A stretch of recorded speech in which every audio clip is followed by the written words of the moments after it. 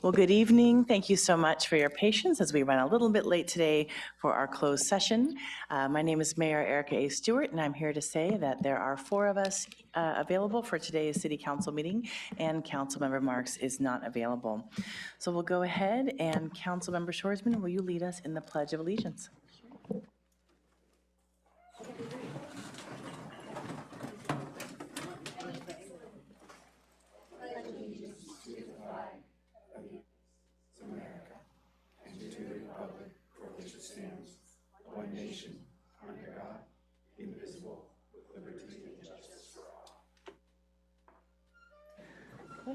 What's that? What was the question mark? Okay. Fun with technology. All right, so we have the closed session report out, and City Attorney, will you report out? Thank you, Madam Mayor. The council did meet in closed session on 2 related items, one matter of public employee appointment and one matter of conference with labor negotiators, both related to consideration of your city manager applicants. The council, there was no reportable action and the council did not conclude its discussion, so we will continue that matter until after the open session meeting. Thank you so much. Okay, now we will move on. We have no proclamations today. This is very rare. And City Manager, will you give your report? Thank you very much. I think we're pulling up a few slides here. We actually have quite a few items to go over. There's been a lot going on in our city this week and coming up in the next week. So we want to go ahead and highlight a number of things for everyone. So starting off with some information about the weather, and which obviously affects all of us. We wanted to get some information out to everyone about the heat advisory that is going to be in effect from the 4th of July through Sunday. Of course, as the weather heats up, we wanted to provide some of this heat health information that comes from the San Luis Obispo County Department of Public Health. Their message is to stay cool, stay hydrated, and stay connected. We do not actually have any cooling centers located in the city, but anyone can stay cool in any air-conditioned spaces. For example, our local library would be one of those. The Public Health Department encourages community members to avoid working or exercising outdoors during the hottest times of the day. And if you must work or exercise outdoors during a heat wave, to take frequent breaks, pace yourself, and call upon a buddy and use a buddy system to look out for signs of heat illness. Of course, stay hydrated by drinking plenty of water or diluted fruit juices, and not wait until you're thirsty to drink fluids. And check in on your neighbors, family, and friends who might be vulnerable to heat exposure. So this would include young children, older adults, and anyone with health conditions that put them at risk. If anybody's curious about updates for more information, the San Luis Obispo County website is up on the screen there at slocounty.gov/heat-health. And that will give you some updates in the event that anything changes there. So moving on to some parking-related projects, we have a few items to alert everyone about this evening. So as folks may have noticed, we've been doing some maintenance in our existing parking garages. The work that has been done at 842 Palm, the interior work is almost complete. Our exterior painting of the joint repairs is scheduled for mid-July. The 919 Palm structure is also having a lot of work done. This is a photo up there of some of our cones and giving information. People may have seen scaffolding up as we're repainting and doing a number of different items on this structure. Wanted to let everybody know that the structure will actually be fully closed from July 14th through July 17th. So the 14th is a Sunday and it will close in the evening and be back open on Wednesday morning, July 17th. All levels of the parking structure will be closed for that time period to give us an opportunity to do that maintenance work that's necessary for the structure. Community members are encouraged to instead park at the 842 Palm Street structure or the 871 Marsh Street parking structure for those days that will be closed. For anybody keeping track of our work at the Cultural Arts District parking structure, that's our new structure on the corner of Napomo and Monterey, thank you. I was trying to, and Palm. It straddles the entire block, thank you. We've actually come a long way. A lot of the groundwork is now done, and for anybody in the area, you probably heard some warnings about some of the work we would be doing there called vibro piers. So it's a way of shoring up the dirt and the subfloor to be able to hold up the weight of the structure as it goes vertical. Luckily, our vibro piers were completed ahead of schedule, and it was much quieter than we had anticipated. So that is a good outcome and a good sign. So we're done with that portion of what was anticipated to be fairly disruptive. However, we do have night work planned for July 7th through the 10th on some storm drain infrastructure on the Nipomo Monterey streets. Of course, wanted to kind of take a last opportunity to remind folks in this forum about our parking rate changes that are going into effect on July 8th, which is next Monday. We have been selling our garage passes at the reduced rate over the month of June, so those are available now at $45 a month.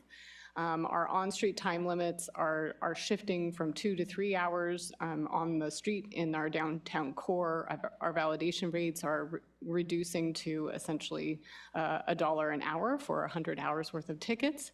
And our new rates are $2.75 in the core and $2.25 in the outer area. This is effectively going, legally into effect on July 8th. We are in the process of starting that now to make sure that everything's running smoothly once July 8th occurs. We want to make sure that, all of our technology is working. And so some folks might get surprised by a little bit of a lower rate if they happen to park on the street during this week. We also wanted to highlight that as we had a little bit of a discussion at our last parking rate meeting about trying to accommodate folks who may need some extra assistance in really doing business with the city, and that would include attendance at our public meetings. We've worked on a program to provide 1 hour of validations for anybody attending a noticed public meeting. That will be available starting on July 8th as well.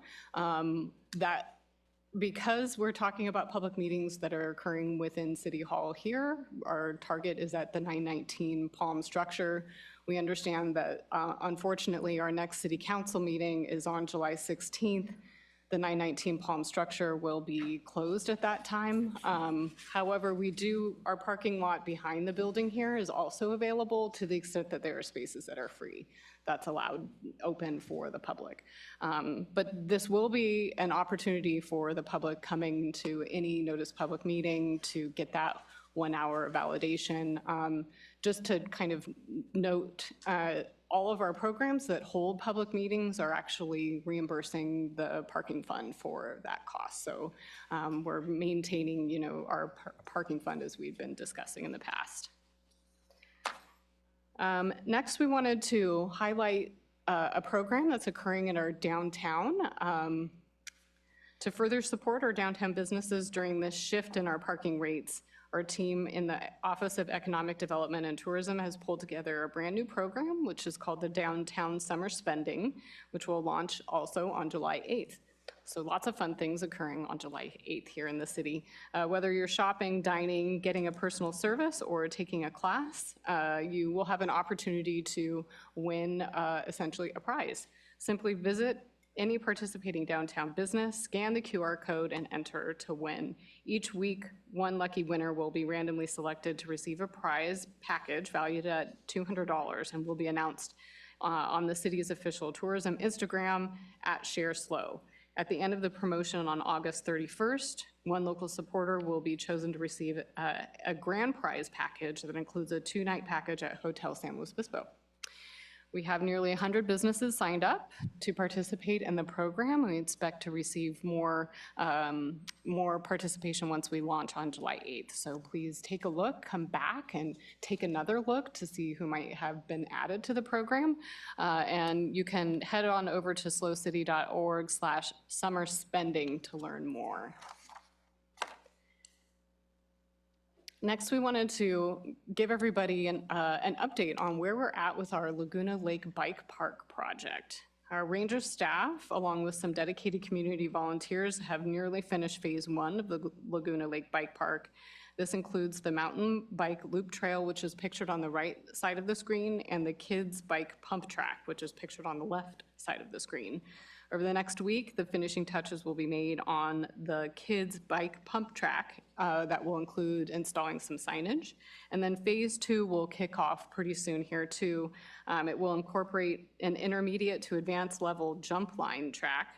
It's anticipated to be worked on near the end of summer after our rangers complete some other significant trail work that's occurring on Bowden Branch, Cerro San Luis, and Rigetti Hill open spaces. If you want any more information on this, please visit our Parks and Rec webpage under current projects. So we're really grateful to be able to bring this project forward. It's been a really amazing collaboration between our staff and the community. And then with that, I'm actually going to ask our city attorney, there was obviously a very significant Supreme Court case that came out Monday. Was it just Monday? No, Friday. It was Friday. Thank you. Time. Time does blur these Yes. days. And we know we've had a lot of questions from the community about what it means. And so to just kind of give some high-level overview, I'd like to kick it over to our city attorney. Thank you, Madam Mayor, Council, Madam City Manager. You can tell this is the slide prepared by the attorney, lots of words, no pretty pictures. So as Whitney mentioned, the Supreme Court did finally issue its decision in Johnson versus the City of Grants Pass on Friday. That was the successor to Boise versus, or Martin versus City of Boise. And together, those two cases stood for the proposition that it was a violation, a constitutional violation of the Eighth Amendment prohibition against cruel and unusual punishment to impose criminal and then subsequently civil penalties that could become criminal against people who were involuntarily unhoused and staying on public property for that reason. So it's a really significant decision that a lot of cities have been awaiting. I will say that the decision, the Supreme Court's decision was a 6-3 decision. It overruled the lower courts, the Ninth Circuit, which governs most of the western states, including California, in their prior holdings, and said that it is not a violation of the Eighth Amendment to impose criminal and civil penalties against involuntarily unhoused people living on public property. So, you know, we've gotten a lot of questions about what that means for the city's approach, and I will say that the city's approach hasn't been particularly defined by a legal constraint. The city's approach has been defined by the direction of this council, our homelessness strategic plan, our major city goals around housing and homelessness, and then also partnerships and alignments with our county partners and our local service providers. So we are thankful for the added clarity.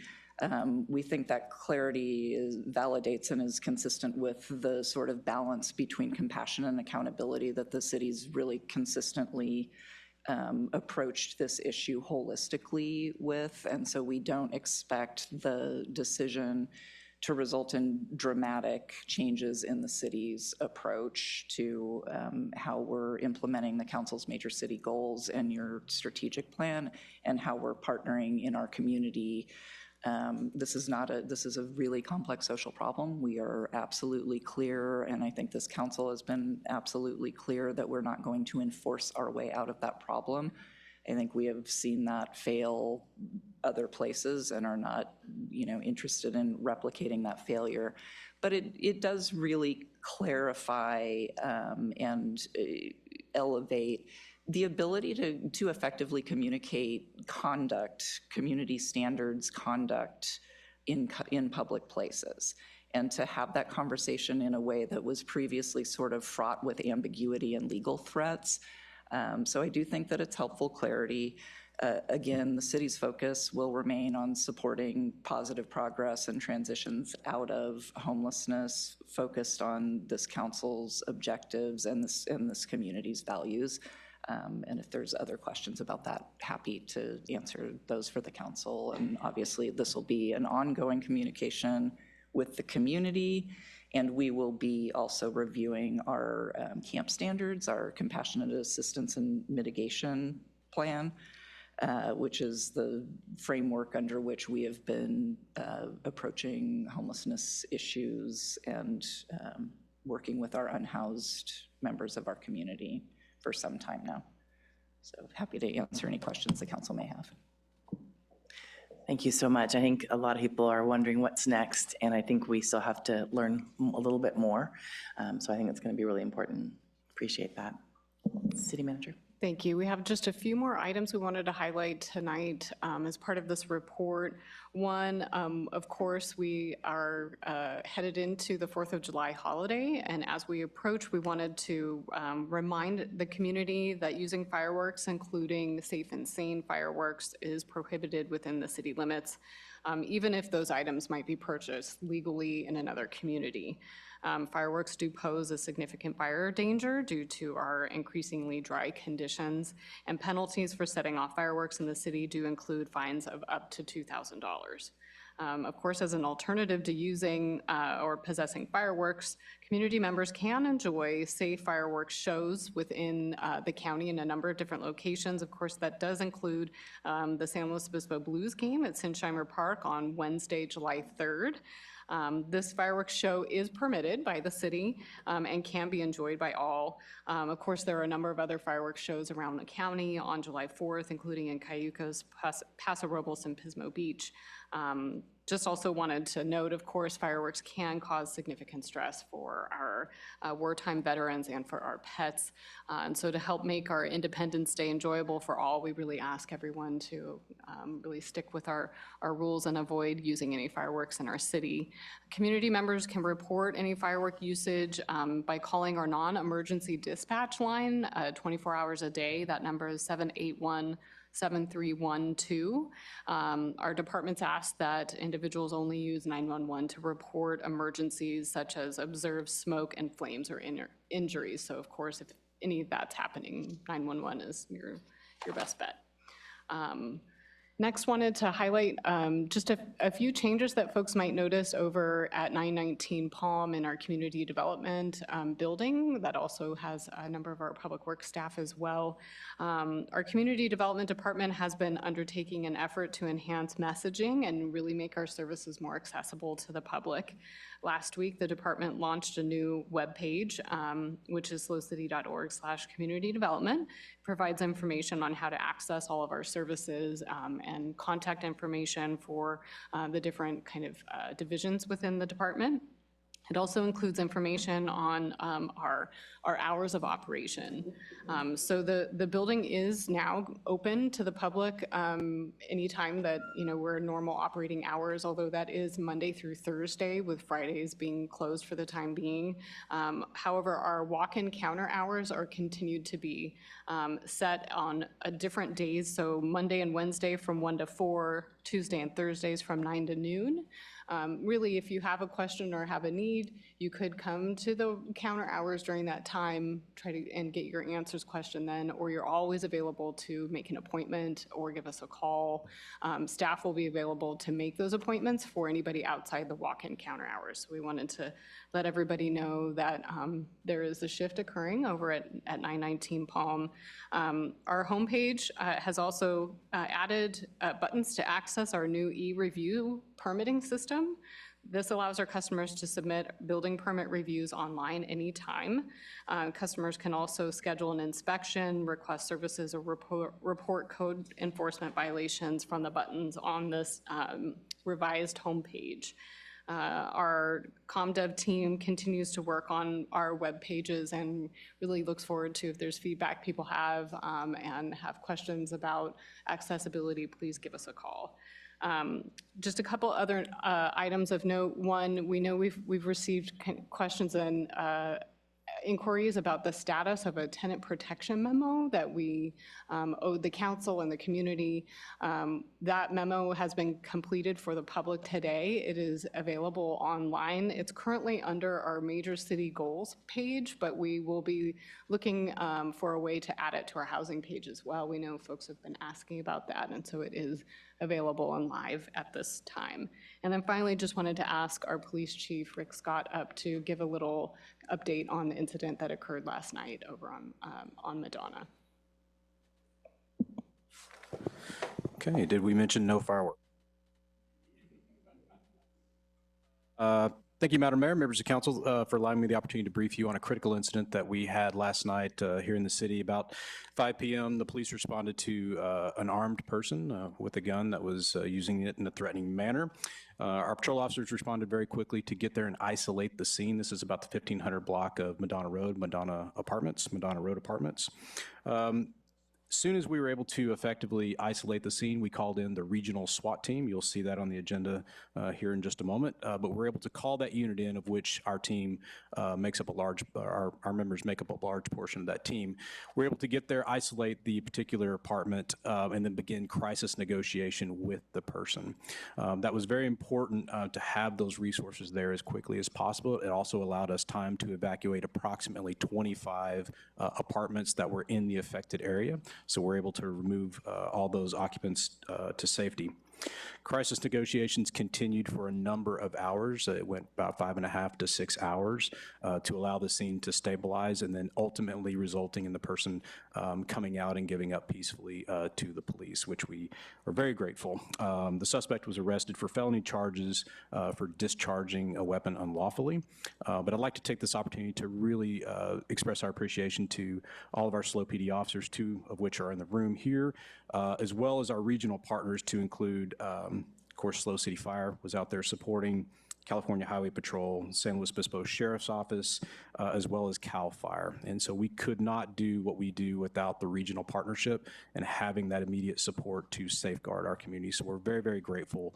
Also just exceedingly grateful that no one was injured in the course of this highly critical and dangerous incident. Happy to answer any questions that you may have of me. Thank you very much. Councilmember Francis. No questions. I'm so deeply grateful to you, your team, and everybody else who was involved for a compassionate and successful negotiation. I know that was incredibly long and taxing on everybody, and I hope everybody's doing okay today on the team, and thank you again for what happened yesterday. Thank you, and I'll pass that along to our team members. Thank you, and that's definitely what I wish to share as well, is that I just am so thankful. And yesterday when I got the message, I thought it just brought a lot back, and I'm sure it did for some of your officers, and I just really, my heart goes out to them as well. And I also want to really appreciate the broad communications, because I know in the past we had a lot with just Twitter, previously known as, anyway, and that was hard for some people who didn't have access to that one platform. So thank you for broadening that as well. Thank you for mentioning that. We're going to continue to increase how we communicate. We used, last night we used Reverse 911, which is very helpful. Doesn't reach everybody, but it is part of our ongoing goal to make communications more accessible to people in the area, however they communicate. And so I appreciate you bringing that up, and something we're going to continue to work on. Thank you. Councilmember Shoresman. Thank you. At the mention of Reverse 911, I just wanted to bring up and I guess ask a question. That used to be a system that you had to self-register in. Is that still the case, or are people automatically registered in? And if so, then can you tell us how to register for that system if still needed? Yes, it is register based. A long time ago with landlines, we had more access to that information, but now with the prevalence of cell phones, you do have to register for that service. And we highly encourage, if you have a cell phone, no matter where you live, please take the opportunity to register that either with SLO County Sheriff's Office. They manage the regional 911 registration, or any jurisdiction that you live in, because no matter where you're at, that information can be passed between point of service centers. But please go to their website. I don't have it memorized right off top of my head, but please go to their website. I do know they have information on how to register your device, SLO County Sheriff's Department. Thank you. Maybe if you could, after the fact, follow up with council on how the registration process works or where to go, I'd appreciate it so I can share that information too. Be my pleasure, and look for some public communications on that as well. Thank you. Thank you so much. And thanks, as my colleagues mentioned, thank you so much to the team. And I'm so relieved to hear that everything ended as best as it possibly could. Thank you. Thank you. Thank you. And if you go to prepareslow.org, you can go to Reverse 911 and sign up. And I also hope that we could maybe get that posted on the PD and the Slow City sites, just so we can remind people how to sign up if they wish to. Thank you very much for sharing, and thank you for the hard work. Thank you. City Manager, anything else? No, that was it for my report this evening. Thank you. Thank you. Thank you for the really thorough report. Any questions from my colleagues? Councilmember Francis. Thank you so much for, there's a ton of information there, really appreciate it. I just wanted to first start with a thank you to City Attorney's office and the Community Development Department for all the hard work they did on the tenant protection memo. Really looking forward to seeing the public-facing one. We get a chance to dive into that. Wanted to circle back to your first slide on the heat advisory. A little disappointed to hear we don't have any active cooling centers. I know it's rare that it gets so hot here, but as somebody who had a member of their family die during a heat wave, we have vulnerable members of our community who need that safety.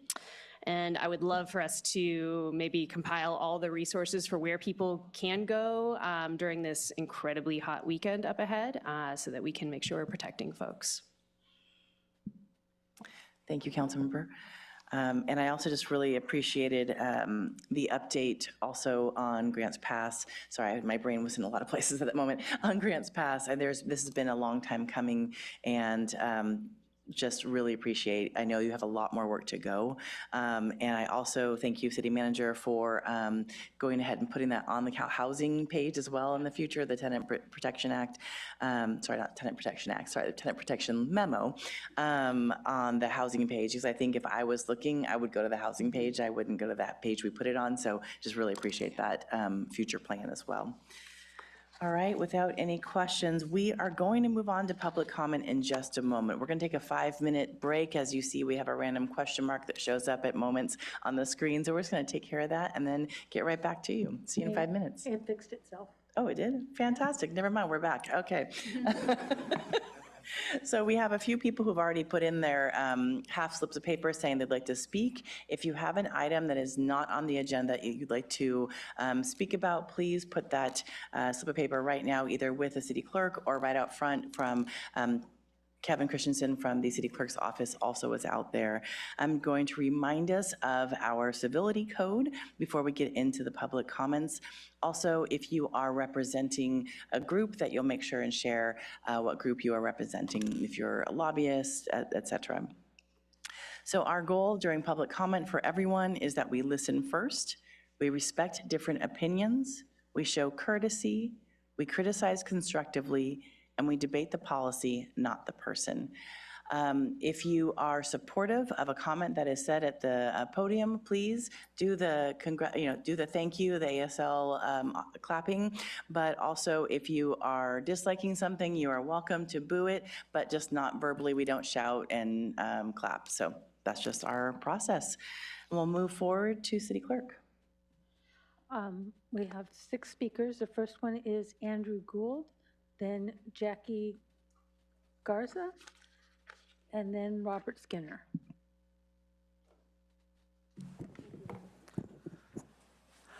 Good evening, San Luis Obispo City Council. First of all, I do this all the time. First of all, I'd like to thank you, Councilwoman Francis, for meeting with local activists, including myself, last week. And I wanted to congratulate the City Council for having in the past couple of years divested from the military-industrial complex and from the fossil fuel industry. I think that's a huge step in the right direction, but I think there's so much more that could be done. So anyways, I was scrolling through Instagram about a month ago. I know, surprise, surprise, 19-year-old me does that.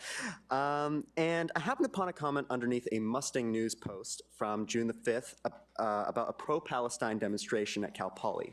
And it was a vile, racist comment from a former candidate for ASI president. He is, of course, reactionary racist Jake Zylstra. And this is what he said. Nuke Palestine. I'll say that again, nuke Palestine. Now, a reasonable person might ask why I'm bringing this up. After all, it's not your responsibility to moderate Instagram. At least that's what I checked when that's what I understand, that's not the job of the city council. However, I am bringing this up because the main argument that's been made against a ceasefire resolution for Gaza is that this is not a local issue. But I think that it's important that we concern ourselves with a ceasefire resolution because, as this comment demonstrates, this is a local issue. There's been a massive increase in anti-Palestinianism, that is anti-Palestinian racism, within the past few months. In particular, there's also been discrimination against our local Arab, Muslim, and Jewish communities. In particular, our local pro-Palestinian Jewish communities have been subject to virulent anti-Semitism. They've been called bad Jews. They've been called self-hating Jews. They've had pictures taken of them by Zionists and then put inside the chat rooms of these Zionist organizations. And ultimately, Zylstra's comment is a microcosm. It's a mere drop in the deep well of racist nonsense that Palestinians and their allies have had to deal with since October. I remember a particularly hostile man from a demonstration who screamed at demonstrators, "Let's genocide the Palestinians." And I feel that as elected officials, of course, you're not responsible for whatever racist things that people say in our community. That's, of course, not what I'm saying. What I'm saying is that you do have a duty to protect your constituents. And I feel that a continued refusal to agendize a ceasefire resolution or a resolution condemning the genocide in Palestine and supporting Palestinian human rights has left many in our community unseen, unheard, and feeling unprotected. It's high time that we actually agendize the ceasefire resolution and side with humanity, equality, and freedom. Thank you very much. Thank you so much. City Clerk? Jackie Garza, Robert Skinner, and then Sylvia. Thank you.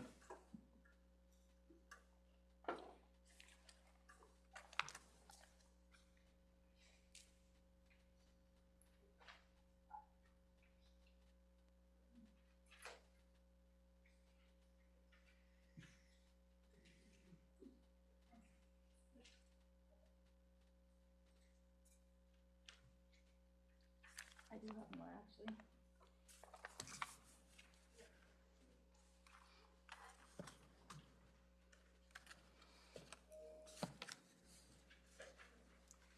Well, good evening.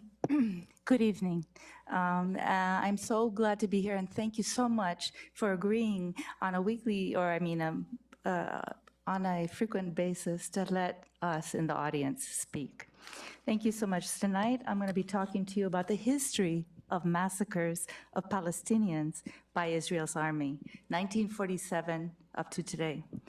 Don't let anyone convince you that it started on October 7th. Jerusalem Massacre, 1947, Sheikh Burek Massacre, 1947, Jaffa Massacre, 1948, Al-Tantura Massacre, 1948, Deir Yassin Massacre, 1948, Al-Saraya Massacre, 1948, the Semiramis Massacre, 1948, Jerusalem again Massacre, 1948, Al-Saraya Al-Arabiya Massacre, 1948, Lida Massacre, 1948, Ramla Massacre, 1948, Yazur Massacre, 1948, Haifa Massacre, 1948, Tabratul Karem Massacre, 1948, Sasa Massacre, 1948, Abu Khawar Massacre, 1948, Cairo Train Massacre, 1948, Kalunya Massacre, 1948, Nasir al-Din Massacre, 1948, Tiberias Massacre, 1948, Ain al-Zaytun Massacre, 1948, Safed Massacre, 1948, Abu Shusha Massacre, 1948, Beidaras Massacre, 1948, Al-Husseiniya Massacre, 1948, Khan Yunis Massacre, 1956, Kafir Qasim Massacre, 1956, Jerusalem again Massacre, 1967, Sabra and Shatila Massacre, 1982. We all remember that in Lebanon. Al-Aqsa Massacre, 1990, Ibrahimi Mosque Massacre, 1994, Jenin Refugee Camp, April 2002, Gaza Massacre, 2008-09, Gaza Massacre, 2012, Gaza Massacre, 2014, Gaza Massacre, 2018-19, that was the Great March of Return, Gaza Massacre, 2021, Gaza Genocide, 2023, and ongoing. Don't let anyone convince you that it started on October 7th. Justice for Palestine, Biba Palestine.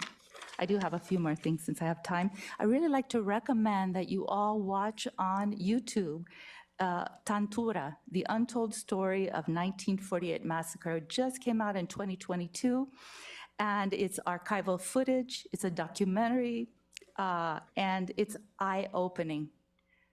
You can find that on YouTube. Thank you.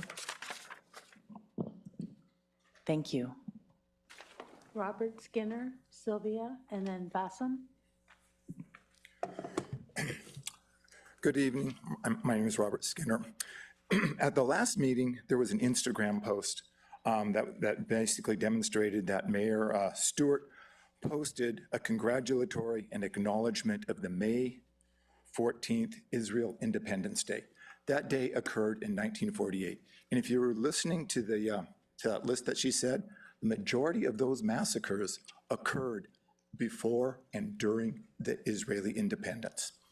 And I want to emphasize that that may have not been intentional on your part, but it did offend your Palestinian constituents. And it offended anybody who knows history. Why would that offend people? Because it is a misrepresentation of the truth. It is a misrepresentation of history. It is a celebration of basically of an ongoing genocide, which was referred to as the Nakba. It appeared on a city letterhead. It was basically ignoring the history of the oppressed in platforming and celebrating the history of the oppressor. To use a metaphor, and metaphors aren't always exact, but how would people feel if all of a sudden a mayor, any mayor, tweeted, "Happy birthday, Jefferson Davis. Happy birthday, Robert E. Lee." You know, it just obviously, it just doesn't make sense. So I'm not here to wag my finger at you. I do have some proposals, and one of them will be, I hope, in accordance with the Brown Act. One would be to have a meeting like we were kind of talking about after June 17th, and we could discuss the history. We could basically use that outline, and I can provide some documents. I can actually provide a professor of history who happens to be Jewish, and I can provide a professor of history who happens to be an Arab. We could do that. As I said, we can keep it to a minimum. The second proposal is a series of town hall meetings which would educate all public officials, because I understand, I've had a conversation with Salud Carbajal. Jackie and I have, and basically we asked him, what do you know? What do you know about the Nakba? What do you know about the Balfour Declaration? What do you know about the British Palestinian Mandate? What do you know about Zionism, settler colonialism, apartheid, and ethnic cleansing? And his responsive was, honestly, I don't know a lot about that. And I did say, would you be interested? And he said, yes, get in touch with my, with my minions and we'll arrange that. We haven't had that yet. So anyway, I'm hoping that you guys are open to understanding this, because while it did offend, all of the offenses can be amended. Thank you so Okay. much. Sylvia, Bassam, and then our final speaker is Jean Nelson. Dear members of the City Council, hello again. After the last couple of sessions in which I have asked for a ceasefire resolution, I realize I have not introduced myself. My name is Sylvia. I am originally from Colombia, and I have been living in San Luis Obispo County for the last 12 years. This is the place I now call home. When I was growing up, my mom used to sing me a song in Spanish. I won't sing today, my native language. The lyrics say something like this. Once upon a time, there was a kind-hearted wolf that was mistreated by all the lambs. There was also a beautiful witch, a malevolent prince, and a honorable and honest pirate. All these things were once upon a time when I was dreaming a turned-around world. Now, I feel I keep living in the same turned-around world, except it is becoming a nightmare of which I cannot wake up. In this world that I am living right now, we give away billions of dollars to kill an entire population, while people here at home are facing increasing economical hardships. We watch children starve in our computers, cities being bombarded, destroyed, journalists and doctors being decimated, entire cities and hospitals being bombarded. While we call a ceasefire resolution controversial, what is controversial about stopping bombarding men, women, and children? This doesn't make any sense. So please, please, please help us wake up and agendize a ceasefire resolution. Please, there is no time to waste.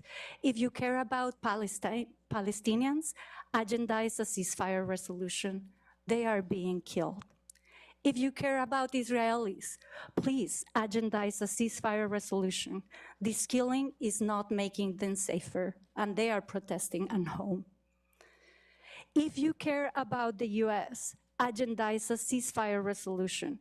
We have our fair share of problems here at home, plus anti-US sentiment is rising all over the world. This is making us less safe. If you care about yourself, agendize a ceasefire resolution. You will be in the right side of history. Wake up and help us agendize the ceasefire resolution. Thank you. Thank you. Bassam, and then Jean Nelson.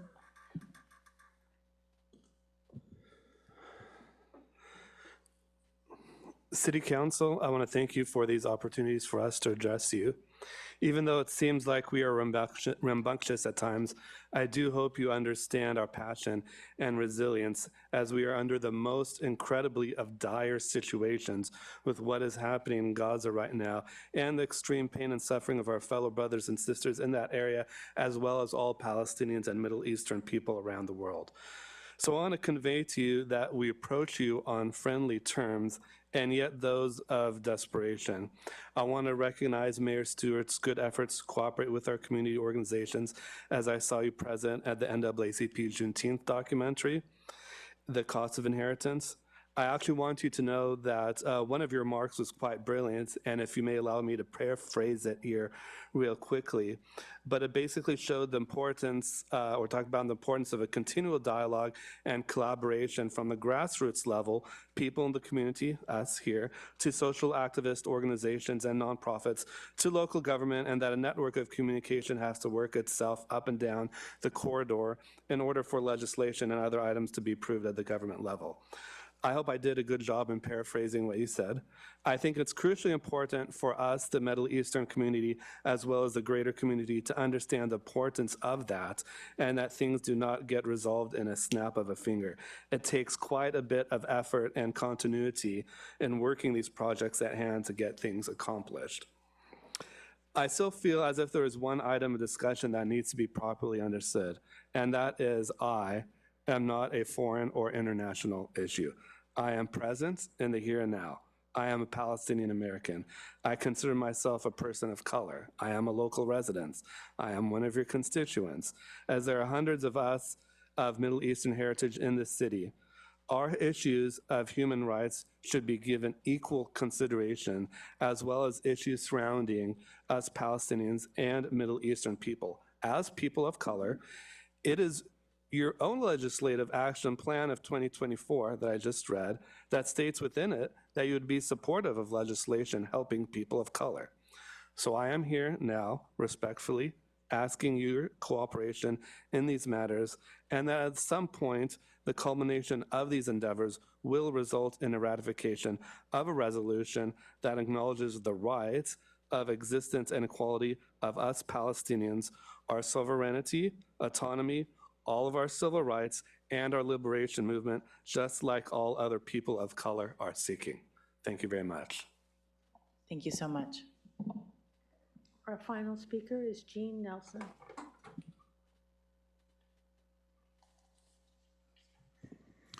Good evening. My name is Dr. Jean Nelson, former faculty member at Cal Poly San Luis Obispo. I want to first note that the name of the app is MySmart 911. If you wish to get that app, it's very helpful, but I did notice a little bug on it because when I tried to log in, it told me I was not registered. So I first want to thank Michelle Shoresman and Andy Pease, Adam Fukushima, and the Director of Public Works for attending a well-attended community meeting at Chumash Village on June the 19th for a Q&A. My main message persists. The proposed reduction to 2 lanes from 4 traffic lanes at the geographic choke point of South Higuera would be a tremendous waste of taxpayer-provided funds. A traffic light should be installed promptly at Elks Lane and South Higuera. This will reduce speeds along this section of South Higuera. A far more constructive approach at the Los Osos Valley Road end of South Higuera, where the fatalities between bicyclists and pedestrians and cars were, is to utilize a guard fence. Such a guard fence isolates bicyclists and pedestrians on California where it crosses Highway 101.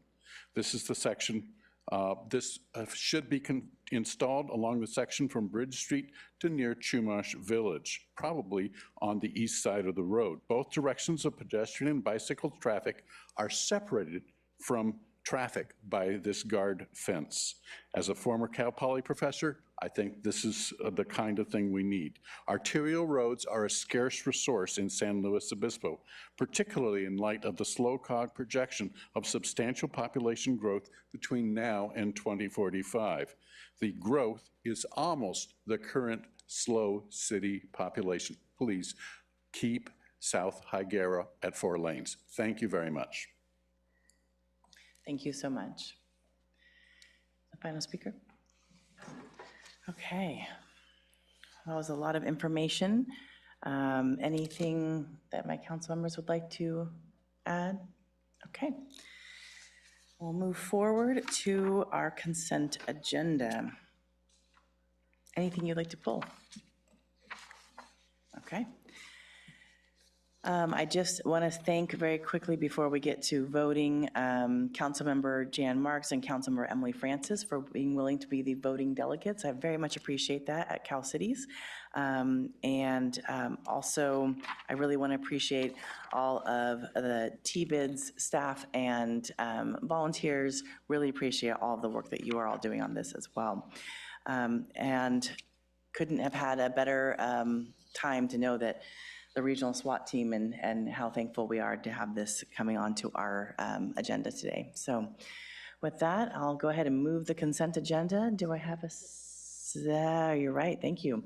Is there any public comment? No, there's not. Thank you so much. Thank you. Apologize about that. Councilmember Shoresman. I'll second it. Thank you. Oh. Oh, that's on our next topic. That's our next topic. Well, actually, it's 2 topics from now. That's okay, thank you. You've got time. Any other public comment? Okay, great. So I'll go ahead and motion to move that forward. Councilmember Shoresman was second, and Vice Mayor, did you have a comment? Okay. City Clerk, can we have roll call? Mayor Stewart? Yes. Councilmember Shoresman? Yes. Councilmember Francis? Yes. Vice Mayor Pease? Yes. And the motion passes 5-0. Thank you so much. I know sometimes consent, sorry, 4-0, it just, so habit. Consent just kind of seems to come and go, so sometimes just like to add a little bit of information that's out there.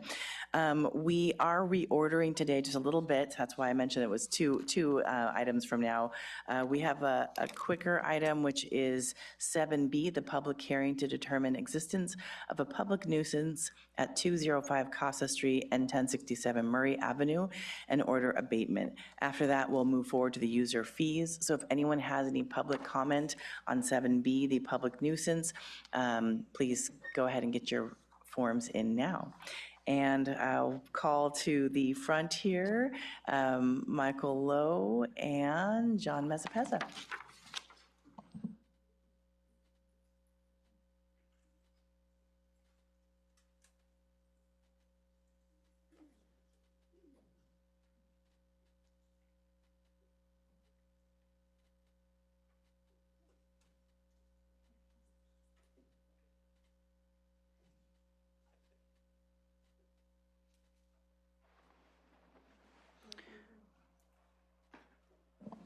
And if you have a presentation, you can share that through Zoom.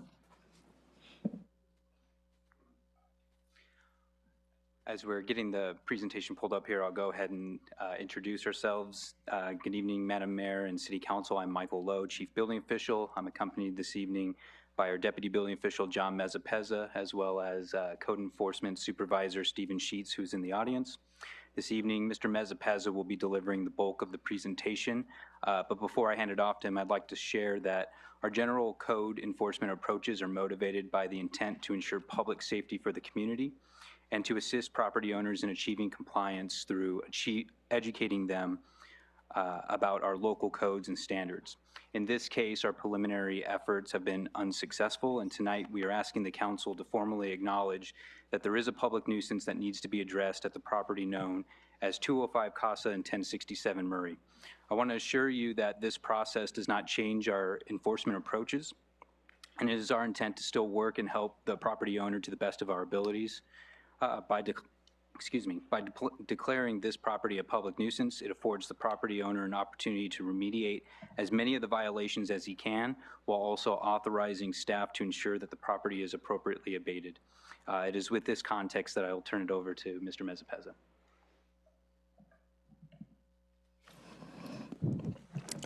Thank you, Madam Mayor, members of council, for taking the time tonight to be a part of the conversation and consider the important next steps on the property at hand.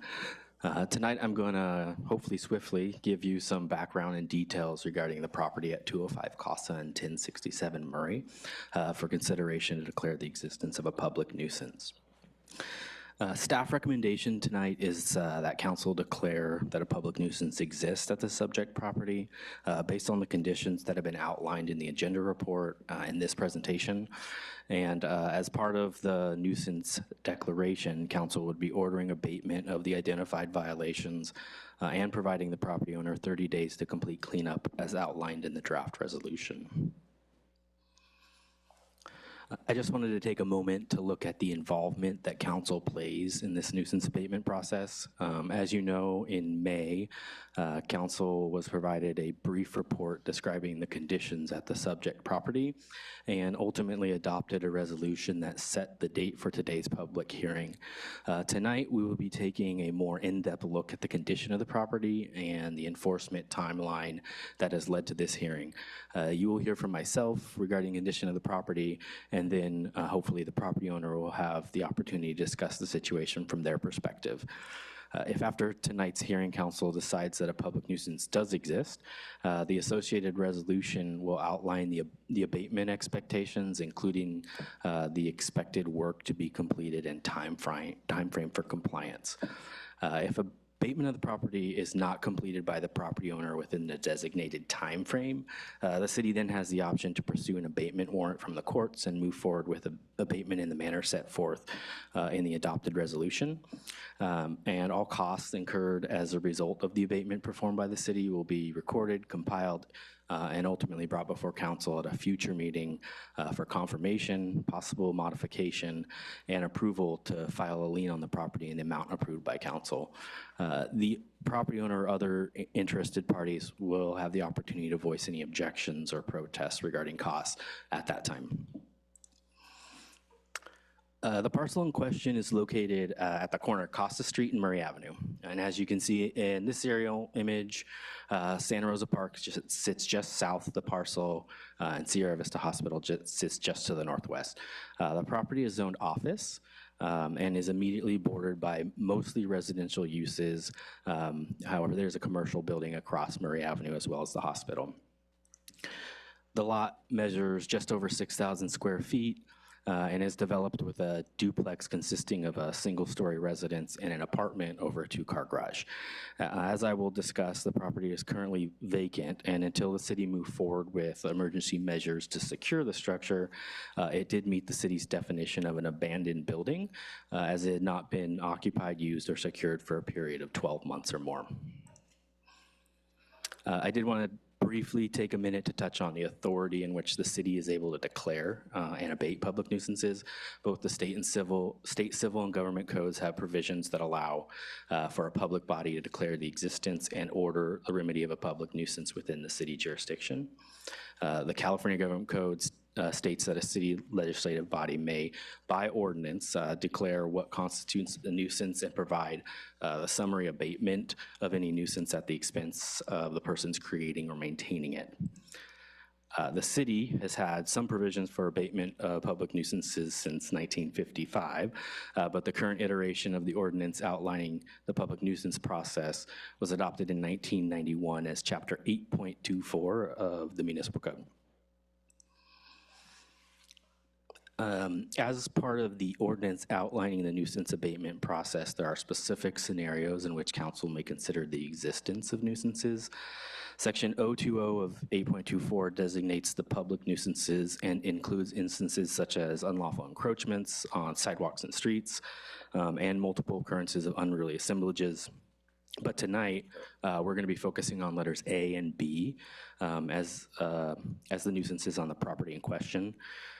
So Section A describes nuisances when violations exist related to structures, and Section B describes nuisances when violations exist related to a premises in general. And while we're asking council to consider the violations for both structures and premises, the abatement methods proposed in the resolution are only going to approve abatement of the premises violations, as I'll describe in a little bit. The specific violations that have been identified at the property, which apply to both structure and premises, are listed here, and I'll go through them real quick. We have an unmaintained and unsecured vacant structures and land, an accumulation of rubbish and garbage, missing and damaged exterior walls, damaged exterior doors, and missing handrails and guardrails. All of these are cited from the International Property Maintenance Code in different sections provided up on the screen. And it's also one thing I want to note that's important is that staff at the time of determining these violations was also able to confirm at least 23 calls for service to the police department prior to code enforcement involvement in the property in January of 2023. And after January of 2023, throughout the course of the enforcement efforts, an additional 68 calls for service were documented at this location. Okay, so this is a large screen, a lot of stuff on it, and I'm gonna go back and forth between it with some inspection photos and other information. But I'm gonna walk you through the enforcement history at this location, and hopefully you can bear with me, I can break it down a little bit. I first want to say that the history presented in this manner was purposeful, specifically to visually depict the amount of work over a long period of time that has gone into working with the property owner and providing the necessary legal noticing. As a visual here, I've highlighted the timeframes in blue in which the property owner was actively involved with the maintenance of the property. And while there were times where he was involved in the maintenance, it was only a small portion of the enforcement timeframe. There's never really been an attempt that we've seen to address the substandard conditions of the structures on site, just the premises regarding rubbish, garbage, and vegetation. The initial report regarding concerns of this property was in January of 2022. And an inspection was completed shortly after, which verified an accumulation of debris and a number of substandard exterior conditions regarding the structures on site. The property appeared to be vacant at the time, and while there also appeared to be some kind of attempt to lock the exterior entry points, it was fairly minimal at the time of inspection. A follow-up inspection in March confirmed the same violations in 2022, which led to us moving forward with the issuance of a notice of violation, which cited the violations that were shown on the previous slide. After no contact or compliance for over 50 days, staff moved forward with the administrative citations. 3 citations were issued in June of 2022, and after a continued lack of communication from the property owner, a warning letter was sent advising that daily citation would begin to be issued if compliance was not achieved. Shortly after this letter, the property owner contacted the assigned officer and advised that he would be working to address the trash and vegetation on site. And the area highlighted in blue in the middle there, between June and December of 2022, was staff proposed further issuance or postponed further issuance of citations while the property owner worked to remove all the debris on the site, which was completed by the end of 2022, although none of the substandard conditions regarding the structures were addressed. A follow-up inspection in March of 2023 is when we found continued deteriorating conditions on the site. A new accumulation of trash was observed, vandalism of the property, such as broken windows and doors. It was also suspected at that time that the structure had been unlawfully entered due to some of the doors and windows being pried open. And an additional inspection completed in June found continued accumulation and the occurrence of further vandalism. It was also noted that the weeds and vegetation had begun to grow to a point which is in violation of the property maintenance standards. Through June, July, and August of 2023, the enforcement staff moved forward with the issuance of citations imposing daily fines, which totaled about $42,000. And within this time frame, the property owner was contacted and made aware of the potential for further fines, as well as the abatement proceedings that we're doing today. And by July of 2023, there had been no visual progress towards compliance. All violations remained on site. And in addition to the already identified violations, staff was able to see the ceiling at the interior of the structure at 205 Casa had collapsed at some point. In October of 2023, while staff prepared to request an interior site inspection, the police department had entered the structure on a parole check and observed that the structure was occupied by a number of entrants and that the living conditions were extremely substandard at the time. As a result of the continued violations and the report from PD that the abandoned structure had been entered, Chief Building Official Lowe made the determination to declare the structures as dangerous buildings and ordering them to be vacated and secured. No attempt to secure the property was made by the owner, and we fast forward to December. After we had again advised the property owner of our intentions, the structure was boarded and secured due to the imminent danger via contracted city forces. And a few months later in February, an inspection found that more debris had been dumped on site. And at this point is when we had decided, due to the continued lack of maintenance, to move forward with the nuisance abatement process. The property owner was notified in early May of the city's intention to move forward with the nuisance process and was provided the date in which it would be decided by council as well. An additional follow-up inspection was performed the same day as council's decision to set the hearing date, which confirmed the continued violations on that date. And after council's decision to set this public hearing, the property owner contacted city staff and advised that he did intend to clean up the property. While he declined an inspection of the interior of the structures, he did work to remove debris and vegetation from site. But I also wanted to take a moment just to point out the instances in which staff had provided communication with the property owner throughout this process. The areas highlighted in green represent these communications. Over the course of the 2 years and 6 months that this case had spanned. Staff provided regular communication with the property owner via written and verbal communications through notices of violation, the 5 administrative citations, warning letters, site inspection requests, notice and orders, as well as we reached out at least through 7 phone calls and 1 on-site conversation with the property owner as well. After the previous council decision, as mentioned earlier, to set this hearing, the property owner has taken steps to remove dead and overgrown vegetation, as well as most of the debris on site.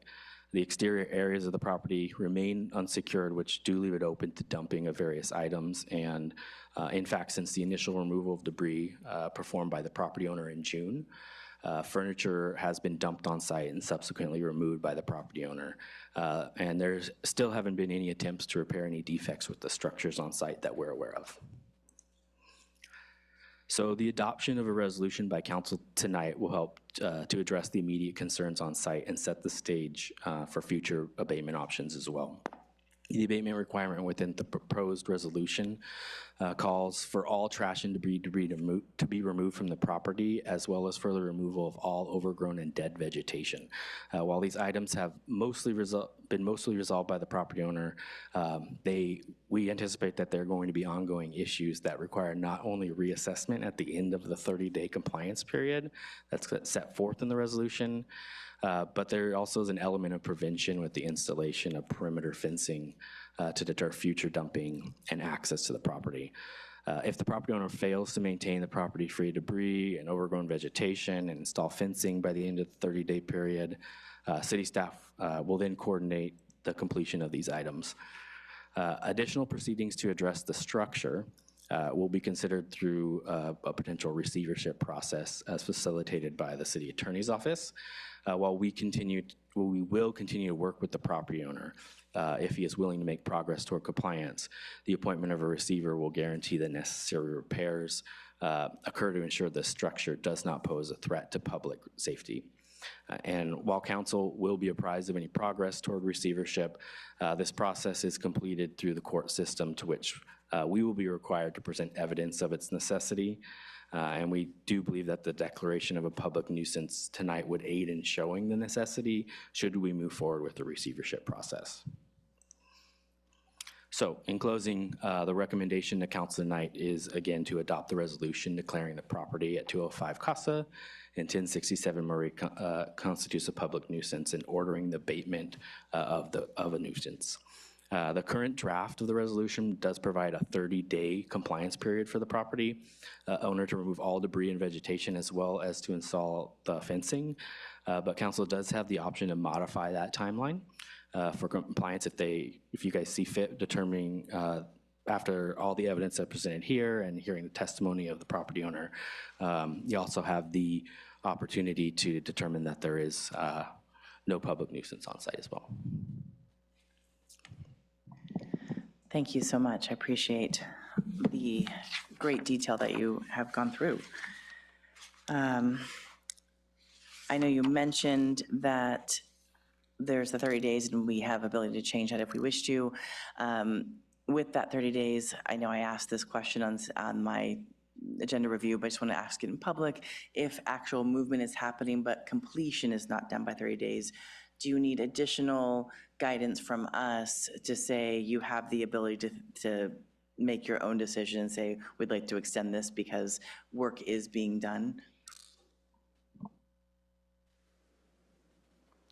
So the timeline that you set tonight, it's my understanding, and I'll confirm with our city attorney, that that's the minimum amount of time afforded to the property owner. And so we still have the ability to work with them if we're seeing progress, and not have to necessarily come back for an additional proceeding if that's the case. Perfect. Thank you so much. Councilmember Francis. Yeah, just a quick clarifying question on, thank you for the presentation, by the way, and for the breakout on communication. That was really wonderful. Why isn't the current recommendation also involving abatement of the structure? Is that because we haven't gotten internal visual inspection of the state of the structure? And if so, why are we leaving that off until the next steps? Yeah, and so this abatement process is specific to what city staff has the ability to contract to abate and remediate. And so that, the scope of that is really outside of what our capacity is, or what staff perceives our capacity to be at this time. And so for that, we typically depend on a receivership process. Now, for that, it would require us to gain entry into the structure to come up with a very detailed list, and so we still have not been granted access, and so we would need to go through that process as well. Thank you for clarifying. Thank you so much. I think City Attorney would like to add to that. Sure. I just want to kind of connect the dots a little bit between the nuisance abatement procedure that's before the council tonight. So you would declare the nuisance.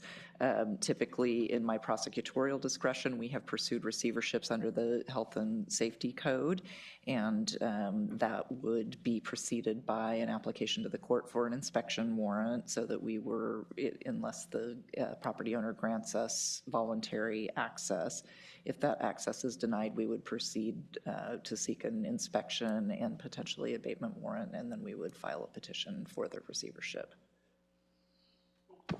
Great, thank you for the clarification. Councilmember Shoresman.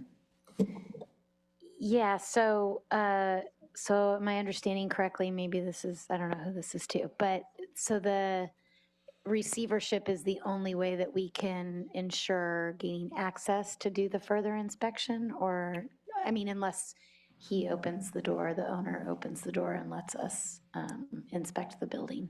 So if there isn't a voluntary entry authorized by the property owner, then we would seek the court's permission to enter based on what is externally observable and what our police officers upon the parole search execution observed, and ask for the court to grant us permission, notwithstanding the property owner not giving us consent. So that would precede a filing of a receivership action, which is actually a legal action filed with the court. So preliminary to receivership. Receivership would be the mechanism by which we would seek to have an independent receiver appointed to take control over the property, and that person would have the ability to take out super priority liens that would allow them to effectuate the remediation, the abatement that is really beyond staff resources to manage at this point. Thank you. And you kind of answered this a little bit, but there are costs to the property owner of a receivership, correct? So how does that work? That is correct. So the receiver is independently accountable to the court, so is not controlled by the city, but they can work with the property owner if the property owner has available funding to accomplish what the court and the receiver agree is necessary to bring the property up to code. Then it can be accomplished that way. If the property owner doesn't have access to liquid assets, then there can be loans taken out and priority liens recorded against the property to pay for the abatement of the property. Okay, and last, so today we're only being asked to support a resolution on the public nuisance and ordering abatement and a 30-day compliance period, but not on the receivership piece. Is that even necessary, or can you proceed on the receivership should things not progress as hoped? The receivership would be within my discretion to seek to file the petition with the court as your prosecutor, as your municipal code prosecutor. Thank you. Any other questions? Thank you, City Attorney. That was very helpful. At this point, do we have any public comment, or is the owner here for their? Okay, great.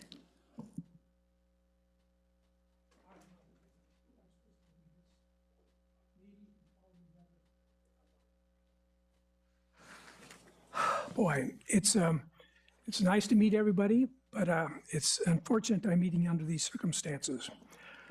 I really need an attorney. Sir, I'm going to have you just wait 1 second. I just want to make sure we get the timer all set.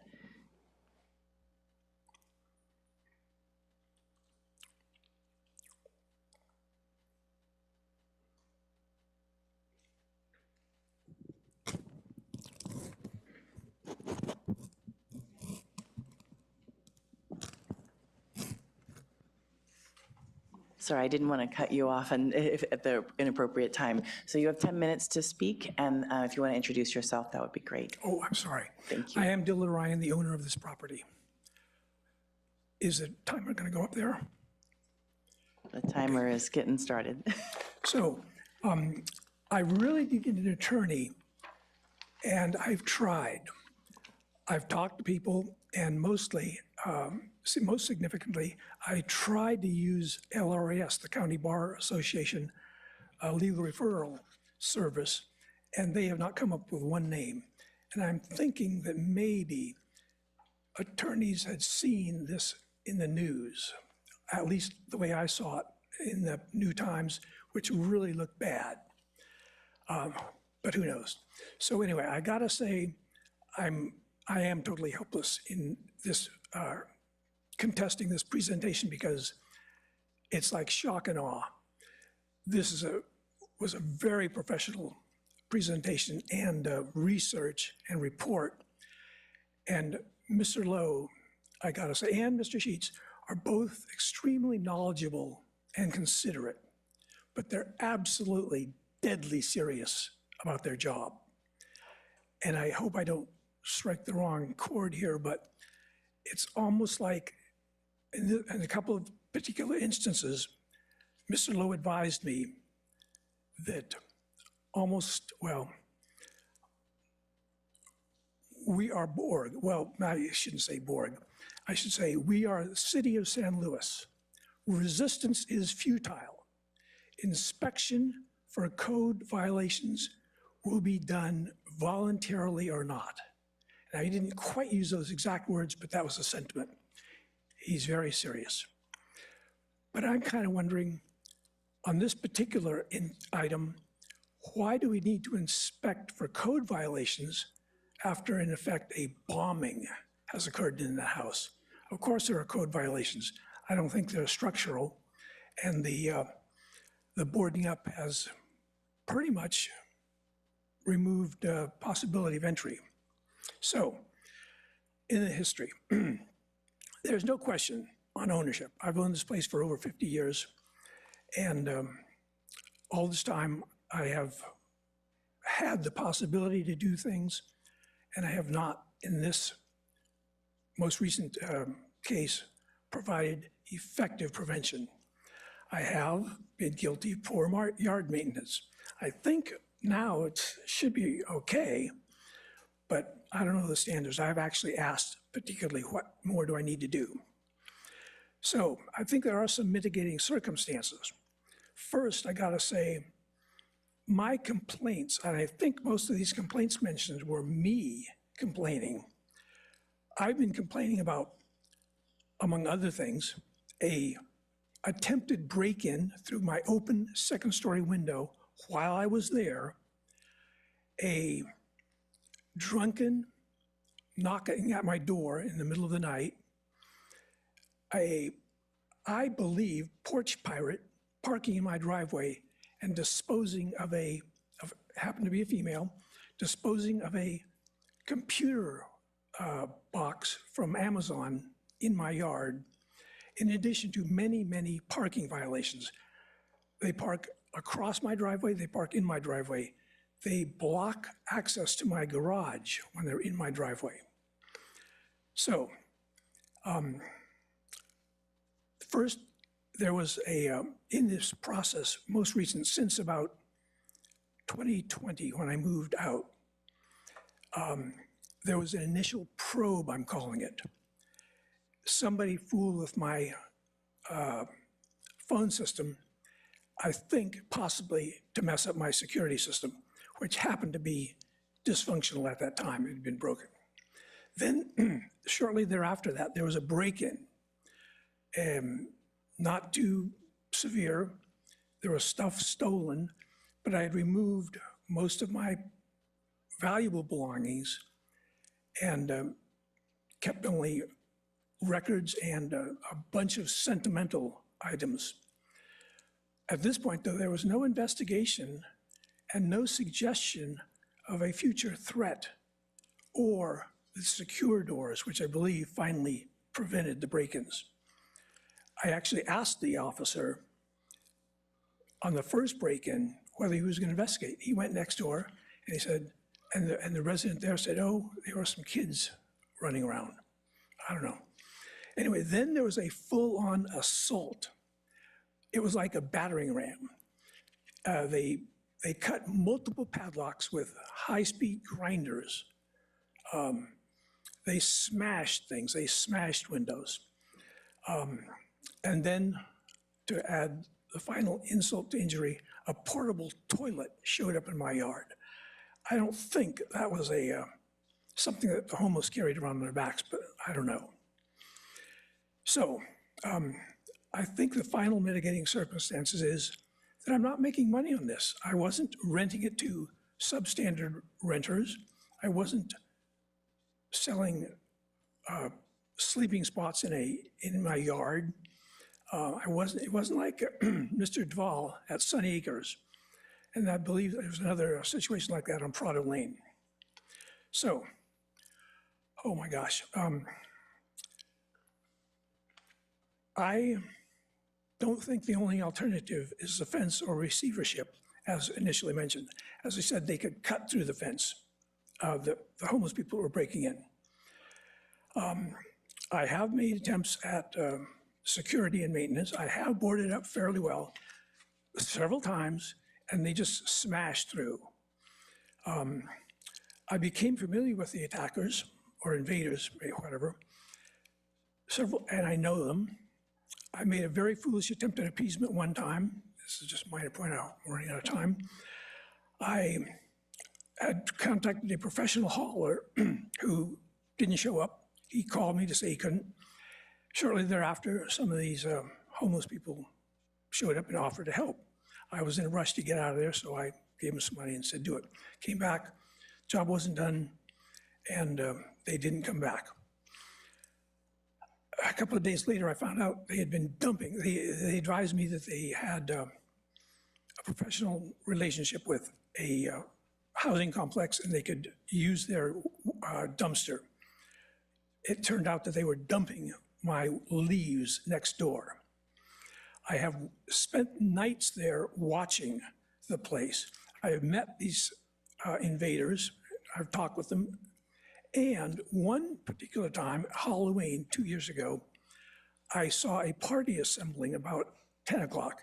And they didn't go anywhere. They just milled around in front of my yard.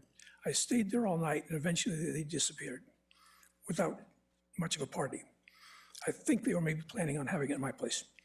So now the boarding up, I think, is pretty effective. I don't think anybody's gotten in there, although the interior is disaster. I don't think I have been negligent in the yard maintenance, although now I think I'm up to date.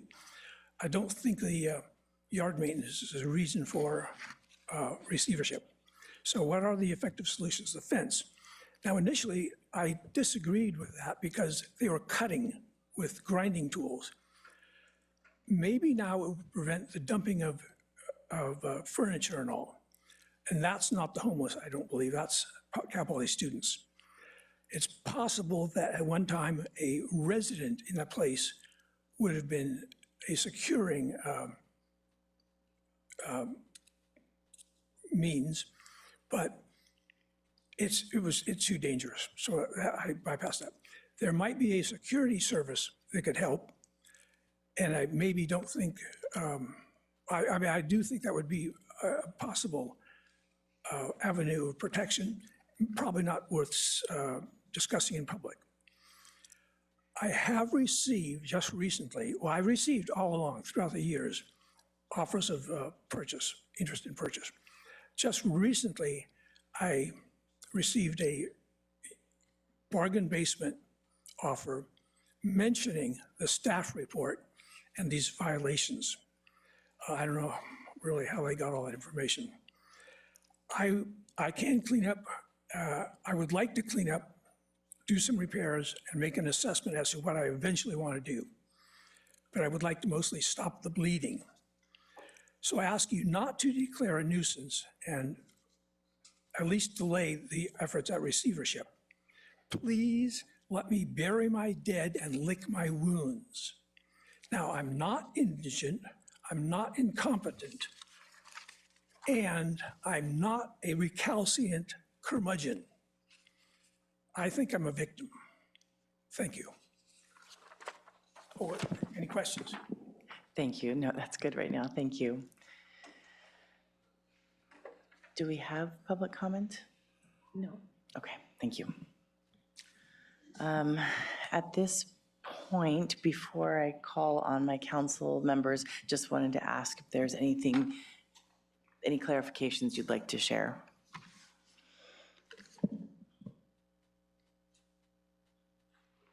Yeah, I'd just like to share with the council that the receivership process is not under consideration this evening.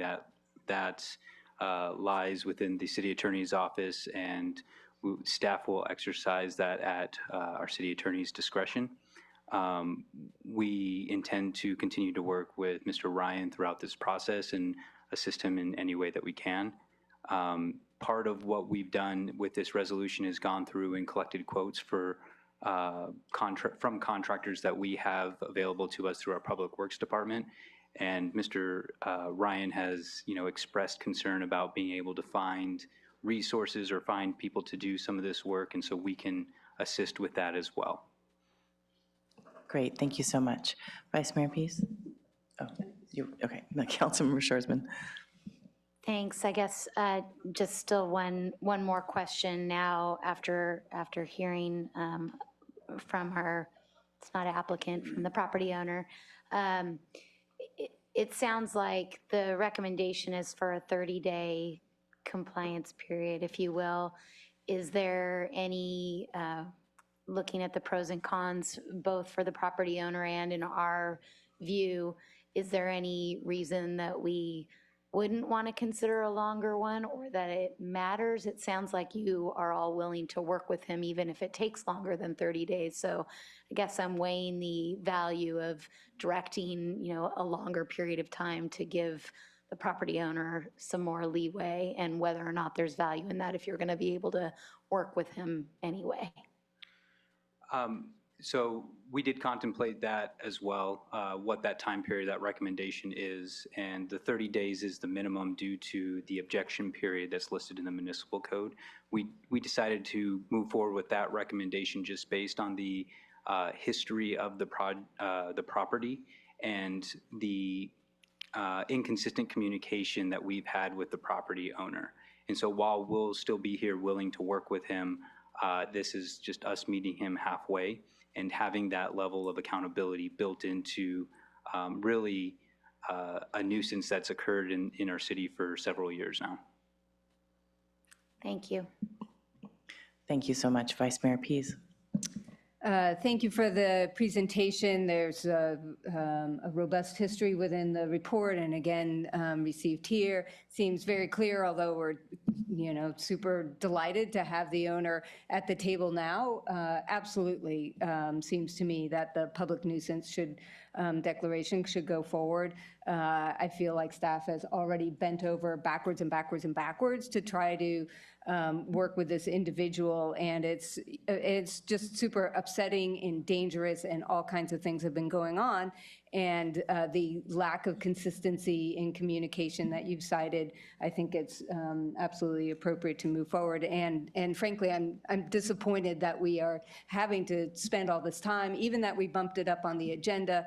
I feel like we have a lot of public about talking about fees and things that are broadly impacting our city, and this is, this is an owner who should have taken care of his property a long time ago. So I'd like to move the staff recommendation.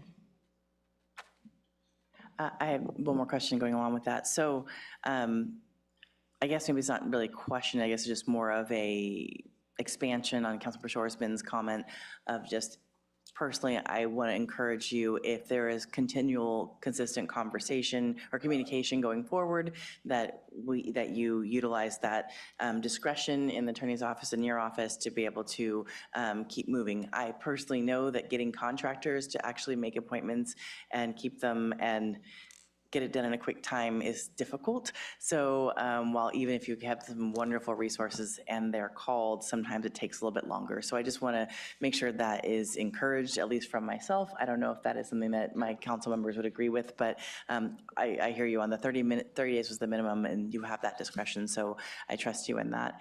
And I agree with you as well, Councilmember Francis. Yeah, I just wanted to thank staff for the incredible amount of time and energy and compassion it seems that has gone into the process thus far. But also just looking at the data we have here, it's been an incredible drain on city resources, over 80 calls to police on this one property alone. Just thinking about the taxpayer expenses that have gone into this one individual property is really overwhelming. I am really grateful to Mr. Ryan for being at the table and for starting the process to abate some of the issues at the property. And I look forward to hopefully this moving forward and getting this property under control. So I am in favor of the recommendations. Thank you, Councilmember Schwarzman. Yeah, I'm prepared to support the recommendation as is, although I think I back up the mayor with, I hope we can continue to work with property owner. I think he's showing good intention. It's been fits and starts maybe over the last year or so, but I know that it is difficult and it's probably very costly. This property is in a pretty bad shape, and so I hope that we can resolve this without having to go to receivership, but I understand that that's a decision that you all will make, and I know you'll make it appropriately if needed. Just hoping that this moves along for everybody involved. Thank you, City Attorney. Thank you, Madam Mayor, Council. I just want to add that, you know, I think that sometimes the receivership remedy is viewed as a negative, and often it can be a positive for a property owner who simply can't access the resource and the types of you know, contractors that are necessary to remediate this kind of property. We certainly have had instances where we've used it as a tool in collaboration with property owners previously, dramatically improving a property in a very short period of time that the property owner wouldn't otherwise have been able to accomplish, and thereby enhancing the value to the property owner quite significantly, and also making the property an asset to the community as a whole. So I just want to lend a little bit of that context and hope that, you know, Mr. Ryan will be able to hear that and certainly know that we're willing to work with him in a collaborative way to the greatest extent possible. Thank you. That's a wonderful addition to this conversation. I think that that's where we sometimes have to use these resources that feel almost punitive, but it's really here to help. And so I do appreciate that. Councilmember Schwarzman? Okay, I'll go ahead and second Vice Mayor Pease's motion. And City Clerk, can we have roll call? Vice Mayor Pease? Yes. Mayor Stewart? Yes. Councilmember Francis? Yes. Councilmember Schwarzman? Yes. And the motion passes 4-0. Thank you so much. And we are going to take a 10-minute break, and then we'll get into the user fees, which I think most of you are here for. All right, thank you very much for the wait. We're going to move on to the user fees conversation, the reviewing and adopting potentially revised citywide user and regulatory fees. We have a few people who will be commenting today, reporting today, which will be Interim City Manager Whitney McDonald, Finance Director Emily Jackson, and Deputy Director of Finance and Controller Debbie Malico. Before I get started, I just want to make sure that you all know this is a little bit different than our typical hearing. Typically, we do the whole staff report, then we ask questions of staff, then we do public comment, then we do deliberations. We are actually going to break this up because there are many different topics within the user fees, so trying to hold it all to the end is a lot. We're going to break this up into building, engineering, and planning questions, and then we'll separate into the other departments. Not that I'm trying to highlight one department, but a lot of questions are coming from regarding one department. So I just wanted to make sure that one is clear. That will be first. And then once we get through all of the sections and all of the departments with all of the questions, then we'll actually get to the final public comment, anything remaining, and questions and deliberation after that. So just giving you a rundown of that. And I'll go ahead and have staff kick it off. Thank you, Madam Mayor and Council.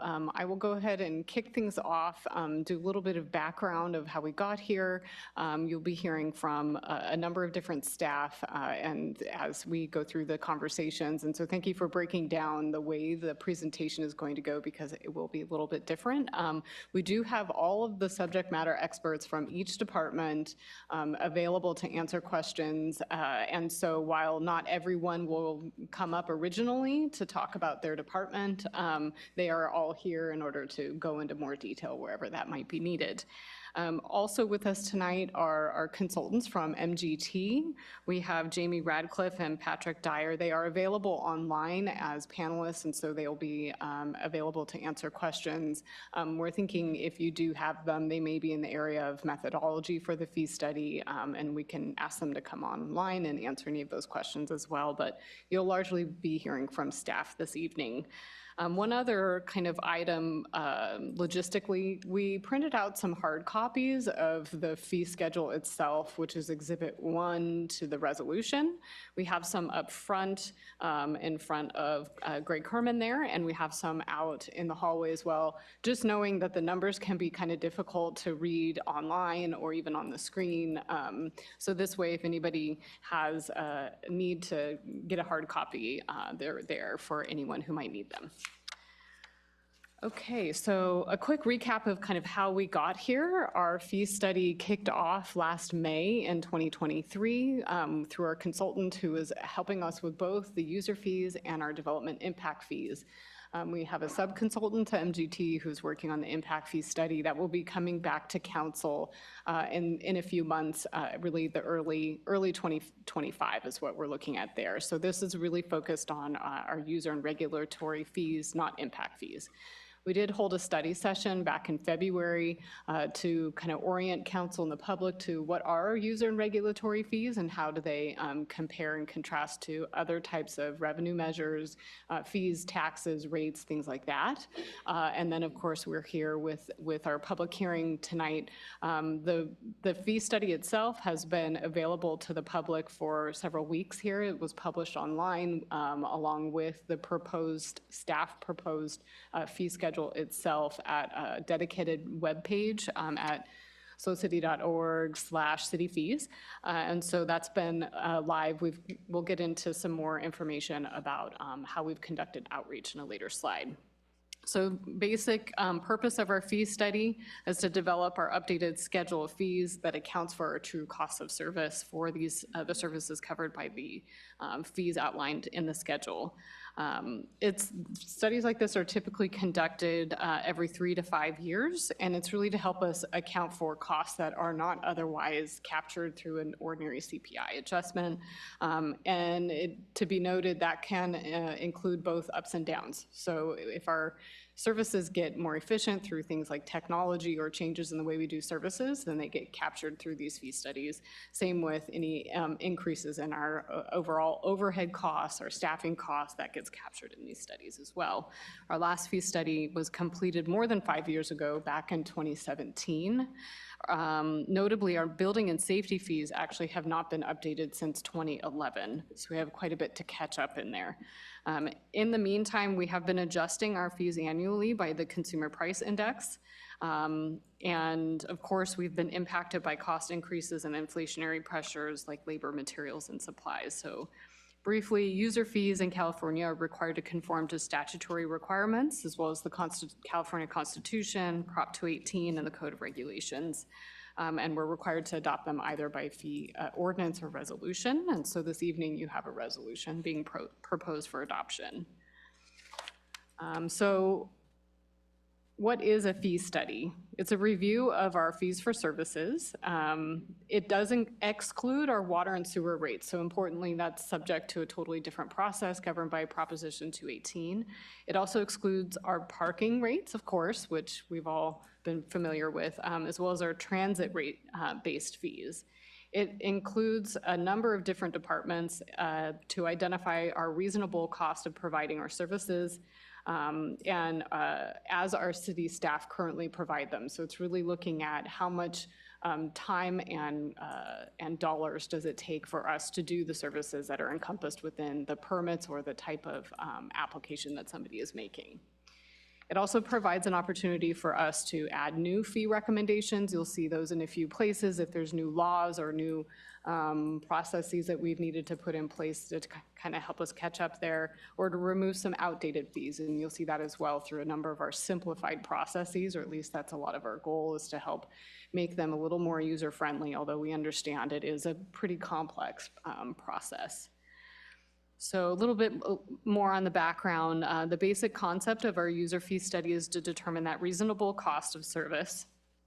The full cost of providing the service might not necessarily become the city's fee. We have a number of policies that govern where we set that. So we could be looking for full cost recovery or anywhere from 0 to full. So really the purpose of the study is to give us that max amount to help us know, here's what we've evaluated as that true full cost, and that from a legal-based standpoint is what we can't go above, but we can certainly go below, and we have a number of places where we're already doing that, and then a few others where staff is recommending that as well.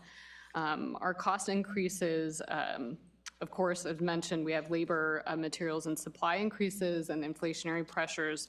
We need to ensure both existing service and impact fees are aligned with our costs. Again, impact fees will be coming later. And then it allows us to realign our fee amounts with either adopted cost recovery goals or modified cost recovery goals. A little bit more on the background. I think this chart, which was in the staff report, is really helpful to kind of orient people to why are we here? Why are we seeing some of the increases that we're seeing proposed or at least identified in the fee study? You can see where overall our own city costs have not kept pace with CPI, although we also are not quite into the construction cost index measure of inflation and other types of impacts on costs, but we're right there in that yellow line looking at a 33 2/3 increase, but our CPI was down there, making sure I'm looking at the right line, down at the 26%. So we have a bit of a delta to be catching up on, and that's really why we're here to discuss all of this. So determining how do we come up with the full cost of service? Again, it's looking at our overall labor costs and our overhead as a whole, who might be needed to be involved with evaluating a particular permit, providing a specific service, and it really depends on the service and the issue at hand. And so we look at that kind of full freight cost, overlapping departments and services provided to come to an end result. So overall, our average hourly rate is about $200 an hour. That does not mean that anybody on city staff is making $200 an hour. It means that when you account for the many different people who are involved with working on a permit or a project, as well as our capital overhead and things like utilities, that's all taken into account in coming up with that hourly rate. And then we look at the amount of time overall, and then the number of permits and units of service that we're providing to get to that ultimate rate. So stakeholder outreach. We did engage the community in several ways. We shared the study and results with advisory bodies such as the Parks and Recreation Committee. I mentioned the city webpage that we created. We attended the Developers Roundtable, and then had an open city hall option available. We realized that one thing, we're always constantly learning, people and organization, that there was a little bit of confusion about when this open city hall closed, whether people could still provide input, and the answer was absolutely yes through emails. And we're really happy that a lot of people took advantage of that, and we got some great feedback from the public that we've incorporated into a number of the especially in the agenda correspondence, and then I'm sure we'll talk through that more as we get into details. Here's just a look at what the webpage showed. It included a video on kind of what is a fee and how do we calculate it and why do we charge them, and then provided access to the study itself and then the proposed fee schedule and then ways that people could get in touch. And then our next slide then lists kind of a little bit more detail. We included an e-notification. It was sent out to more than 3,000 community members asking for feedback. We also conducted outreach to the Chamber of Commerce, to utility companies. We attended the Economic and Development Committee of the Chamber of Commerce. And our Developers Roundtable is really intended to be a mechanism to get our development community, builders and developers and property owners kind of in the room together. We had a couple of conversations with folks at that group to let them know this was coming and then let them know what the results were and to get feedback there. And I know Director Tway will be able to go into a little bit more information there. Of course, general feedback include concerns about higher fees. We understand that it is an impact on the community, and so it's certainly understandable that folks are raising concerns about that. And the fact that it may, be perceived or could actually result in increases to housing or construction costs. I guess if you look at a total project cost, we understand that that's a concern. We heard a lot about our appeal fees, and so our agenda correspondence includes a number of different alternatives for council's consideration on different ways we could look at adjusting the appeal fees if you're interested in taking any of those approaches. We certainly hear and understand the concern. We went back to 2017 and reviewed the video on a disc attached to a port on our to understand what the conversation was like then, and it was pretty similar. We had a lot of concerns about appeal fees at that time as well, and so we certainly understand the concern, and we're looking forward to discussing options. There was support overall for our simplified fee schedule. Of course, anything we can do to make things more simple, we're all on board with that and are happy for the support. And then there was concern about our tree removal permit fee, which was identified at $661. Considering all of that, staff is actually recommending a 50% cost recovery on that to make sure that we're incentivizing people to get permits for removing their tree, to actually remove trees that they need to if they're dead or diseased. And so that's been included in your recommendation. Results overall, 68% of our fees were identified to increase. 32% of our fees would either not change or would decrease. Our largest increases are in planning, engineering, and building and safety, which is common. And again, back in 2017, the Community Development Department was also a large topic of conversation during that hearing. And so this is a kind of a consistent topic and issue of concern. We're anticipating receiving an additional $1.8 million in general fund revenues and $300,000 from the water and sewer funds if the fees are adopted as proposed. A really big caveat there, though, is that this is an estimate based on the number of projects and permits that could come in. And so it's really dependent on usage, and which we're not sure what might happen out there in community. And then finally, before I kind of hand things over to the Community Development Department, I would just like to thank our community for their engagement in the process and bringing forward concerns through the process. It's really helped us come up with some additional thoughts and possibilities for council to consider. We know this is a really meaty subject. You could tell by the 33-page staff report and the attachments and the lengthy agenda correspondence. It's always a difficult topic and issue. We know whenever we're asking for additional money from the public, it's hard. We wouldn't be doing it lightly.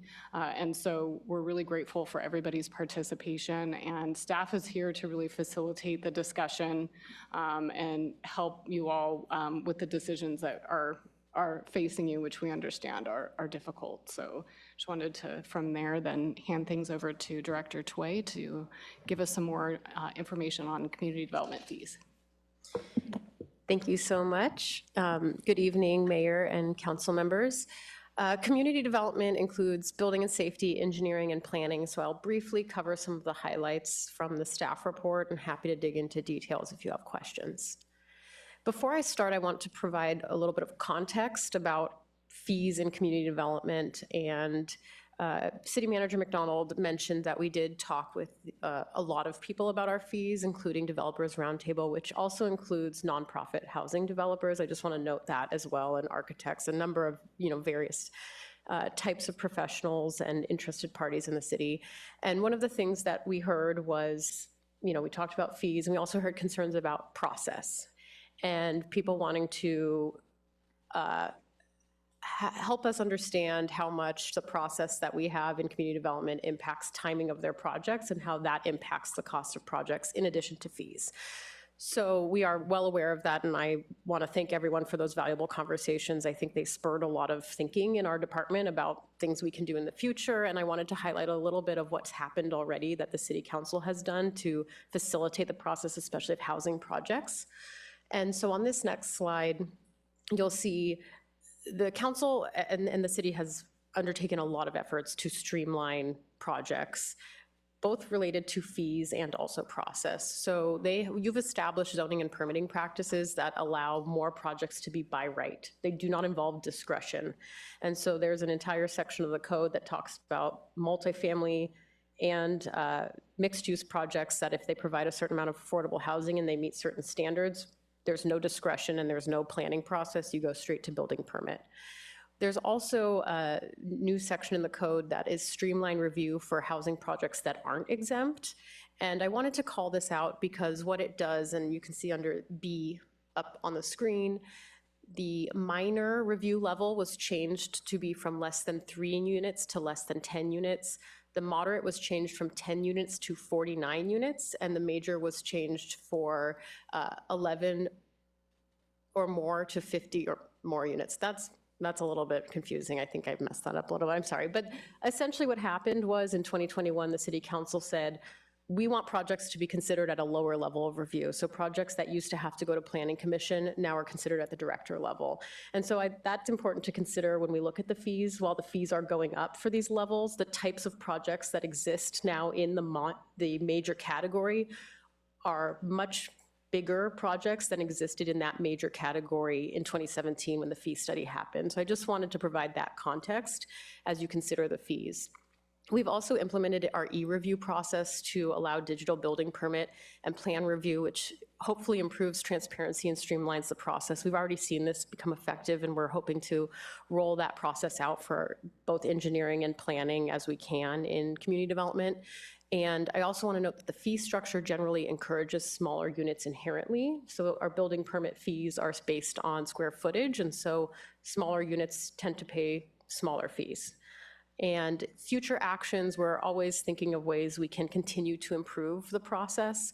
And we are working on pre-approved ADU process, which is required by state law. More e-review, as I noted, and also amending our objective design standards, which we've seen as a friction point with a lot of housing projects. So we want to just tackle that and see where we can make that easier for both staff and the public. A little more context, I also want to let everyone know we publish our key performance indicators on our website. You can find them on the new webpage, and it's under KPIs. And we show basically a lot of different stats about projects, but including how long it takes us to, on average, review certain types of projects. So this is an example for you, and I just want to provide this to show that we track how long projects are in at the city and then how long they're out. So we review something, we may approve it right away, we may need to provide comments to the member of the public that's applying, then it goes back out, and then when it comes back in, we start the clock again. And if you'll click the next slide, thank you. So I just wanted to highlight the red portions. We always are trying to cut down on that time that things are at the city, and also on future rounds. So the first round hopefully would take the longest, and then as we get the plans back in, we don't need as much time to review them.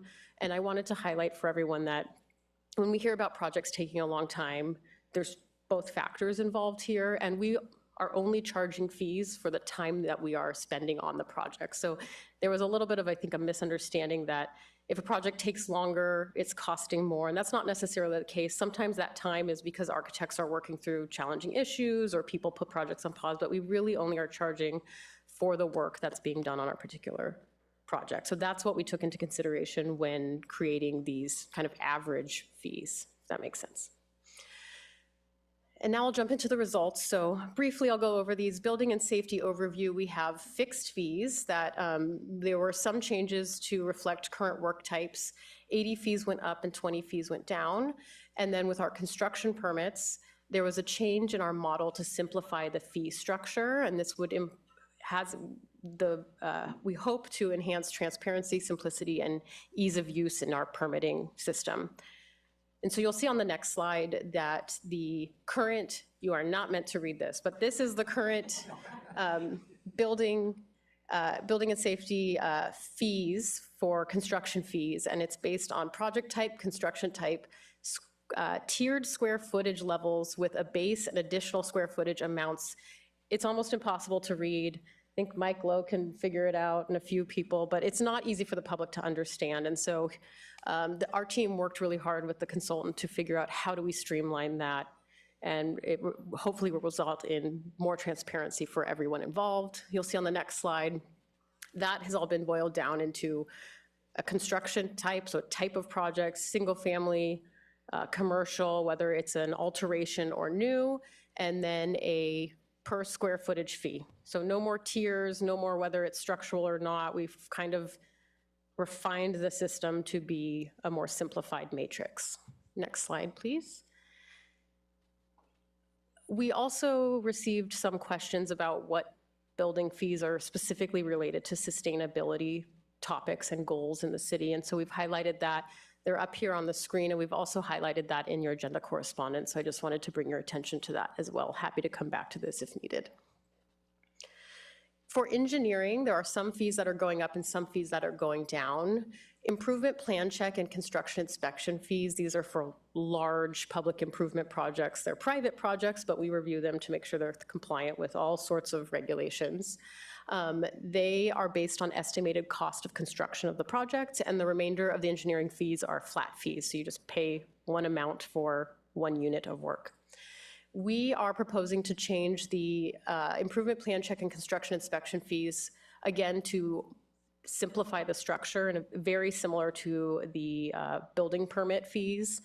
And they're currently very confusing and hard to implement. And with this change, the cost is actually going down minimally. There are some significant increases in some areas in engineering, traffic control, plan review, and inspection, and the annual encroachment permits for utility companies. We did hear kind of early in the process from them concerns once they saw the numbers about their annual permits, and we were able to correspond and also meet with a number of our utility partners to kind of talk them through what that permit's for and the work that goes into facilitating the work for that permit. For planning, there are no major changes in the fee schedule. Several new fees are being added just due to changes in state law and practices of the planning division. Most fees are going up, and we have conversation in the staff report about discontinuing the practice of collecting some planning fees in 2 installments as opposed to upfront when you apply for the fee. So the next slide, you'll see some new planning fees that we're proposing. Happy to go into more detail about these, but again, some of them are due to changes in state law, and others are due to breaking out fees that lived in kind of the closest possible thing staff could find, but it's more appropriate and more transparent to the public to have a called out fee for that type of work. When we talk about the installment payments for planning, I want to be clear that that's 12 out of the 70 or so permit types that planning has.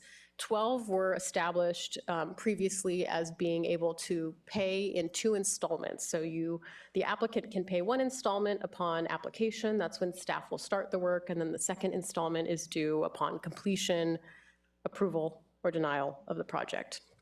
And over time, what we have seen is that we are unable to collect some of the second installments. Either people don't respond to our emails, the project fizzles out, we can't find contacts.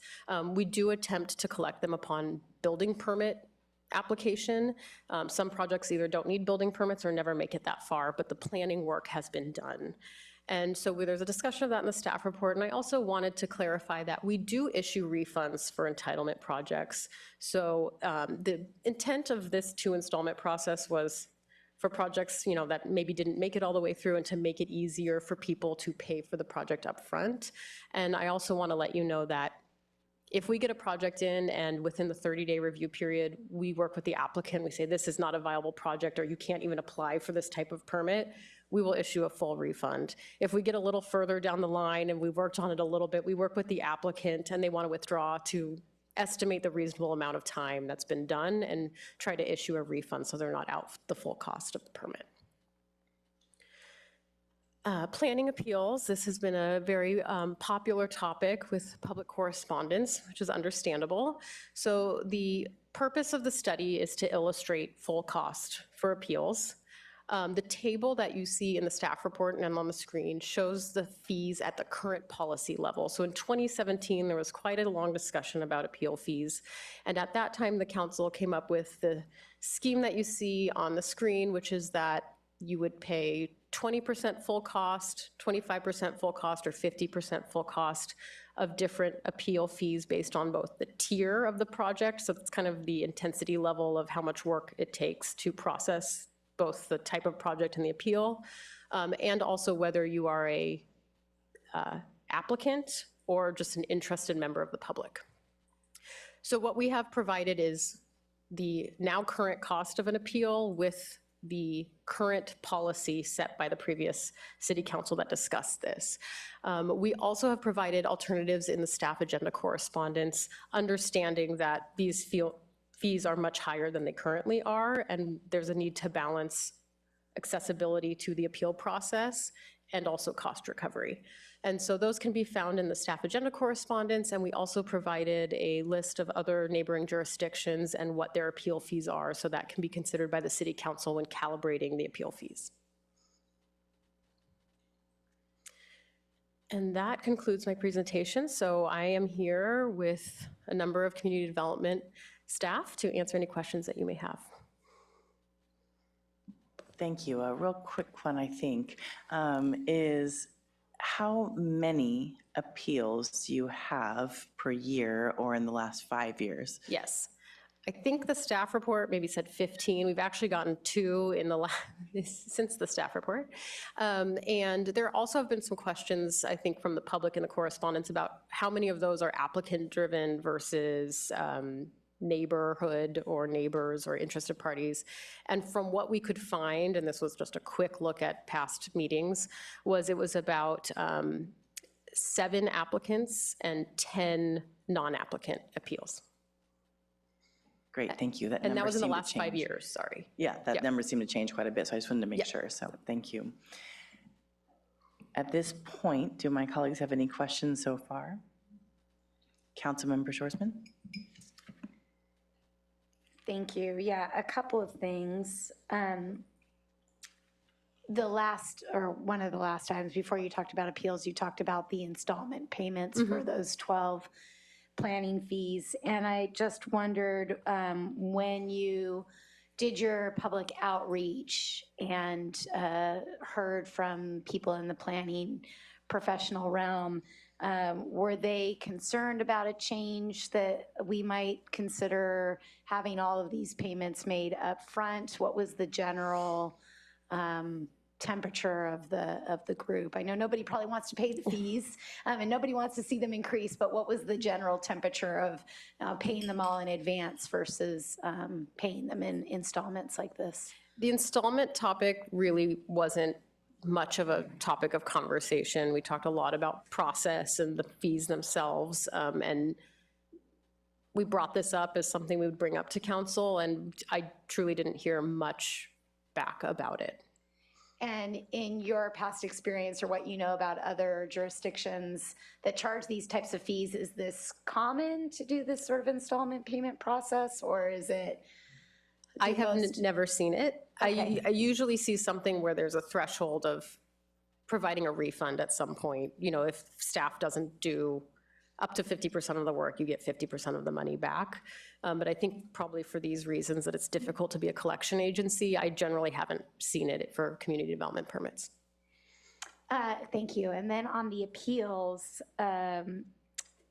maybe you can explain, since you watched the previous meeting about this topic back in 2017, why are non-applicant appeals typically more expensive and at a higher rate, at the higher level of appeal than the applicant appeal? Is it? Oh, okay. Emily, can you go to the appeal slide? Applicant appeals were at 50% reimbursement and therefore more expensive than the non-applicant appeals. Can you talk about that? Yes. So at the time, the council got many comments from the public about accessibility of appeal fees and gave direction to staff during a study session to figure out how to balance full cost, you know, close to full cost or some cost recovery for appeals, and not set the appeal fee too low that there would be just no barrier to appeal projects, but also set it to be as fair as possible and accessible to people who want to use that as part of the public process.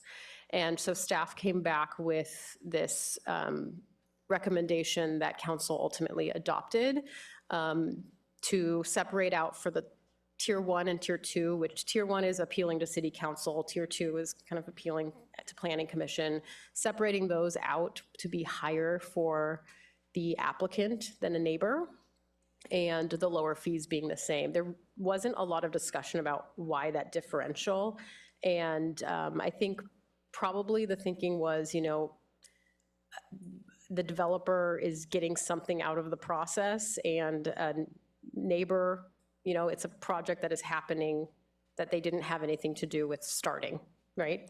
And so I think that's probably what it was, but there really was not a lot of conversation about why that is. It just came back to City Council as a staff recommendation, which was adopted.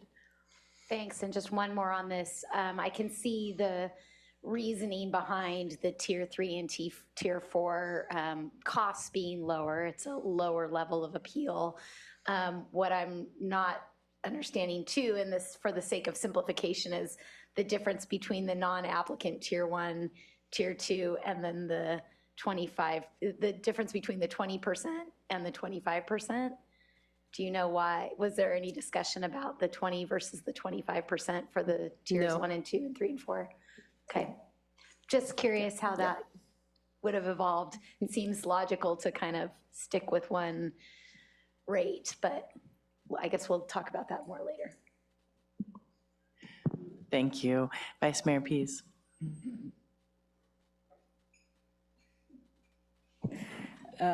Thank you. Fair question, and I think you know, my recollection at the time was that logic about who initiated it and had it as an investment in terms of that. The 25%, I confess, I really cannot remember why that one. I'm sure we were otherwise trying to go even, but we were also at the time, I think, targeting a dollar amount, and so the percentages maybe lined up with that for that tier level.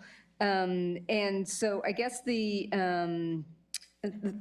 one thing that I wanted to ask about in terms of this, and I think I'm answering my own question, is that the cost of service itself, and so I mean, this is the staff report, the going to City Council, I mean, $16,000 for an appeal.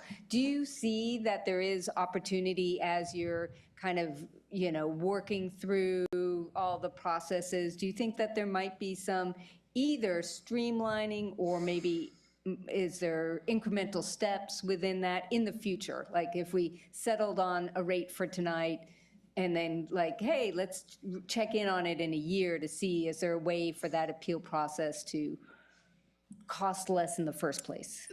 That's a really interesting question. I think I have a few things to add about appeal fees. One is that from what I can tell from reading the staff report, the number of appeals we've received after 2017 is lower than what we were receiving before. part of that could be what I talked about the structure of approval process. So a lot of stuff that was requiring to go for a decision is by right. And now I think what you see, and this is, I've talked to staff about this, and we're trying to figure out kind of how this got here. And part of it also is because it's the largest, most complex projects left in those buckets, they're really difficult and pretty controversial, if they are controversial, if that makes sense. Having said that, appeals can be difficult because we oftentimes have to re-examine technical studies because someone's making an argument that there was a mistake there. So there's a lot of time, and once you get to a project that's controversial, city attorney's office comes into the picture. We tap on our friends in public works and utilities. Is this argument correct, or did we double check our work? So that's where the cost comes from. In terms of making it more affordable, it's really difficult because we need to make sure that we're providing technically correct, sound arguments to the appealing decision-making body. Yeah. So that, you all can make decisions based on true information. What I will say is, we've talked about this with all of these fees, but if there's an interest, we can keep an eye on a certain fee and really make sure, over the next 3 years that we are tracking time really seriously for things like appeals to see what it's looking like over time. I think the city manager wanted to answer that question as well. Thank you. I think I'll maybe put a little bit of a finer point on I honestly think the costs of service on these appeals is not likely to go down. As Director Tway mentioned, they get more and more complicated as you go up in the tiers. Often the issues get more complicated. And really as a whole, I maybe should have mentioned at the beginning that what we're seeing is life is getting more complicated and complex. We have a lot more laws to deal with, state legislation to deal with what, as an example, with an ADU, what maybe was, we're weaving through or trying to interpret new state laws that come out just about every year and how our ordinances play in or don't and fit and don't. I feel like maybe it's easier for me to say as a reformed attorney that having attorneys involved with projects a lot more makes everything more expensive. And so as we get into more appeals, it really does require a lot more assistance from our legal counsel and a lot of more technical information. I know some jurisdictions, even with some entitlement projects, require actually a legal deposit. So they might require the applicant to put a deposit down for the city to engage or pay for their legal counsel's work on reviewing that project, because otherwise, if we were to kind of looking at it holistically at all of the amount of time and energy and focus and cost on reviewing these projects, the per unit fee could be really high. So some jurisdictions deal with it that way. I think maybe even Beverly Hills was an example of that kind of practice. You see it more when you have a contract city attorney, but the reality is that life is getting more complicated, and so things are more expensive. I think ultimately it's a policy decision about where you want to set the fee to hit the balance of recovering some costs while also ensuring that it is an accessible process to the public. One question I know that I asked during our agenda review was, would it be possible, I was thinking on the non-applicant side, not necessarily the applicant side, would it be possible to offer a refund if in turn we did find out that we made a mistake and so the appeal was granted? Yes, so one of the staff agenda correspondence items is about how other cities handle things, and then we offer up some different ideas about tiered structures, not based on this and based on that, and with also an additional comment that says you absolutely could establish a process where if someone was successful in their appeal, they were refunded the fee that they were charged. Perfect, thank you. Any other questions? Councilmember Francis? Yeah, just a quick follow-up on that discussion, because it was part of our 221. I know that one of the complexities that came up was that oftentimes these appeals, there are several different points that are being appealed. And so if we are overturning the decision that was made, it might be on a single point. And so if we got into doing these refunds, we probably would have to look at how do we parse out that refund. Absolutely, thank you. City Manager? Thank you. Right. That's exactly where I was headed, is ultimately what that would do is you as the council or the reviewing body would need to make a determination about whether you're going to issue a refund and how much based on how successful the appeal is. It would basically give you the discretion to do that. I've seen it, I've definitely heard and had lots of questions from other councils who want to provide a refund if there was a realization there was an issue, and if you don't have it in your policy to allow it, it makes it tricky. And so that really is an option. On the other hand, not having the option would then kind of not have you getting into the weighing of how successful somebody is. So it's ultimately right in the policy area. Yeah, it's definitely a challenging aspect, but also knowing that people are potentially going to put their savings on the line to make a decision or put an appeal, that's really daunting. And so if there's a chance to get some of that back if they were right, just was kind of where that came from. Thank you very much. I think that's it on the questions right now. All right, so we'll move forward to the next section.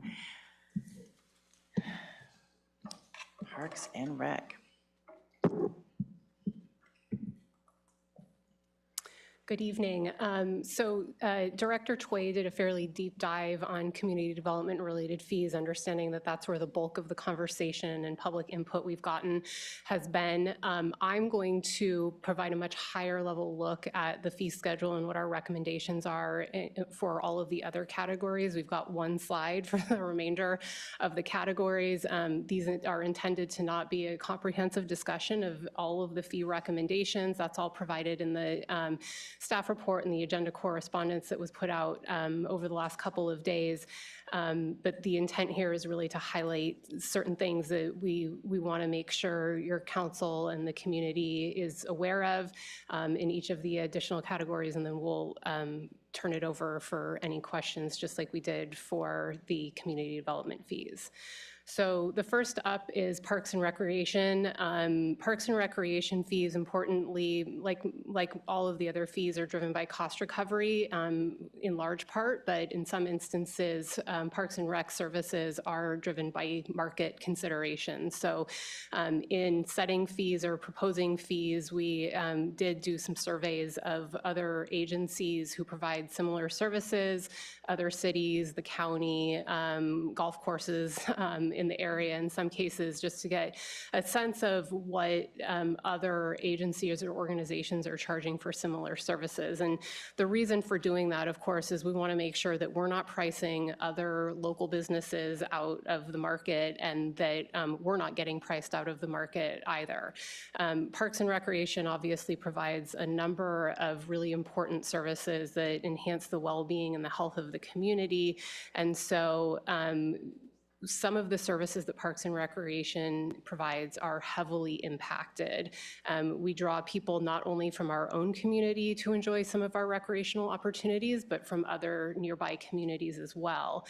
And so what that means is that when we've got folks coming in from other communities, services may not always be available to our residents. And so one of the things that we wanted to highlight as a recommendation for the Parks and Recreation fee schedule is consideration of implementation of a non-resident fee and a resident fee for certain services.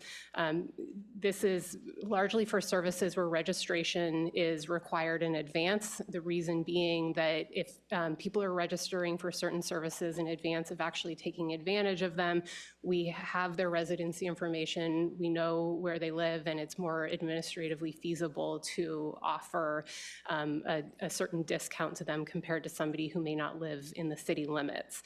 The important thing to note is that the non-resident fee would not be applied to families and children who are enrolled within any of the 5 elementary schools that are located in the city limits in the San Luis Coastal Unified School District.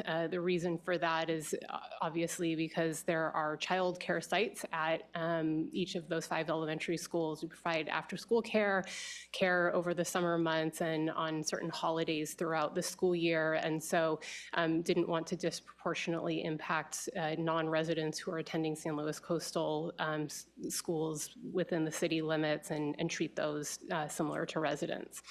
So the resident versus non-resident fees, again, would really apply to those things that you have to register for in advance. A sampling of those are, spring and summer childcare camps, youth sport camps and clinics, aquatic lessons. This is already something that we're doing for rentals of the Jack House for weddings. And so this is something that we have a bit of experience in. This is pretty typical in other agencies. And so something put forward for your council's consideration and hopefully provides a benefit to our tax-paying residents within the city limits. That concludes the highlights on Parks and Recreation, and we have our Director of Parks and Recreation here to answer any questions that you might have. Thank you so much. Councilmember Francis. Yeah, thank you. So this was a question I had an opportunity to ask earlier in agenda review, and so I appreciate you answering it again, because we have our cost recovery policies for Parks and Rec laid out with our low range, mid range, and high range, and we discussed a little bit earlier kind of the optics of the priorities and how they're laid out in there. And I was really glad to see that child care services in general, the cost of those isn't going up significantly, even though we're in a higher range with the child care services. But looking at what's in the high range versus what's in the mid range, there's things like golf and commercial film permits and things like that in the mid-range, whereas we have, childcare, which is something that we've talked about being a major priority on this council, in the high range for cost recovery there. And so I guess the question is, when is the next opportunity to revisit how we prioritize these different cost recovery priorities? Great, thank you very much. Madam Mayor and council members, Greg Avakian, your Parks and Rec Director. At this point, we're kind of lining that up with the next financial plan would be our recommendation, as we're less than a year away from, or some of us already working on that process right now, but really bringing it forward for our first presentation of fee studies or study sessions for that. So knowing that these fees will most likely take effect in October, we would prefer to kind of realign any policy changes for the next financial plan. Excellent, thank you. You're welcome. Thank you. Councilmember Shoresman. Thanks. My question is kind of related to that cost recovery policy table as well.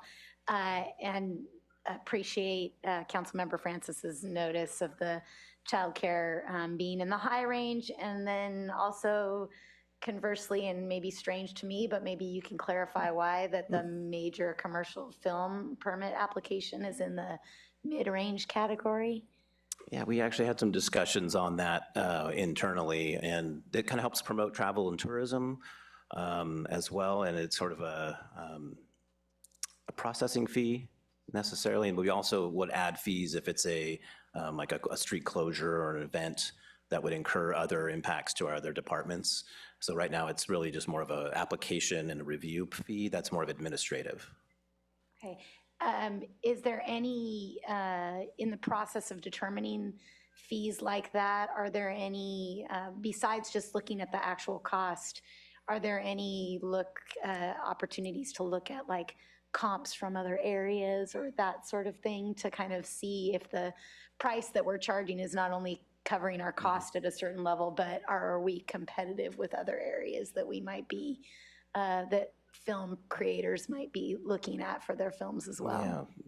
Yeah, great question. We kind of looked at more of this, the overhead, over what's a processing for how many staff touch the materials as it goes through the process of being reviewed. I don't believe we went through a full assessment of other neighboring cities or like-minded or like-focused cities. Thank you. Yeah, but we can look into that. Thank you. Councilmember Francis. Sorry, one more question just popped into my mind from the 221 that we had the other day. I noticed that some of the rental fees, particularly for-profit organizations, actually seem surprisingly low to me. For example, renting Mission Plaza for a for-profit agency seemed kind of shockingly low. Obviously, we want to encourage our nonprofit organizations and community organizations to use the plaza and make it a vibrant space. But I was surprised to see some of those other fees were quite low, and I was wondering if that was more based on comps or if that was just based on kind of historic precedent. Yeah, we looked at, we have a variety of like park locations, and Mission Plaza, we consider that a park, right? So it's the size and scope and what we can accommodate. So for example, Santa Rosa Park, Meadow Park, Laguna Lake Park, those are kind of our larger event opportunities. The fact that Mission Plaza is downtown, it's a draw for our businesses, our community, it's a focal point, and we have a lot of collaborations with Downtown SLO and the SLO Chamber and our neighboring businesses, but we also have a relationship with the Mission. So it depends on how much over-programming or the scope and size and style of those events. So our recreation manager, Devin Highfield, who kind of processes and is kind of the facilitator of that, has to kind of make those decisions a little bit and focus on that. But we want to be able to not overprice and outprice providing activities. And a lot of our groups that do utilize that, for example, are community-focused groups, our nonprofits, our social awareness style groups. The Juneteenth event, for example, was probably our most recent. And we don't want to overprice or outprice those opportunities. And it's a draw, and we know that they will come down, and hopefully it's an economic driver as well. Yeah, and to be clear, I'm very much in favor in keeping the fees low for our not-for-profit and community-facing organizations. Do we have any idea of the ratio, like how many for-profit events are happening in, for example, Mission Plaza on an annual basis versus it seems like most of what we see happening down there are non-for-profit and community-based events? I don't have that with me. I can phone a friend and see if we have numbers. What? Was that 2? Probably a percentage. I'll invite Recreation Manager Devin Highfield to address that as he handles all the processing. Thanks, Devin. Hi, good evening, Madam Mayor and council members. I'd say probably roughly about 20% are probably for-profit. Majority of the time it is nonprofit events, and we do consider additional fees on top of those ones, including the application fee that's on top of it.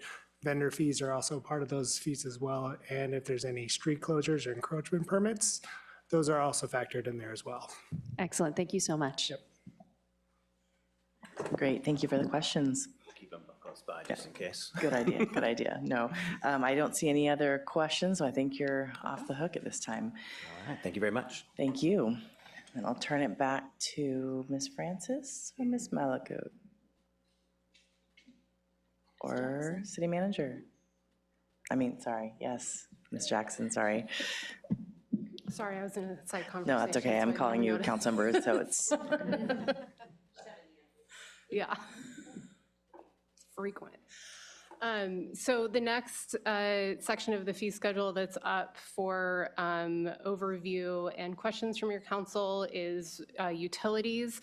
I want to clarify at the outset, because we did get some comments on this, the user fee study. This is what we're talking about tonight again, as the city manager noted, is user and regulatory fees. Water and sewer services are primarily funded through rates. Rates are set every 2 years for a 2-year, the rates for the coming 2 years are set every year, typically the same day that the financial plan for the coming 2-year period is adopted. And so those are not up for consideration this evening. And the next opportunity to talk about that will be in about a year from now, at which point the Utilities Department will come to your council to seek approval of rates for both water and sewer services for the coming 2 years. The thing that we wanted to highlight in utilities is something related to agenda correspondence that was sent out last Friday.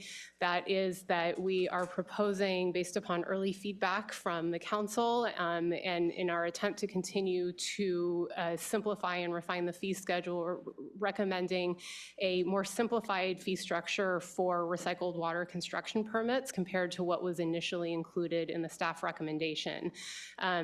This fee structure gives us a bit more flexibility, allows us to prorate costs essentially based upon the duration of a permit that is pulled, and I think most importantly allows for as many vehicles as possible to be involved in some of these construction activities. And so the previous fee schedule, I think, was limited to 7 vehicles, which then begged the question, what if there were 8? And so this fee schedule and this structure provides a bit more flexibility.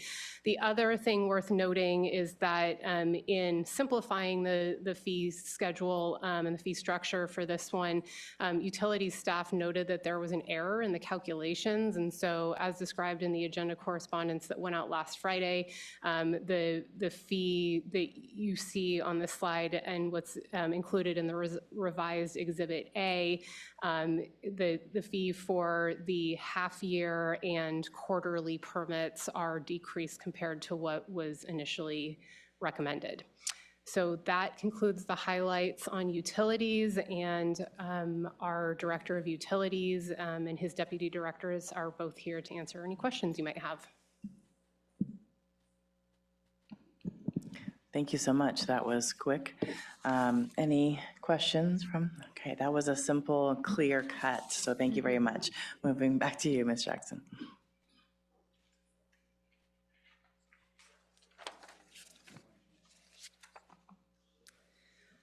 All right, so the next group up is fire fees.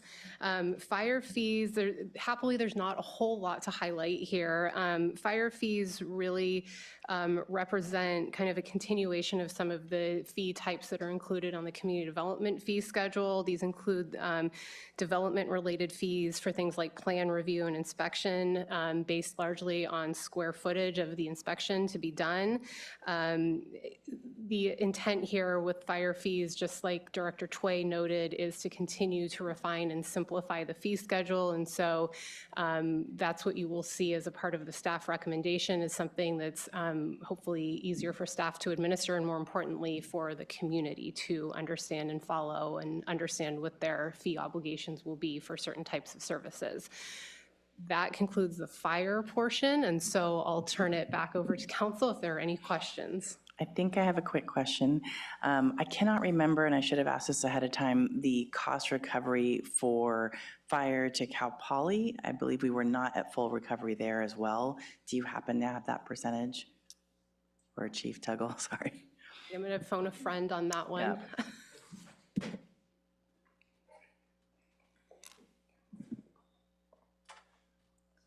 Madam Mayor and Council, Todd Tuggle, Fire Chief, City of SLO. To answer the question of the cost recovery rate with the Cal Poly contract, we do not include the Cal Poly contract into the fee structure. However, that contract is negotiated completely separately. We don't really have a quantification of the actual percentage. We do that based on per student rate, also a per door housing rate as well, since there's workforce housing on the campus. It does not provide full cost recovery, I can assure you of that, but we don't have the exact number of what that percentage looks like. Okay, thank you. Yeah, I knew it was a different calculation, but I also knew it wasn't a full recovery, so I was trying to see if we have a similar recovery to what we're providing for Cal Poly versus what we're providing for locally as far as the fees. Is that ratio the same is what I'm trying to get to? So it's a little bit of an apples to oranges comparison. And the reason being is that for the fees that we collect for the community at large, specifically the building community, we are not the authority having jurisdiction over Cal Poly's building construction. So even though we do a portion of the plan review related to access and water supply, we do not directly review plans, construction plans, permits, anything like that. So then our contract is mostly based around response, and for that, we actually do not charge fees to the community. Okay, thank you. I'm just trying to get to the cost recovery percentage, really, so I see if we're kind of staying similar, but I get it. Like I said, I should have asked this question ahead of time, so thank you so much. Okay. Thank you. All right, moving back to the next topic, police.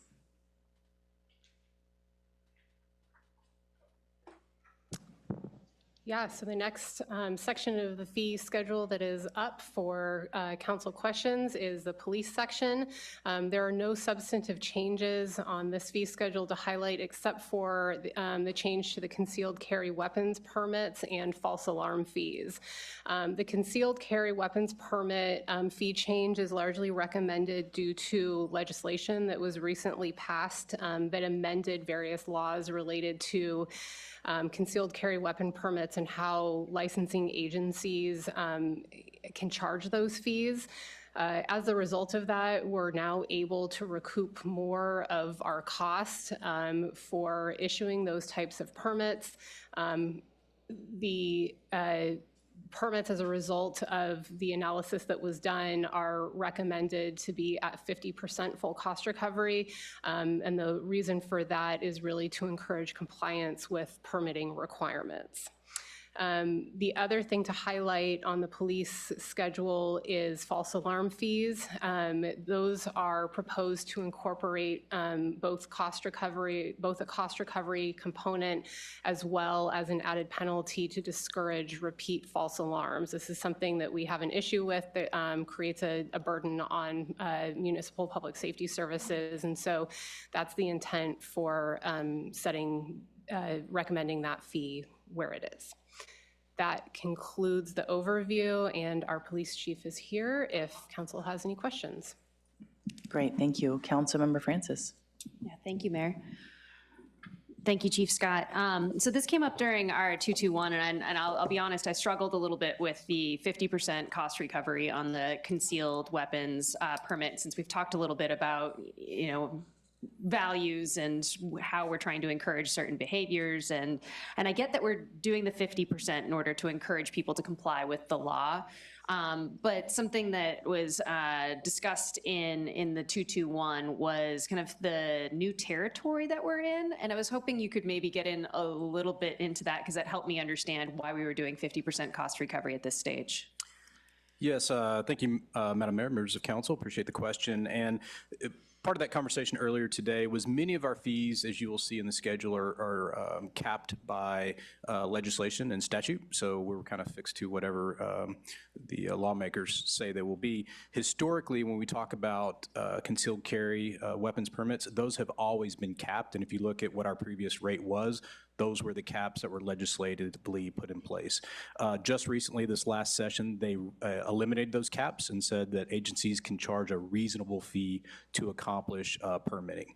And so that kind of does, it puts us in a new territory. And so looking at what those fees could be versus how much it costs us to actually process those permits, we took a really careful look at the consultants' recommendations, as well as consulted what other local jurisdictions are doing in our county. And so if you look at that data, the fees that were proposed took some of the permitting fees to 600%, some of them up to 1,500% over what they currently were.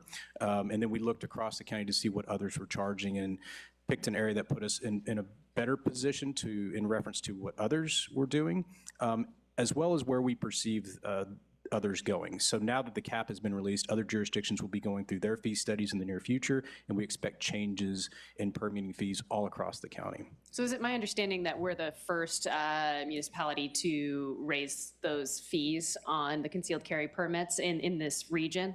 Correct, across the board. I think if you see the SLO Sheriff's Office, they have already raised their rates. It's about a little over $200, which is close to what we're proposing. And so aside from the Sheriff's Office, no other jurisdictions have started to raise their fees. So we want to make sure that we're not only encouraging folks to comply with the law, but also kind of stay in line with what else is happening in the region. Correct, and our community members don't have a choice, and so if they're going to get a permit, it has to be here, and so we want to be consistent with what others are doing across the county. The second part of this is we are looking for efficiencies in our process. Since it's been capped, we've been using available staff, and I think one of the people that have been working on this was a deputy chief, and I think we can look for efficiencies in lowering what that cost is doing some of the review of the case. Well, thank you for that clarification. I appreciate it. Thank you. Thank you. Councilmember Shorsman. Thank you. Yeah, I had very similar discussion in my 221, and I just want to not further ask questions because you've answered them very well, but just point out to the public that there was a pretty thorough answer in our agenda correspondence outlining what the surrounding jurisdictions are charging for this. And I thought that that was interesting information, and I appreciate that being provided by staff. Thank you. Thank you so much. Thanks again. All right, moving back to Director Jackson. All right, so the next section of the fee schedule that is up is our general government fees. Unlike other sections of the fee schedule, this section includes fees that are for services that are charged and performed by multiple departments, including the city attorney's office, city clerk, and the finance department. Some of the things that we wanted to highlight this evening is that we are recommending a new fee for hearing officer reviews. Staff is recommending setting cost recovery for that fee at 25% of the fine being appealed up to $106. A little bit of background on this is that back in 2015, City Council adopted an ordinance to amend the municipal code related to administrative citation issuances and appeals.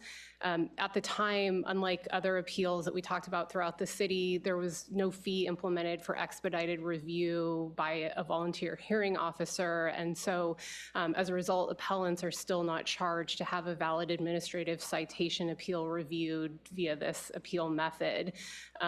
So that is the purpose for the recommendation this evening. In addition, a couple of significant changes to highlight, and I'll start with some good news first, which is that we are recommending a decrease to the cost for annual business license renewals.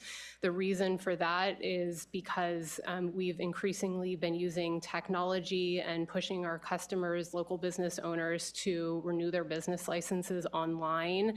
That has reduced what used to take a lot more staff time to clicks of the mouse to process these renewals. And so really happy to report, we often talk about how technology makes things more efficient. In this case, it truly has. And so that's something that we're happy and proud to highlight this evening.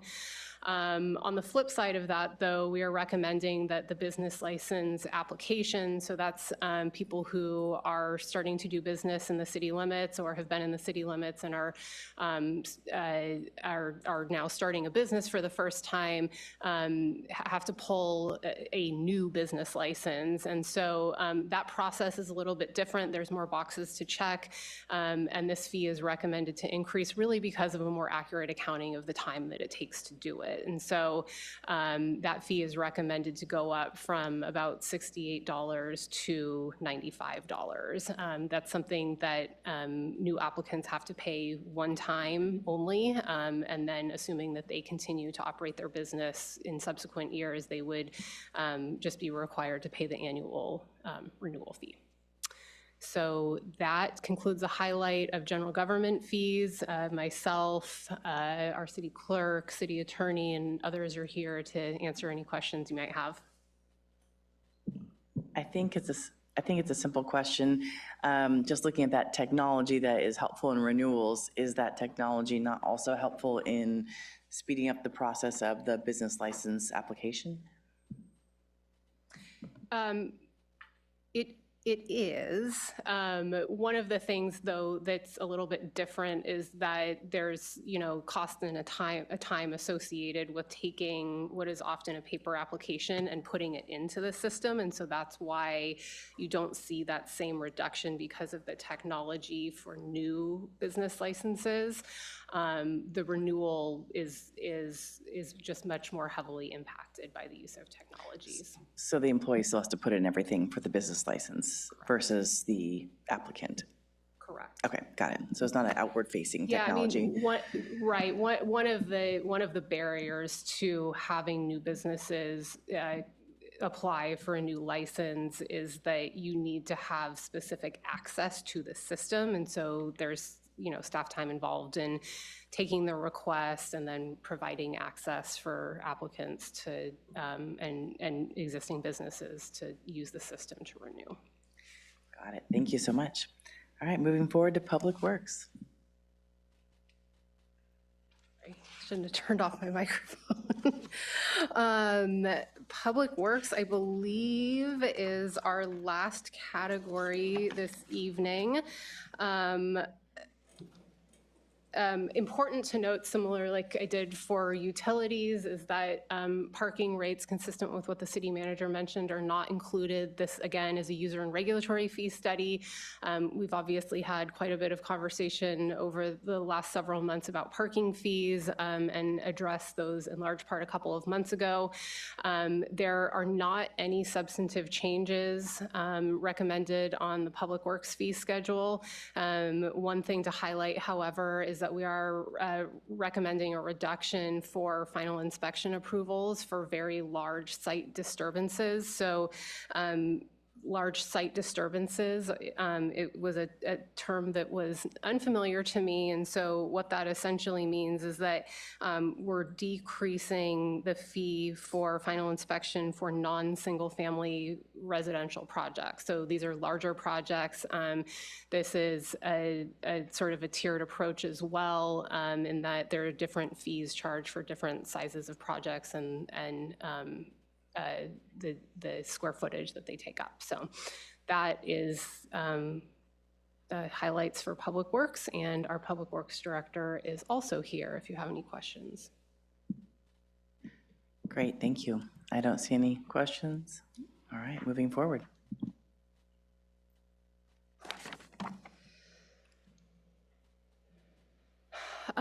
So to wrap up staff's presentation this evening, we wanted to bring it back to one of the considerations that we were offering to your council this evening.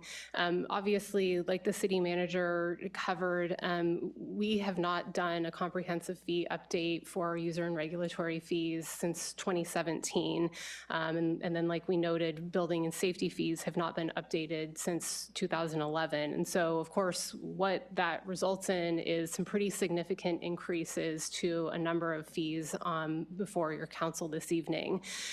We recognize, that there are two parts to this. Obviously, we have an interest in recovering our costs to support the services that we provide to the community, but we're also very mindful of the impact that these increases have to our community. And so we've had a bit of discussion about the possibility of phasing implementation of some of the larger fee increases in over time. Our recommendation would be that if your council would like to phase in certain fees, that you identify a threshold. We've provided some options here, and then the associated revenue impact. I'll jump ahead to the next slide and then come back to this one just so you can see kind of a visual illustration of what this would look like. So some of the options that we've put together for your council's consideration, and certainly you can take another approach to implementing, to phasing in implementation of the larger increases over time.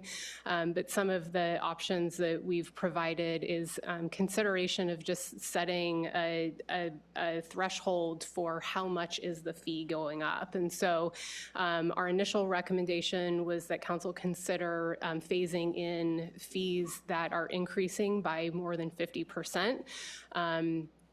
That list was included as an initial attachment to the council agenda report that was published about 2 weeks ago. In addition to the 50% threshold, we would recommend that your council consider phasing in only those increases that are going up by more than $10. Percentages in dollars do not always align, and so the bigger the fee, the bigger the increase. And you could have a small fee that's going up by 100%, but that equates to $1. So the $10 threshold helps in addressing questions related to fees that are charged by the square foot, and also helps us to factor in that we have a number of fees that are of a small dollar amount and probably doesn't make sense phasing in, a $6 increase. Should your council want to consider the phase in, what we would recommend for the sake of clarity for the community and for the sake of administrative feasibility is that we phase fees in over 2 years, essentially. The fees that you're considering this evening would go into effect on October 1st of 2024. That provides us with ample time to set up our point of sale systems, particularly EnerGov, which is a pretty complicated system to configure. We need to make sure that we get that right, and we need to also have time to do outreach. So if council were to adopt the fee schedule before you this evening or with modifications, those fees would go into effect on October 1st. If you were to set a threshold of 50%, we would recommend that half of that 50% increase go into effect on October 1st and that the second half go into effect on July 1st of 2025. So essentially what you would be recommending or adopting this evening would be for a period of 9 months and then for a period of 12 months for the fees that would reach full staff recommendation on July 1st.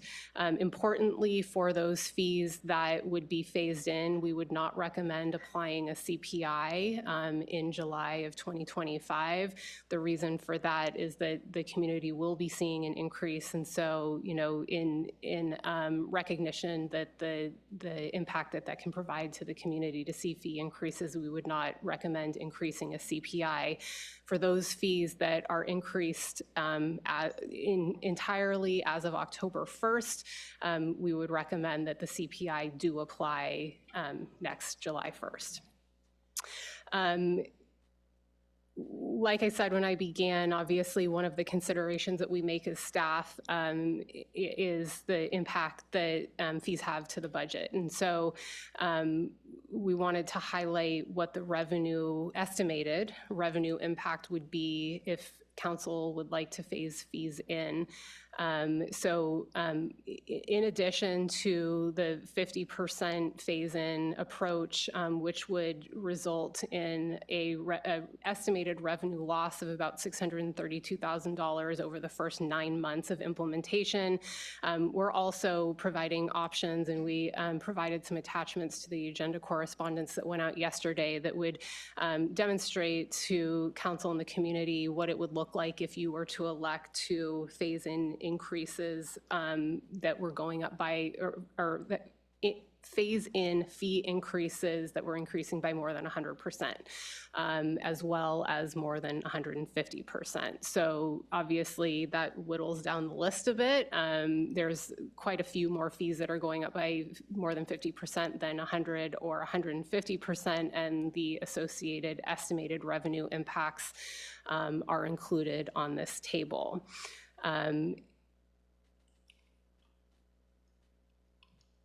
So that is something that we would like to have some further discussion with you all about this evening and get some direction on as well. In terms of next steps, this is our last slide, I promise, and then we can have more conversation. Like I said, new fees recommended this evening would take effect on October 1st and then apply increase by a CPI each July 1st, consistent with your council's adopted policy. We would recommend that should council decide to modify cost recovery levels for certain fees, that you provide us with a bit of feedback on that this evening. Your council reviews and adopts its budget policies every 2 years in November, leading up to adoption of the financial plan 7 months later in June. And so the last time that council reviewed the cost recovery policy along with all of the other ones was back in November of 2022. 2022. And so we would recommend that we stay on that track and follow our existing process. We would like to bring to you policies that are in line with your wishes. And so if you would like to look at modifications to cost recovery levels, that would be really helpful to get some guidance on this evening. And then finally, as part of the policy changes, one of the things that's noted in the staff report is that we, as staff, would recommend that instead of doing comprehensive studies at least every 5 years, that we move to every 3 years. The reason for that is really twofold. First and foremost, the significant impacts that we're having to recommend this evening is something that we don't take lightly, and in terms especially of the impacts to the community. And so doing this effort every 3 years allows for a more incremental and smooth increase to fees over time. Enables people to plan a little bit better. And then the other thing that it does is it helps us to build internal capacity to do this type of work. We've got, a lot of newer folks in the organization. It would be great. I expect that we would still work with a consultant to do this type of work moving forward, but it would be really helpful also to just build our staff capacity to make sure that, fee development is something that, there's a general understanding of throughout the organization, and that will further, staff understanding of the impacts that the processes and the amount of time that it takes us to do certain things impacts the community directly through the setting of fees. So those are the two reasons for recommending to go to every 3-year process instead of an every 5. And then finally, in terms of next steps, we will spend the next 3 months doing a considerable amount of outreach. Though we increase fees typically every July 1st by a CPI, of course, the fee increases before council this evening are quite a bit more significant than what CPI usually generates. And so I think we have a lot of work to do, looping back with the stakeholders that we engaged in to share fee recommendations, get their input, posting information about coming fee changes at all of our public counters and everywhere else that we're collecting fees, and promoting it through social media, anything and everything we can do to make sure that the community feels like they're being brought along and is aware of what's coming. So that's what our next steps will look like. And that concludes the staff presentation. I'm happy to take any additional questions and support you in your deliberation. Thank you so much. I do have one more question back to Director Tway around the tracking time. I know that MGT did the tracking time this time, but my understanding is we don't really track time like, an attorney's office. So many billing hours for this project. So as we go forward, that's what we're looking at moving forward to do, right? Is really more billing per project. Not that we're billing them, but like the tracking time in that way. So the way maybe to add some context, the way we went about this for the most part in community development was all staff sat down and looked at conditional use permit. Last year, how many did we do? Generally, what was the average amount of time? And you are correct in that for every project, we don't sit down and say, planner, every time you touch this, you charge the amount of time. So it really is a backwards looking estimate as an average of what it costs. In building and safety, the building official did a lot of work to sit down with staff, and they actually looked at specific projects and how many comments each project had and said, how much would this have taken you to do you remember? And they went through specific projects. We don't have the capacity to track our hours like that. But my goal would be that, one, if we do this more often, it is a more known thing to staff. And two, with the lead up to the next one, to be able to sit down and say, okay, we're going to do a fee study, hopefully comes out next year. Let's take a look at specific projects that are starting right now, and let's track the time for that. We didn't really have the ability to do this time. I joined kind of partway through this, but I think that would be a much better way for us to look at this is to track specific things over that year and have a real-time idea. Having said that, a lot of these types of permits we see none a year, maybe one. And so we still have to kind of estimate, was this an average type of project? You know, the one that we saw that year could have been taken a lot more time, and we say that was not typical. And so we do need to kind of guesstimate, but I absolutely think there's some room for improvement on tracking in advance of the next fee study. Thank you. Councilmember Shorsman. Thanks. Before we kind of get into it, I know we have public comments still to do, but this is a pretty complicated item, and it feels like, just from a logistical standpoint, I wanted to ask, how do you want us to do this? Because it seems like there are some things that if we make decisions right now about, for example, phasing in some of the fee changes, that those would need to go in the resolution and the attachments. And I don't know if those need to go in the motion. And then some things about, do we change our policy on accepting the fee, some of the planning fees up front versus in installments seem like more staff direction. So what's the process here? I'm going to bring in City Manager at this time. Thank you. Yes. So we've put up a slide that's just a pretty basic breakdown of the structure.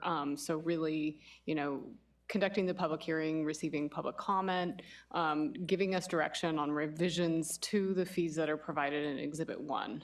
And then adopting the resolution is what we're recommending tonight. And then if there's specific guidance on the cost recovery policies to receive that for us to bring back in November. So that's kind of high level.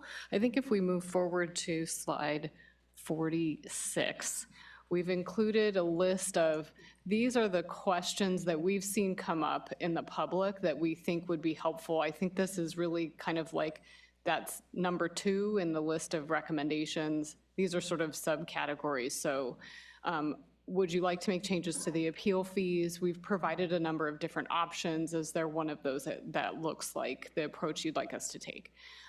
Is there a different cost recovery percentage that you would like us to adopt as part of that list of sustainability or climate action related permits?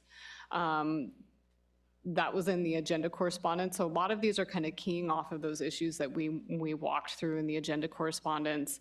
The third is the phase-in discussion. Are we looking at phasing things in? If so, is there a specific option that Director Jackson went through that looks good for adoption? Are there any, and then number 4 up there is kind of any catch-all. Are there any specific fees that you want us to look at making revisions to? And then that 5th one, again, is back to the cost recovery policies. On that item, I would also say that unless there are specific issues you want to make sure that we incorporate into that policy revision, we will certainly take what happens tonight and make sure that the policies that come back through the financial plan are consistent. So to the extent that we make changes that like maybe childcare is pretty close to the cost recovery amount, but it's not, we're unsure, we could go ahead and put it into the mid-range category. Or having honestly one document that identifies the actions that and the direction given during this meeting for staff to refer to on as an example, the climate action permit fees. This was the percentage we set. We would want to incorporate all of that into the cost recovery policies that we bring in November. So I don't know if we need, from our perspective, to spend a lot of time on that unless there are specific issues you want to get into. So hopefully this helps. Okay. Yeah. So we can just kind of run through these questions and you all will be taking notes. Yes. and adjust That's right. the paperwork in the end. Yes. Accordingly, and then put some things on Right. on a to-do list for, Exactly. for future. And Okay. we will, we've got a lot of eyes and ears in the room, trying to keep track of where we head. We'll probably do a sum up at the end to make sure the direction is clear. It's possible, need to take a break at some point if there's not clarity, so just kind of letting everyone know where we think this might go. Thank you. Then I have one other question on the phased-in approach. If I understand correctly, depending on which option, you have provided 3 different options just in this slide, but the increase amount, whether it's 50% and up or 100% and up or 150% and up, and the plan is still to break the increases over 2 years. So the first increase would go into effect October 2024. The second increase would go into effect July 2025. And then if we're planning to do another fee study, if we all agree that we want to switch that from 5 years to 3 years, then the next fee study would be conducted in 2026, I believe. So if we followed the process the way you've outlined it, there would be 2 consecutive years of fee increases, and then there would be 1 year in 2026 where there would maybe only be a CPI adjustment before we went into the 27, when there would be a new fee study, and presumably some changes would happen based on the new fee study in 2027. Do I have that timeline? You have that exactly correct. Okay, thank you. Yeah. And then I forgot there were 2 other questions I had. The financial hardship question. So if someone wanted to do an appeal and financially just cannot do this at all, they are on Social Security only or disability only or something of that sort. I believe in the agenda, or the 221, we had this conversation, and I just think it'd be nice to have it in public. And in fact, I listened back to the 2017 with the CD-ROM also, and there was a little bit of a different answer that was given at that time. So I'd love to just have that out in public as far as what can be done for a financial hardship. So we don't currently have a program or a policy that allows us to create a different or an exception to the fees that we have in place.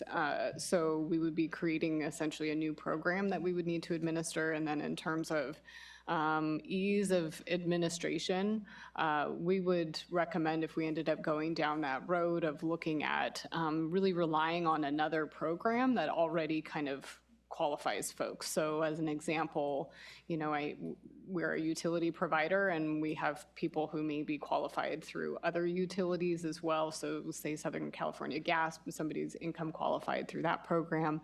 That might be a good way to help people qualify for a hardship exception, as an example, if we're looking at income. But it's really it would be a program that we would be designing new, and it just depends a bit on what's the issue that we're trying to address. And then, you can kind of consider sort of how that might be used as well. Who are we trying to help? So basically, yeah, it gets back to what's the problem or the issue we're trying to work out. Great, thank you. Councilmember Francis. Thank you, Mayor, for that question. I actually have a question for you, going back to the focus questions at the end. Just a request, if possible, if we could go through them one at a time collectively, and then resolve question 1 and then move on to question 2 as part of deliberations. Yeah, I'd feel comfortable with that. And in fact, I actually wondered, City Manager, around the resolution, it seems odd to approve it and then wait till November to see how those changes were adopted into the resolution. So it seems like that should come back July 16th versus us giving that final resolution approval today, because we would be making so many changes that we have to go, was that correct? So that was my concern.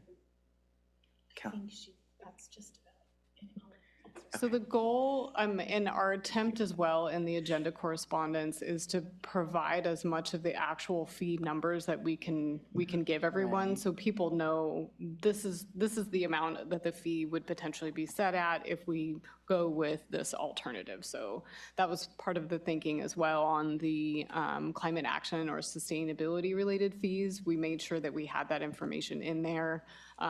If we wanted to set cost recovery at, say, 50%, that's been identified. Same with the phase-in approach. We've provided those different schedules. And so we can, and the intent was to enable everyone to get to a point, if you're ready to move forward with the adoption, with the direction to incorporate all that information, we can do that. We can definitely get it completed, as long as we're all aligned on what the direction is. Got it, thank you. Councilmember Schwarzman? Yeah, so just further clarification of that, when I read question number 5, I was thinking that that was just, that if we made decisions tonight about what cost recovery level we wanted, for example, the appeals percentages to be at, that those would be incorporated immediately with what we're approving tonight, but that the categories discussed in question 5 were like around things for the next budget process, like the parks categories, or am I understanding that correctly? Yes, with I think a nuance, which is that we wouldn't be proposing to actually change the policy itself because we don't need to do that in order for you to adopt a new schedule tonight. So essentially you are setting the policy this evening, or you would be, and then we want to make sure that our cost recovery policies that are incorporated into the general plan are consistent with that. We did leave in the staff report in the Parks and Rec area, there are some categories that are kind of wobblers, I guess, where you know, based on what we've identified as the potential fee and our cost recovery amounts that we're projecting, we're kind of on the border of whether we would be meeting that. But from a policy perspective, if you want to make it clear that we're going to move a type of use, say childcare, from the high recovery to the mid-range, then you can give us that direction. We'll make sure that the cost recovery policies we discussed in November are consistent with that. That makes sense, thank you. Sorry. Okay, well, let's move forward to public comment. City Clerk? Okay, we have 5 speakers. The first one is Bruno Gafrida, then Jim D'Antona, and then Kathy Godfrey.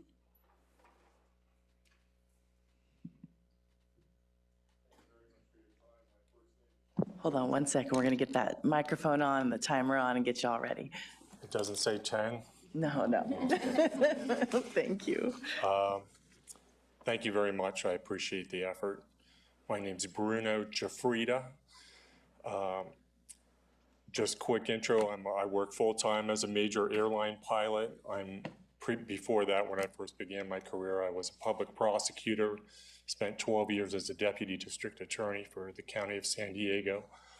More importantly than that, I'm from San Luis. I grew up here. I went to elementary school at what was then called Mission Nativity. I went to San Luis High when it was the only high school in town. And I guess I appreciate the detail that's obviously gone into this presentation on the part of everyone. I guess the most useful contribution I can make is to tell you how difficult it is to get back to San Luis. I grew up in a normal middle-class home next to Cal Poly. My parents paid $41,000 for it. It was a traumatic thing for them. I remember in my youth listening to them worry about how are we going to make that $150 or $200 mortgage payment. It was a huge deal. When you grow up in a town, at that time there were 25,000 people in town, and you're 17 or 18 getting out of San Luis High, you go out to see the world and you start your life, and that's what I did. And now trying to come back, which I've successfully done, I bought a home a few years ago. I paid $1.295 million for it. It's less than half a mile from the house I grew up in. I can stand on my front lawn and see the street I grew up in. I can stand in my backyard and see San Luis High. It's a normal middle-class home. I'm not a wealthy person. I would describe myself as middle class or upper middle class, like most of the kids I grew up with. But that price is obscene. And I've gone through the process with this 96-year-old home of paying fees to start redoing everything, from electrical, plumbing, HVAC. I'm delighted to do that. It's a passion as well as a nightmare. I guess what I'm saying is, as I listen to everything that's been discussed here, and I'll be quick, please change your perspective a little bit on taking money from the citizens. I heard one council person, and I say, of course, with every respect, suggest higher fees from people who are making a profit. That guy making the profit or that gal has got a second mortgage on the home, is risking everything, is laying awake at night looking at their spouse, wondering if it's going to work. And if it does work, people are going to get jobs and pay taxes. And because they have the guts and the integrity to take that kind of risk in their life, a lot of other people are going to get an opportunity. The number one most important legitimate function of government is police and fire. We're understaffed on police. Thank you. Sorry, 3 minutes is up. Thank you.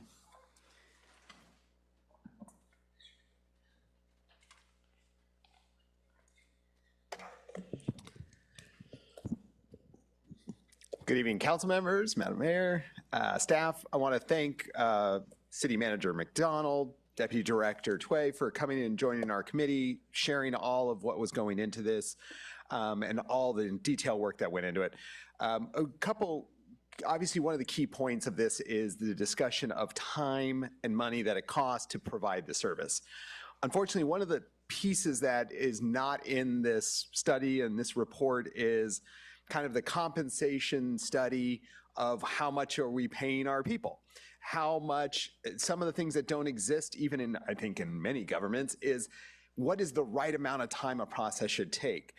Yes, all of this can cost X, but are we doing it efficiently? Are we doing it at a price that's right? Unfortunately, that's not shared in this. And from the chamber's perspective, we really would like to see some of that brought back in some of these conversations so that we know that the services that we're paying for are being done efficiently and in the right manner so that that's the compensation being given. And again, we want to make sure we keep great people doing the good work to keep our city healthy and moving forward. We certainly believe that the proposal to phasing of some of these bigger fees is definitely something that will be helpful. We appreciated all the simplification that, as you saw in that Director Tway showed, it's almost impossible to try and figure out how to do that. And we really appreciate the work that went in to make that a process. But as the average person tries to figure out how to do these things, anything we can do to make it even more simplified, we would certainly appreciate so that people can understand when they walk in what they're trying to do. And again, we know that's an impossible process. We've really appreciated the steps already taken in order to make that happen. If council does consider making changes to recovery rates on some of the fees that we look to incentivize, we should just incentivize those obviously we want to encourage, such as ADUs, small housing units, childcare, some of those things that we really want to pull forward. Finally, the SLO Chamber recommends specifically to the fees related to the appeals that we make the applicant and the non-applicant pay the same fee. The city costs to deal with these appeals are equal, so both should pay the same amount staff recommended for the appellants. We believe that's equitable, that everybody pay those same fees. We do appreciate that you would consider the studies being done more often. Obviously, that will limit and at least get us to focus on when some of those fees are starting to rise or change, or at least catch them before they go 100% or 200%. Thank you so much for all your work on this. Thank you. Our next speaker is Kathy Godfrey, and then Sandra Rowley and Brett Cross. Hey, good evening. Thanks for your time today. I'm Kathy Godfrey, and I just wanted to say a couple words. I'm a resident here in San Luis, and I'm a business owner, and I just appreciate the opportunity to address you. I read through the user and permit fees report. That was an education, and I would love to say I'm just on this learning journey about what you guys do and how you go about it. So, man, I appreciate all the time that's gone into it.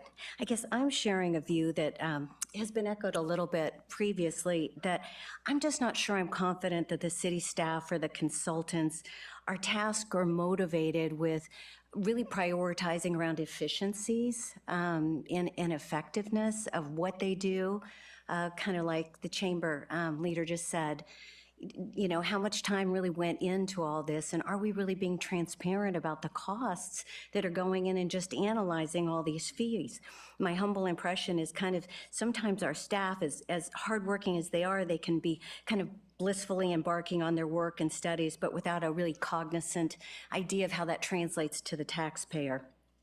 So I would be interested in understanding the cost of hiring the consultants for this project and how much staff time cost in this endeavor.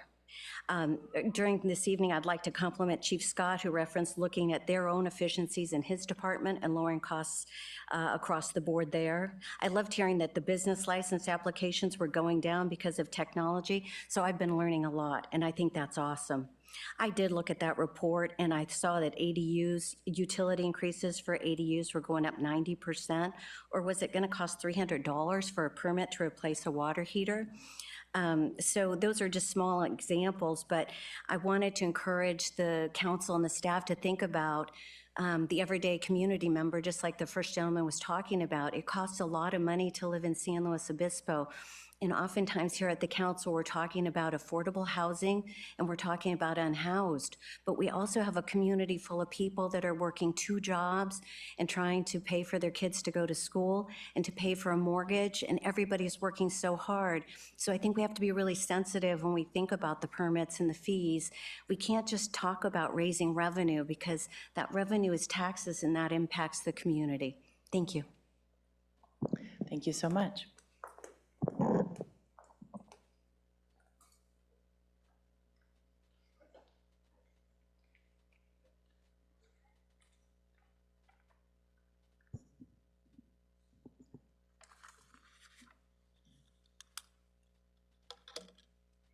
Mayor Stewart and members of the council, my name is Sandra Rowley. I live in San Luis Obispo. There seems to be a misconception that residents can share their concerns with staff through the discretionary process. At one time, we could. There used to be quarterly or semi-annual meetings with staff from several departments. Residents used to be notified before the fact when projects, policies, and other changes would affect us. With one exception, that inclusion in the process has all but disappeared, and writing an email or speaking for 3 minutes is not an adequate replacement or a solution. City staff are human, and humans make mistakes. I recently attended a hearing where a commissioner asked a question and staff replied, "We already do that." The commission moved on. But staff was referring to only half of the enforcement procedures being referred to by the commissioner, the code enforcement part. Apparently, he was unaware that the police department, also referred to in the document, followed different procedures. Public comment was over, thus there was no ability to correct the misstatement before a decision was made. So it's really vital that residents be able to afford appeal decisions that are erroneous or in other ways harmful. Reference appeals to the City Council. I noticed that there is no cost distinction between an appeal of a development project, which we understand is quite complicated, and the appeal of administrative use permit, which is generally more straightforward, or any other matter that is more straightforward. There seems to be a discrepancy there. We are currently in a period of inflation. Private sector salaries have not kept up. Money doesn't go as far as it used to, and that makes it difficult for many workers and retirees. Simultaneously, food, housing, utilities, gasoline prices have risen. So this is really not a time to raise fees, at least not a lot. And I'm not talking percentage, I'm talking money. Actually, it's time to lower them. City residents, teachers, nurses, business owners, homeowners, retirees voted for Measure G to give the city extra money. Maybe look at how general fund and Measure G money can be used more wisely, and then we would not have to rely on the fees so much. Fees are just another way to raise money and increase revenue. Staff is already being paid to do these things. Also, fees are too high. Thank you so They much. need to be lowered. Thank you. Our final speaker is Brett Cross.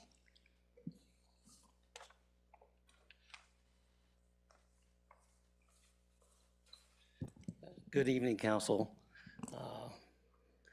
my appearance isn't appropriate, but I was sitting at home watching this on TV, and then I heard something from staff. And that got me out of the, off the sofa and down here. Staff made it sound like when an appeal, especially from the Planning Commission, which I was on for 4 years, needs a complete staff review, and it's coming out of whole cloth. There's no work that was done prior, and it all needs to be redone. And then you've got a number that says $17,000.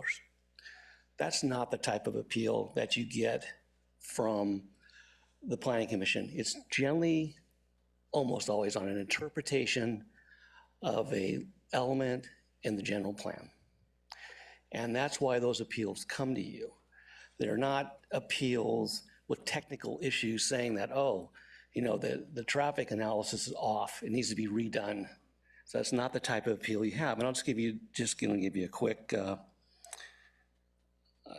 thing out of the general plan is that, you know, we talk about protecting resources, and specifically it talks about you're supposed to respect the landforms and the trees, et cetera, et cetera. I don't know what respect means, but it certainly, you've got the Planning Commission, and they do a great job, but they aren't the last, and they're not obviously elected. And so people want to come to you to come up with that interpretation. So if you're going to cut down every tree, let's say on a project, maybe on the corner of Monterey and California, is that following those zoning regulations and what that means? So it doesn't take staff doesn't have to start at zero and spend $17,000 to come up with it. So I think you need to think of it in that sense. Those appeals that are coming to you, in fact, RQN is appealing, and it's not on some technical issues, it's about interpretations, it's about the findings. And that's what you're generally seeing. You're seeing somebody saying, hey, those findings aren't being met. It's not protecting the health, safety, and welfare of people living or working on the site or nearby. So you need to think about it in that perspective. The numbers are just incredible. I think I sent you something, you know, let's say you're making $60K a year, which is not bad. I mean, it's not great. It's not Greg Herman's salary, but whatever. But it would take you, after you get through the taxes and the rest of it, right? It would take you 5 weeks to actually have net income of that $3,400. That is out of almost everyone's ability, even my good friend Bruno DeFrida, who I graduated with. Thank you.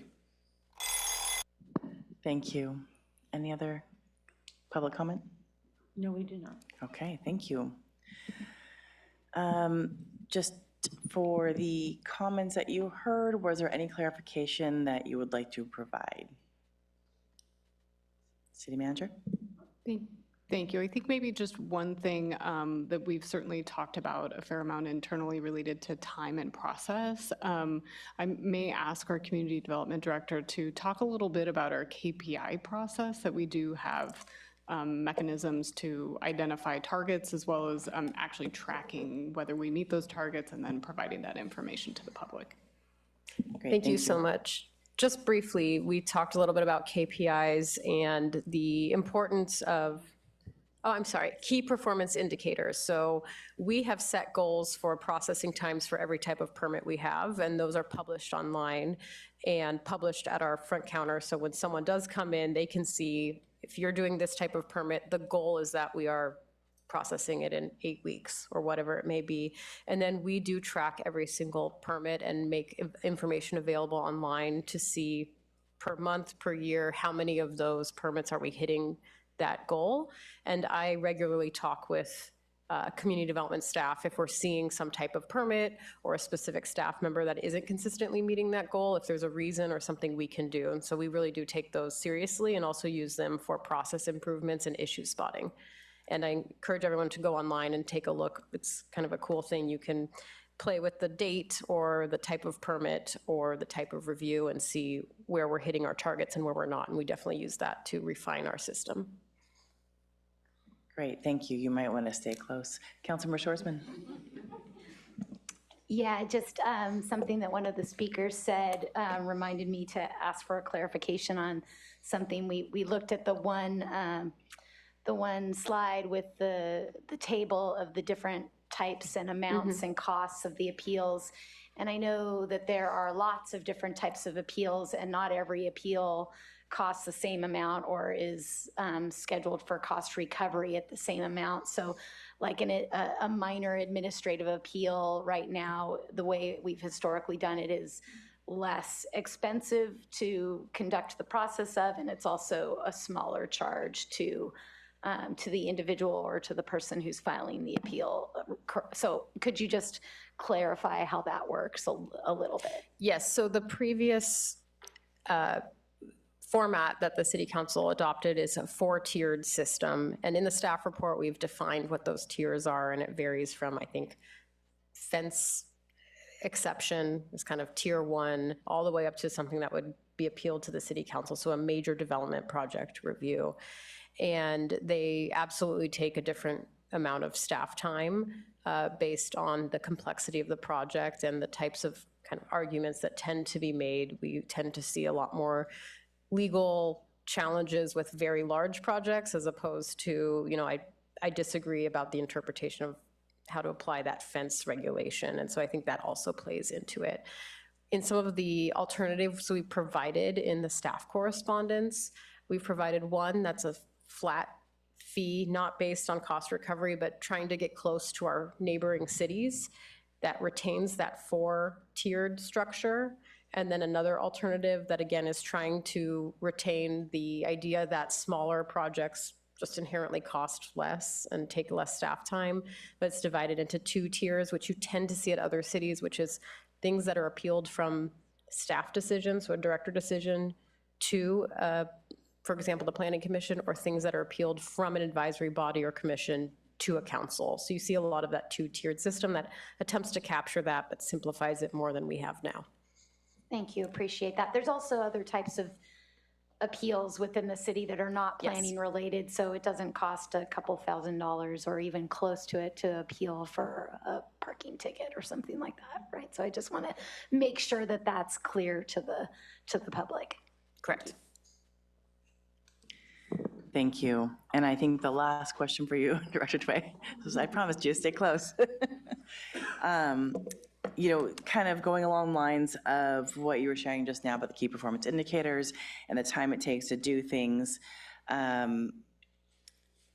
We talked about turnover and, silver tsunami, how long it takes people to do things now without the intellectual capital for people who've done it for 20 years or however many years. So can you share a little bit more about, is the community paying for training, or is that why it's 50% recovery versus 100% recovery? Sure. So I'm going to separate this from appeals fees and talk more generally. But what the fee study does is look at the estimated real time that it took in the last year, for example, to do certain types of permits.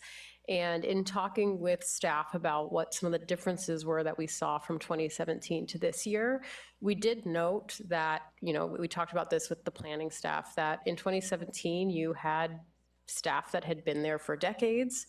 And so that person got a conditional use permit, and it was pretty straightforward. It's something they'd seen 100 times. And so it took less time. What we're seeing now in government in general is just more, we had a big turnover, I think, kind of during and post-COVID. And I hope we're stabilizing a little bit now and we're training people up. But I think you do see a little bit of things take a little bit longer because we're training people up. And I'm hoping that with doing the fee study more often and stabilizing staffing, that we're correcting for that. We also talked a little bit about another factor that comes into play is the complexities of some state laws that are making things, I appreciate the intent of a lot of the state laws, especially related to housing, but a lot of times we're having to react yearly to changes, and that just throws a wrench into the mix. We figured out how to apply this ADU state law, and then January 1st comes around and it's written differently now, and so it takes a little time to adjust to that. So I think you see a little bit of that as well. Thank you. I think Mr. Lowe would like to add to that. Yeah, and I just want to speak on behalf of the building code side of it. We do have to update the building code every 3 years, and then there are supplemental updates to it every 18 months. And so built into that, there is an ongoing professional development necessity just with the nature of the codes that we are constantly having to enforce. Great, thank you so much.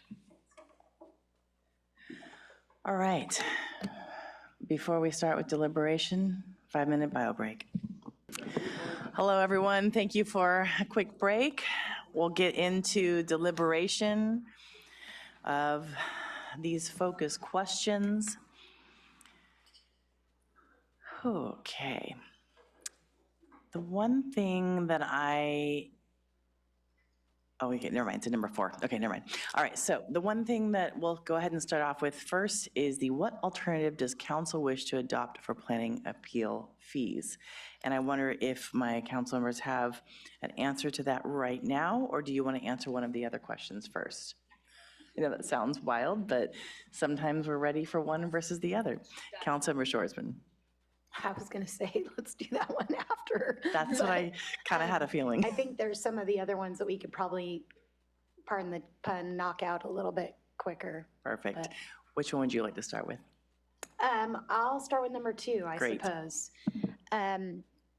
Would council like to alter the cost recovery percentage for the climate action permit fees? And this is something that I brought up in my 221 and asked questions about as well in agenda correspondence. And I think that this is an important way that we can show our values around climate change. And in some ways, I know, Mayor, you talked in particular about incentives when we looked at our new building ordinance. And while this isn't a financial incentive, it is a little bit of a carrot to help people make the decision around making certain improvements to their homes, businesses, buildings, et cetera. And so I'm in favor of the 50% cost recovery for those specific items that relate to climate action that staff had in one of the slides earlier in the presentation and in the agenda correspondence. And is 50% cost recovery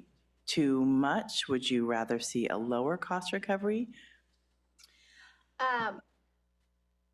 I'm content with 50%. I think that that's a good, literally middle ground. Okay, thank you. Councilmember Francis. Yes.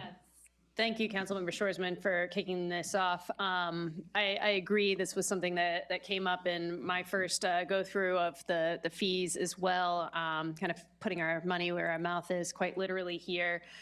One of our speakers earlier, Bruno, was talking about, doing a retrofit to his house and how expensive it's been. And I also, actually, full disclosure, I'm going through the same thing, and the sticker shock is real. And a lot of the things that, somebody would be doing if they were upgrading their house are listed here, things like water heater, window retrofits, doors and windows, all those types of things. And if we look at the 50% cost recovery on this, it actually puts many of the fees below the current fees, which I really think is, a great way to show that we're serious about this climate action. And I would be in favor of doing the 50% as well. Great, thank you. Vice Mayor Pease. Yes, thanks. And I appreciate that this was initiated and that staff brought it together as a package. I do support this as well. And I would add the pedicab license renewal to our list here. So that's an interesting ad. Can you share more why? Well, I mean, I think right. It's it's the bike. It's the bike transportation, and it was, I think that's totally in alignment. So, I would agree with that. I did not know we had a pedicab license. It's in the public safety section. I missed that one, so thank you. Yeah, or the police section. I'm not against the pedicab fee being added to this at all. Just was a funny ad last minute. And I do agree this is a little bit of an incentive way to try to focus on our climate action goals. And so you're right, it's a little bit of a carrot, Councilmember Shoresman, and I appreciate that. So I'd be comfortable with the 50% in the number 2 as well. With number 3, before we go in, and I'm sorry, I probably should have memorized this, but at this point, it's been a long 2 weeks. So we have the 10/1 date, and I'm just curious, what would happen if we did January 1st instead? Because my concern, anytime we make changes, October 1st, a lot of people leave our community for summer. I'm talking grown professionals as well as students. I know that's always a question. And people get back, school has started, and they're like, wait, what? The fees just changed? What? So our amount of outreach, how many people are actually going to be reached at that point in time? So that's my concern with October 1st. And I guess it's really, it's a staff question as much as a council question, but that's my concern with the October 1st date, is we do a lot of things that there's no great time to do it. There's never a good time for raising fees. But when we reach a lesser percentage of our community at this time of year, it's really hard to me that we make these decisions. Water fees, we have to. It's the timing of the year and how Prop 218 happens and all of that. But this is not pinned in by a certain date. So that was my question to the colleagues. Vice Mayor Pease. I'm comfortable with the schedule that staff proposed. I mean, you know, ideally we would have been on a July 1 schedule, but just, you know, things have happened. So I support the that middle one. I was one where I felt like phasing in the fees, it was just too long a list. And so we kind of brainstormed all different kinds of ways about could we cluster them, or is there a particular type, or any of those types of things. But I think that kind of the clean 50%, 100%, or 150%. I'm going with 100%. I feel like that addresses the sticker shock. I think that having first round in October and then having the next round in July without the CPI for those that are being bumped in, I think that's a reasonable approach. Thank you, Councilmember Shorsman. Yeah, so I had another thought about this. I think I'm generally okay with the timeline too. I hear what you're saying about people being out, and that is an unfortunate, you know, sort of culture in our city almost because of the university environment. I mean, I realize that other families go on vacations in the summer too, but the angle that I was taking at this is that there are a wide variety of fees. Some of them are going up, you know, by 50%. Some of them are going up by as much as 200 or 300%. And I have a little bit of angst, which I can probably be talked out of, but I want to throw it out there for the group of phasing it in only over 2 years when we have that other year in 2026 where we could ease the phasing by 1 more year so that some of those fees, for example, if we had a fee that was a 300% increase, we're basically increasing it by 150% at the first increase and then another 150% by the second increase, and then any increase over 100% is like a lot, especially the bigger the number is. So I was sort of wondering if we might consider phasing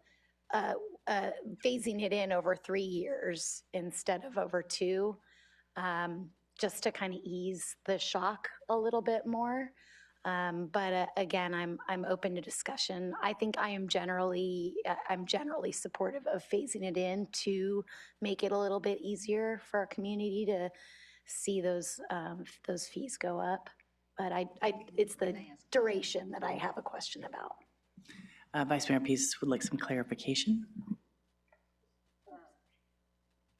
So are you suggesting, could it be that for those that are at 100% and $10, that it kind of be the as proposed, but perhaps anything over 200% maybe gets a third year? We could do it either that way, or we could phase the increases over 3 years, no matter how big the, and then I guess the question is for staff, if that would be too cumbersome to add a year to the phase-in process. So you do one increase in October 24, one increase July of 25, and one increase July of 2026, and then you have the new fee study in effect in 2027. City Manager, did you want to add to that?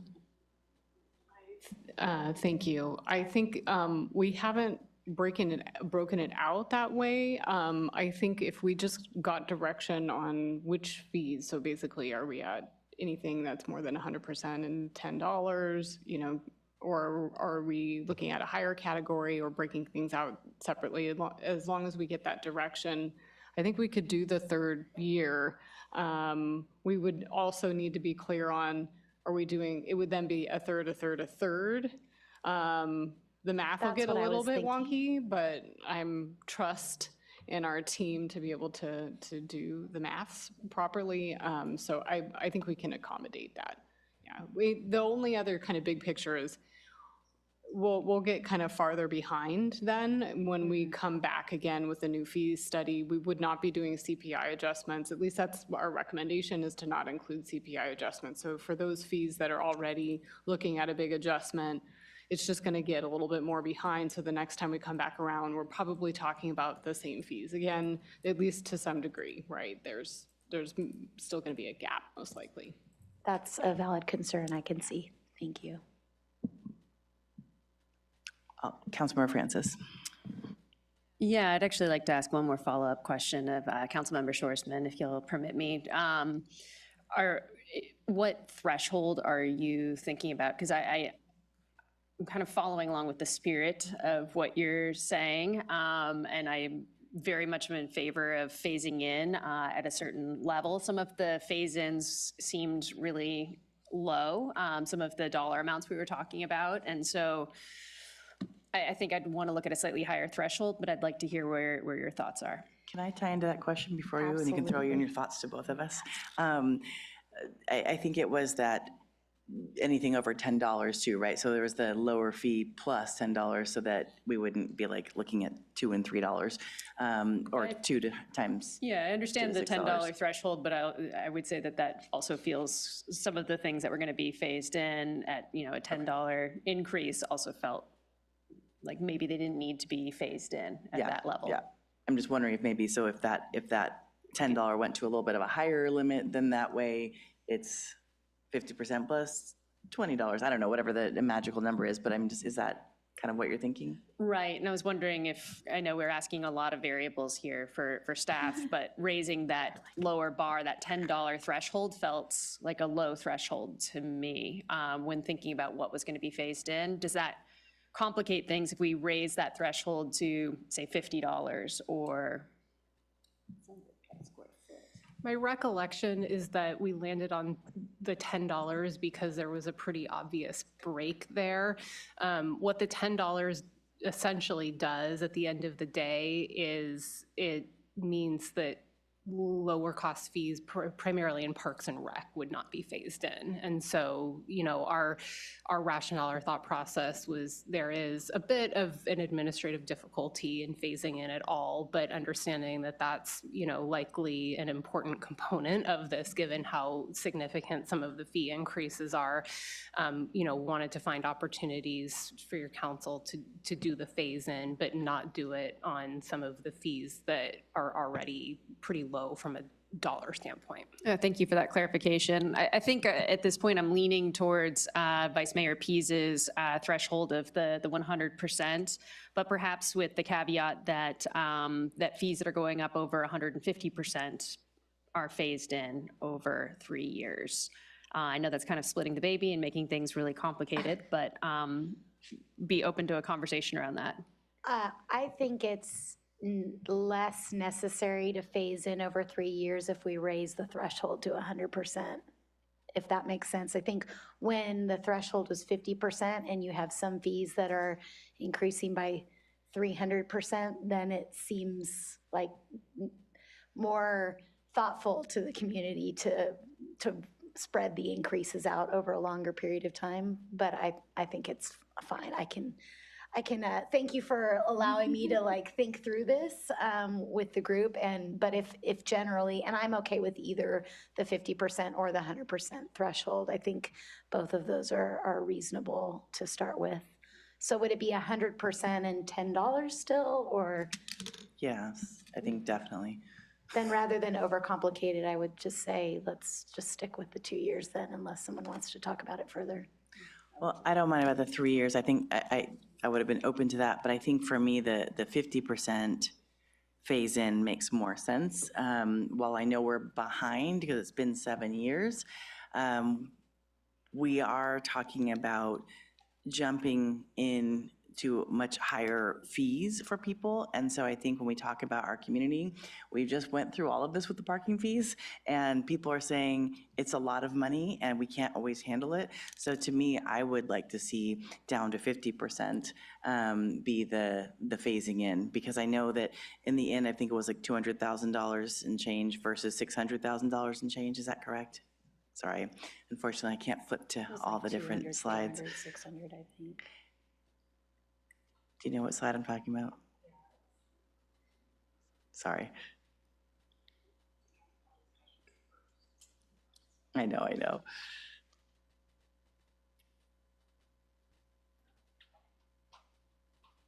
That's the one. So I mean, it is a large amount of 263,000 versus 632,000, but in the overall of $400,000 difference versus helping our community at the same time, we're going to get there in the raising the fees, but yet it'll be a little easier to do it at that, if it's phased in at that smaller percentage. So that was my thought.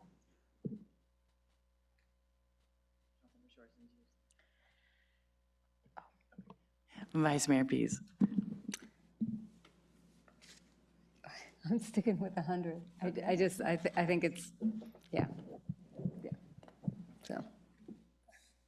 You've got. We want to do a. You've got three. Here? You've got three Are out you of one, guys out of four. Swayed, so. You okay with, I mean, I'm flexible, but if I were just, it felt like just kind of it just felt like a lot at the 50% threshold, that there were so many and that it didn't seem like it was going to be as impactful, but maybe I'm missing the boat on it, so. And I mean, a couple $100,000, it's not nothing. No, it's not. But I mean, when you look at the entire budget, it's a small amount to be able to help our community slowly get there versus every single fee is, short of garbage, is adding up. So that's part of what I'm looking at. I mean, even with the parking changes were made, those who depended on that 1 hour free don't get that anymore. So I mean, I look at everything as adding up. And so if we can help people get there a little bit slower, it's not as difficult. Councilmember Francis? Yeah, I just wanted to quickly add in there that, yes, there's huge sticker shock on a lot of these fees, but also 32% of them are either staying the same or dropping. And then all of those ones we Those are like $5 items, though. Some of them, yeah. But I think that it's important to kind of look at that whole picture, too. I'm still thinking that the 100% threshold works for me, but I understand where you're coming from. Thank you. Okay, so question 4, sorry, can you put those back up?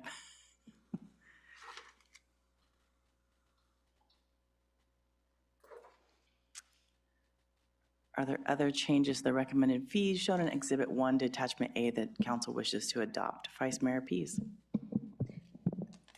I want to say, so no is the thing. And there were a couple ones that we have kind of talked about as a community that I just wanted to weigh in on at the macro level. One is just comments about housing and lowering of fees for ADUs or whatever, specific things to encourage that. And I just think that this is not the context to have that conversation. I think that it's more about part of an integrated, cohesive program for consideration of housing policies, so that as our community development department, as they look at all these different programs and efforts that one of them might be an underwriting of a particular fee. But I'd rather do that in that kind of more focused context, specific to housing. And would you want to see that done in the budget financial plan or in a different I feel format? like that it's already kind of part of their effort collectively is looking at a whole slew of housing policies that will unlock housing. And so within that existing work program over the next couple of years, I think that if a fee emerges, and we're going to have this conversation again at impact fees, which will be more impactful. So, so that's maybe the time to have a broader conversation. So anyway, I did not have any changes for 4. Councilmember Shorsman. Is this question where you would like us to address, for example, the tree fee reimbursement at 50%? I'm in favor of that. I see the point of that, especially right now with the big increases that are happening. I also don't know if this is the right spot where you would want this to be addressed, but the discussion about direction to staff on whether or not for those 12 community development fees that we are currently accepting in installment payments, whether we feel comfortable with receiving charging the fee up front and then potentially doing some sorts of refunds after the fact. But I feel like we're doing something kind of different and unusual that had a time and a place when it was set up the way it was to encourage building. And I don't know that it's necessarily as necessary now to have the installment payments. And it seems like it's causing a lot of trouble for staff when the same impact might be created by refunding fees after the fact if a project isn't going to move forward. So I would like to see us move in that direction of collecting those fees up front and then having a policy around the refunds afterwards. Council, did you want to add to that, City Manager? Thank you.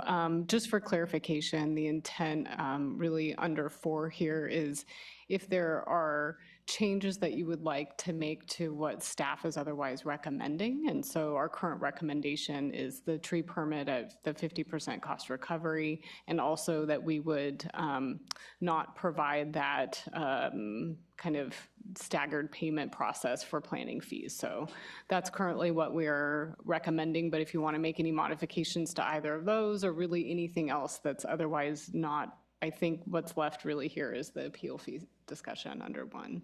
So just wanted to clarify. Thank you. Councilmember Francis. Director Tway would like to speak. Okay, sorry, Director Tway. Sorry to interrupt. I also just want to clarify that for the refunds, it's not if something's not moving forward. Like, so if it gets denied, you do not get a refund.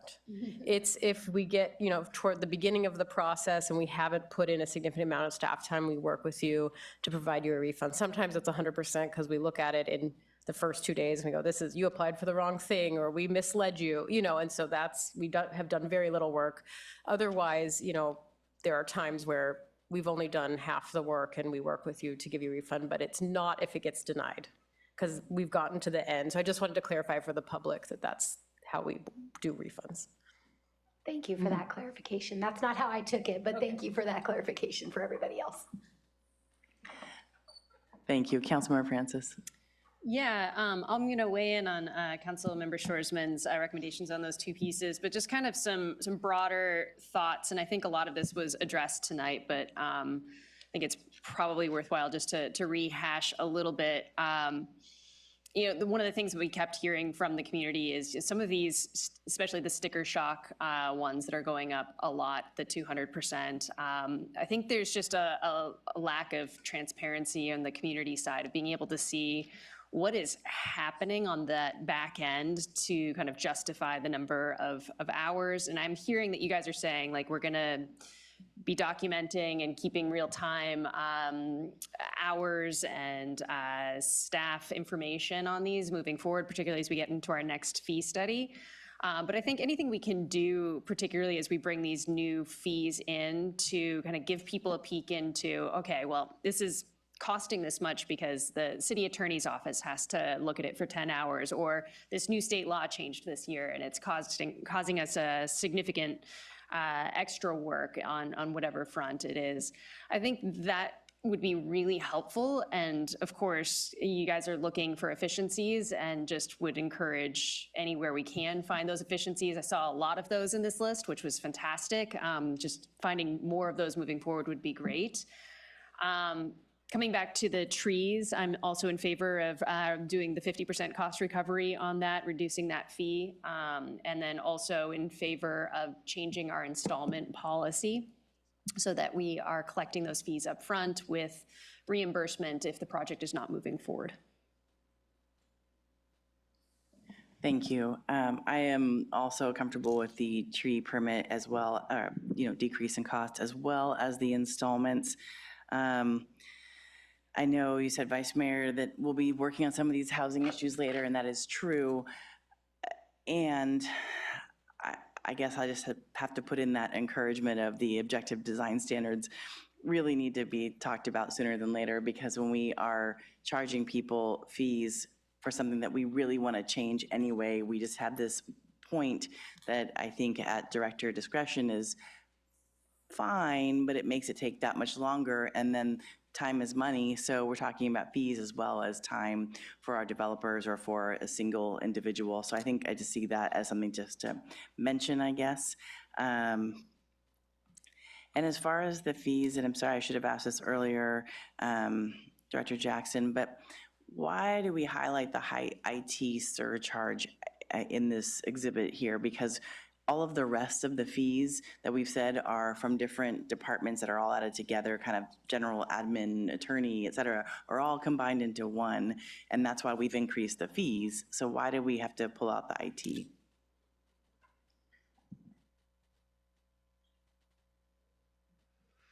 So my understanding on the IT surcharge, the reason that that's called out is it's to demonstrate the cost of EnerGov primarily, and it's our effort to sort of track our cost for that and then ability to recover some of that.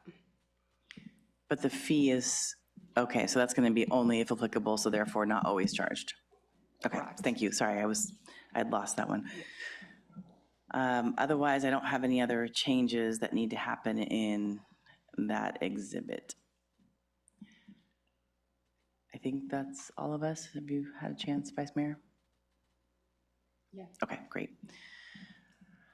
All right, so number 5, are there specific changes to cost recovery we'd like to see to come back in November 24? Councilmember Francis. Yeah, I think we discussed both of these earlier, but just to be super clear, I really would like to revisit the Parks and Rec cost recovery policies, particularly around moving childcare into the, sorry, I'm getting back to what the categories are called, moderate cost recoveries versus low, mid-range, thank you, versus high cost recovery, potentially moving the professional movie, I'm sorry, I don't have it in front of me, the motion pictures and from moderate cost recovery into high cost recovery, and careful examination of our golf rates to make sure that they are on par with neighboring golf facilities, so that we are getting, I know we have pretty heavy subsidies in that area, and make sure that we're getting a little higher cost recovery there on that front. And then on the concealed carry permit, I completely understand the philosophy coming into this first year with the new program, but just keeping a really close eye on what our neighboring agencies are doing, and with our kind of percentage of compliance with the new laws, and looking at ways that we can potentially get a little closer to cost recovery on that. Thank you, Councilmember Shorsman. You pretty much just read my mind, Councilmember Francis, with a couple of other things on the cost recovery for parks, the other one that I think we discussed actually in a past study session or something, don't remember exactly when, but the junior ranger camp has been in the low range, and all of the other summer and spring break camps are in the mid-range. And so I was, in talking with staff, it seemed like those could come into alignment under mid-range. And so I was going to suggest that as a future modification. And then the other thing that I would, I am in support of all of the cost recovery proposals that we have put in place in this round. There are some fees like the concealed carry permit, like some of the parks fees and maybe facility rental fees that I think that in addition to looking at cost recovery, it might be helpful to look at what those costs are at a market rate. And we are a city, we're not in the business of golf or childcare or facilities rentals to make money, but I do think that we should use that in other jurisdictions as somewhat of a barometer for what our fees are so that they're comparable to what, comparable but maybe a little bit less than what is out in the community, because like I said, we're not in this to make money, we're in it to cover our costs. Thank you. Vice Mayor Pease. Yeah, my only thought is just it feels like there's been a thoughtful approach with childcare in terms of where we are in the market and where our partner organizations are. So I just think that'll be part of that look. Well, and I think as we talk about all the efficiencies in that conversation, is there logic in continuing to look at technology to help us find those efficiencies? And so I don't know that it's a budget policy, but I think just kind of an overlay of, I think there are times in where we could help ourselves in that. And so, and I think it would also help staff not to have to enter everything at different times. And so I just think that's something to think about. All right, so now we're back to item number 1, the planning appeal fees. I gotta get back to that page. Can you pull back that table, please, that had the 10 to 100%?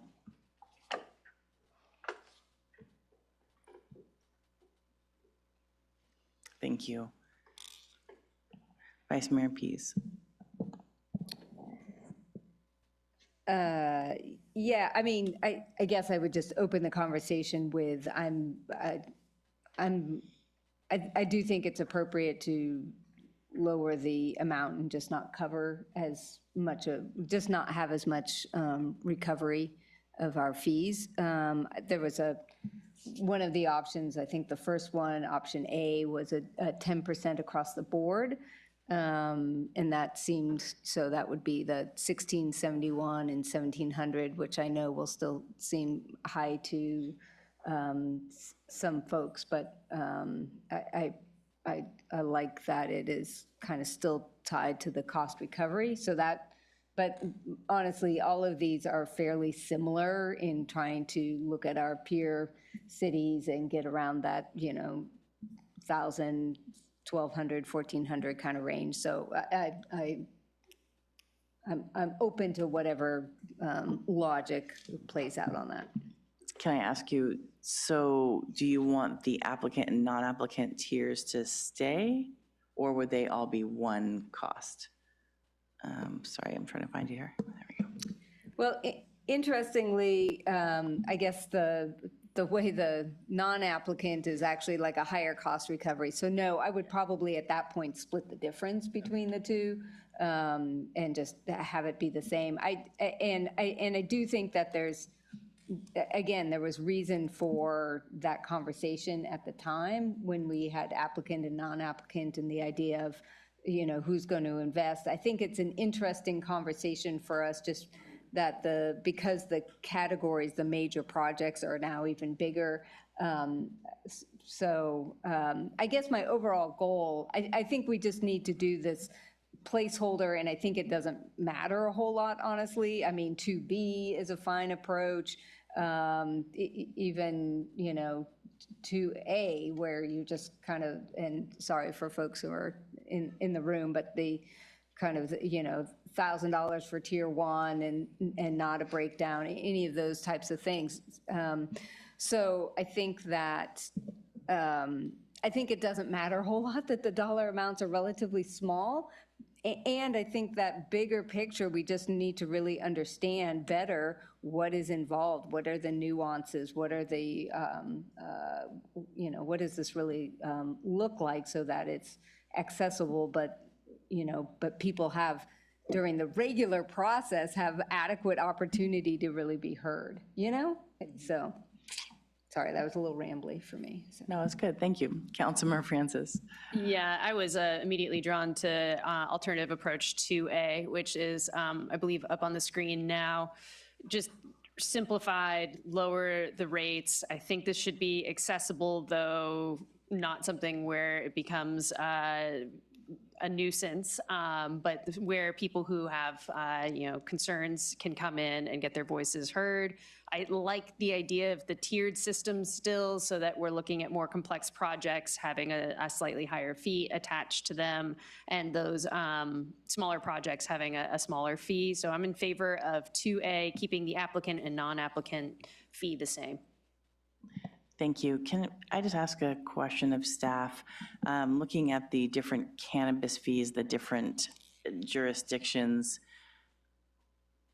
that would not apply in 2A for us, right? Cannabis would still be a separate cost? Sorry, City Manager. So what's being described here would not differentiate based on whether it's a cannabis project or not, but instead it would, if it's a CUP versus a lower level permit. And I think that could get into some of the details of what types of permits are needed for our cannabis operations. So we're not proposing a separate kind of offshoot just for cannabis like we've seen in others. I think that's what I was thinking of, was that permit that added to it. So thank you very much for that. Councilmember Shoresman. Yeah, I'm going to be honest. I'm having a really hard time with all of the different options. I think this is super messy. I think this is a situation where we need to make some decisions that are systemic and also simple, and that's difficult. And I'm not seeing I'm seeing lots of options. But the alternative approach to A, while simple and less expensive, I'm afraid that it's going to get us further and further behind on our costs with each passing year. And we're already, with our appeals, rightly so, not covering our costs. But when we don't cover our costs, the less we cover of our costs, the more that the community is paying for the cost of an appeal. Not the person who's filing the appeal is keeping their costs contained, but the community as a whole is then paying a bigger percentage of the cost of the appeal that really impacts a small number of people. So I'm having trouble with that philosophically, because our costs are still our costs. So I guess, although I see the value of a simple tiered system like this with a set price, I guess I fall more in favor of a percentage approach like is done currently. Maybe not with the percentages the same that they are now, but the 20, 25, 50%. And I'm also having trouble with the fact that the non-applicant and the applicant fees are different. Yeah, I'm not a fan of that myself. I'd like to see those. I'm sorry, I'm not really coming up with a great proposal. I've been struggling over this for a few days of how to do this better, but I'm troubled by the difference between the applicant and the non-applicant cost, and I'm also wanting to clarify, but by percentage, what we're charging at each level. Well, I definitely have to say, I agree with you, and the non-applicant applicant should be the same price, because the amount of the work is the amount of work. And let's be real, people can get around like they can with some other types of lawsuits, where they can just then have someone else file it for them. So I just want it to be the same as far as that part goes. As far as the percentage, I hear what you're saying about, is the community paying, or the general taxpayer then paying for the appeal versus the person who's appealing? So that part I hear and I agree with. So I could see that 20% making a little more sense. It kind of gets a little bit more cost recovery in that. But I also don't want to see it keep going up, up, up, so that we don't have, so that we end up boxing out people who are just average people just trying to live next to this potentially giant project coming in next to them and going, whoa, what's happening? So that concerns me a little bit about the pricing of it. Sorry, it's not extremely helpful either, but that's just where I wanted to approach to comment to that. And a lot of times appeals, maybe not when they get to the council level, but if they're appealed to the planning commission or they're appealed to the director, it's just an opportunity. And please jump in, staff, if I'm wrong on this, but it's an opportunity for the implementation or the, what's the word I'm looking for? The interpretation of the ordinance or the design guidelines or the zoning ordinance to be re-reviewed. And so it's not necessarily that it's gonna find if a mistake has been made in the evaluation of the project, or if an ordinance hasn't been followed or a design guideline hasn't been followed, but it's not likely to. And that'd be tier 2, right? Well, if it goes all the way to council, then yeah, it's a policy decision, but I don't remember which planning I commission think council's tier 1, is that correct? Yeah, tier 1's council, tier 2 would be PC, Tier 2 is planning commission. planning commission, okay. I think city manager wanted to add in. Oh, I think, you know, you're wrestling with, you know, this is the meat and the heart of the issue. And on one hand, the reality is we don't get too many appeals. So the amount of funding that we would be potentially not recovering is not likely to be too much. So just to kind of put that out there. The other side is, the appeals run the gamut, and depending on the level, the amount of time varies, and that's largely why we've created the tiers. But something that gets to the city council or even to a planning commission, it could be a much more simple, just I'm not interpreting this provision in the code the same way, but it could also be your CEQA document we're contesting the validity of your air quality study or your biological report or your traffic counts, and that can get incredibly complicated and detailed. So it's really a wide spectrum. And expensive, probably. Yes, yeah. yes. Can you go back to the original chart too, the one that's lays it out by percentages?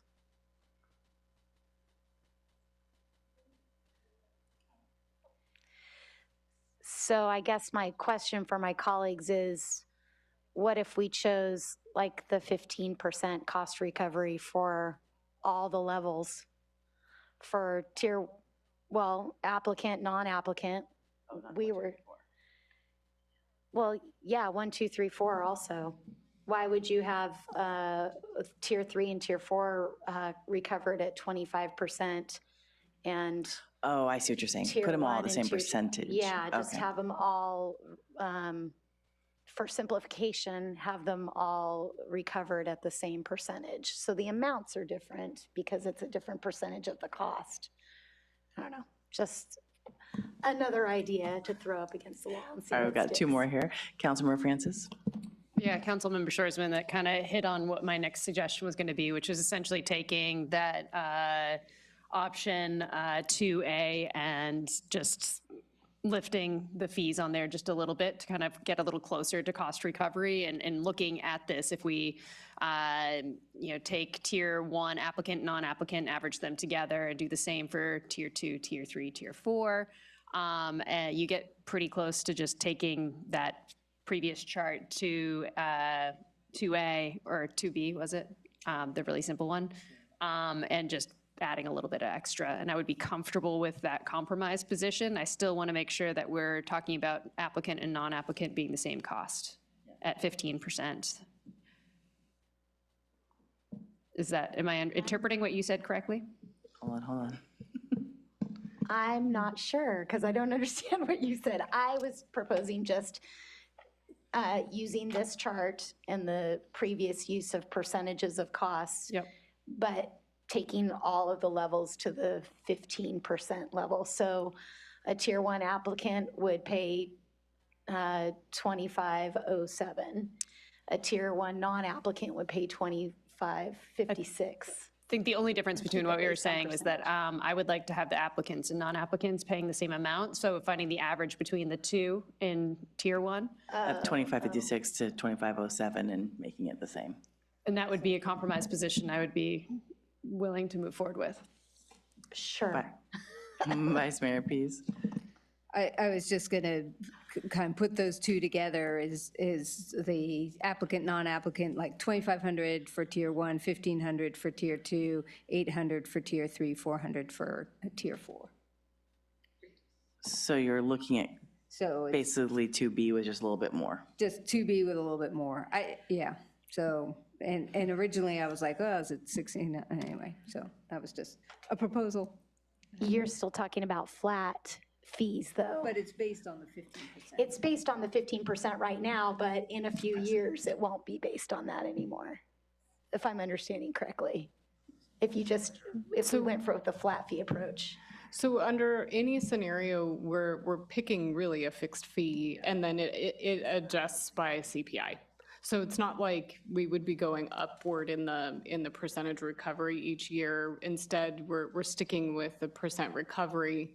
And so the CPI increase would otherwise apply. And so if we start with a flat amount, it'll get adjusted by some probably weird amount because of math, but that's the way it would carry forward. And so I think the discussion is really, we're basing it on the cost recovery numbers that are being shown up here, but just arriving at a middle ground or something that, you all can support and administer. Yeah, 1,500 times 3.61 in July of next year. Right. It'll be a weird number anyway. Right.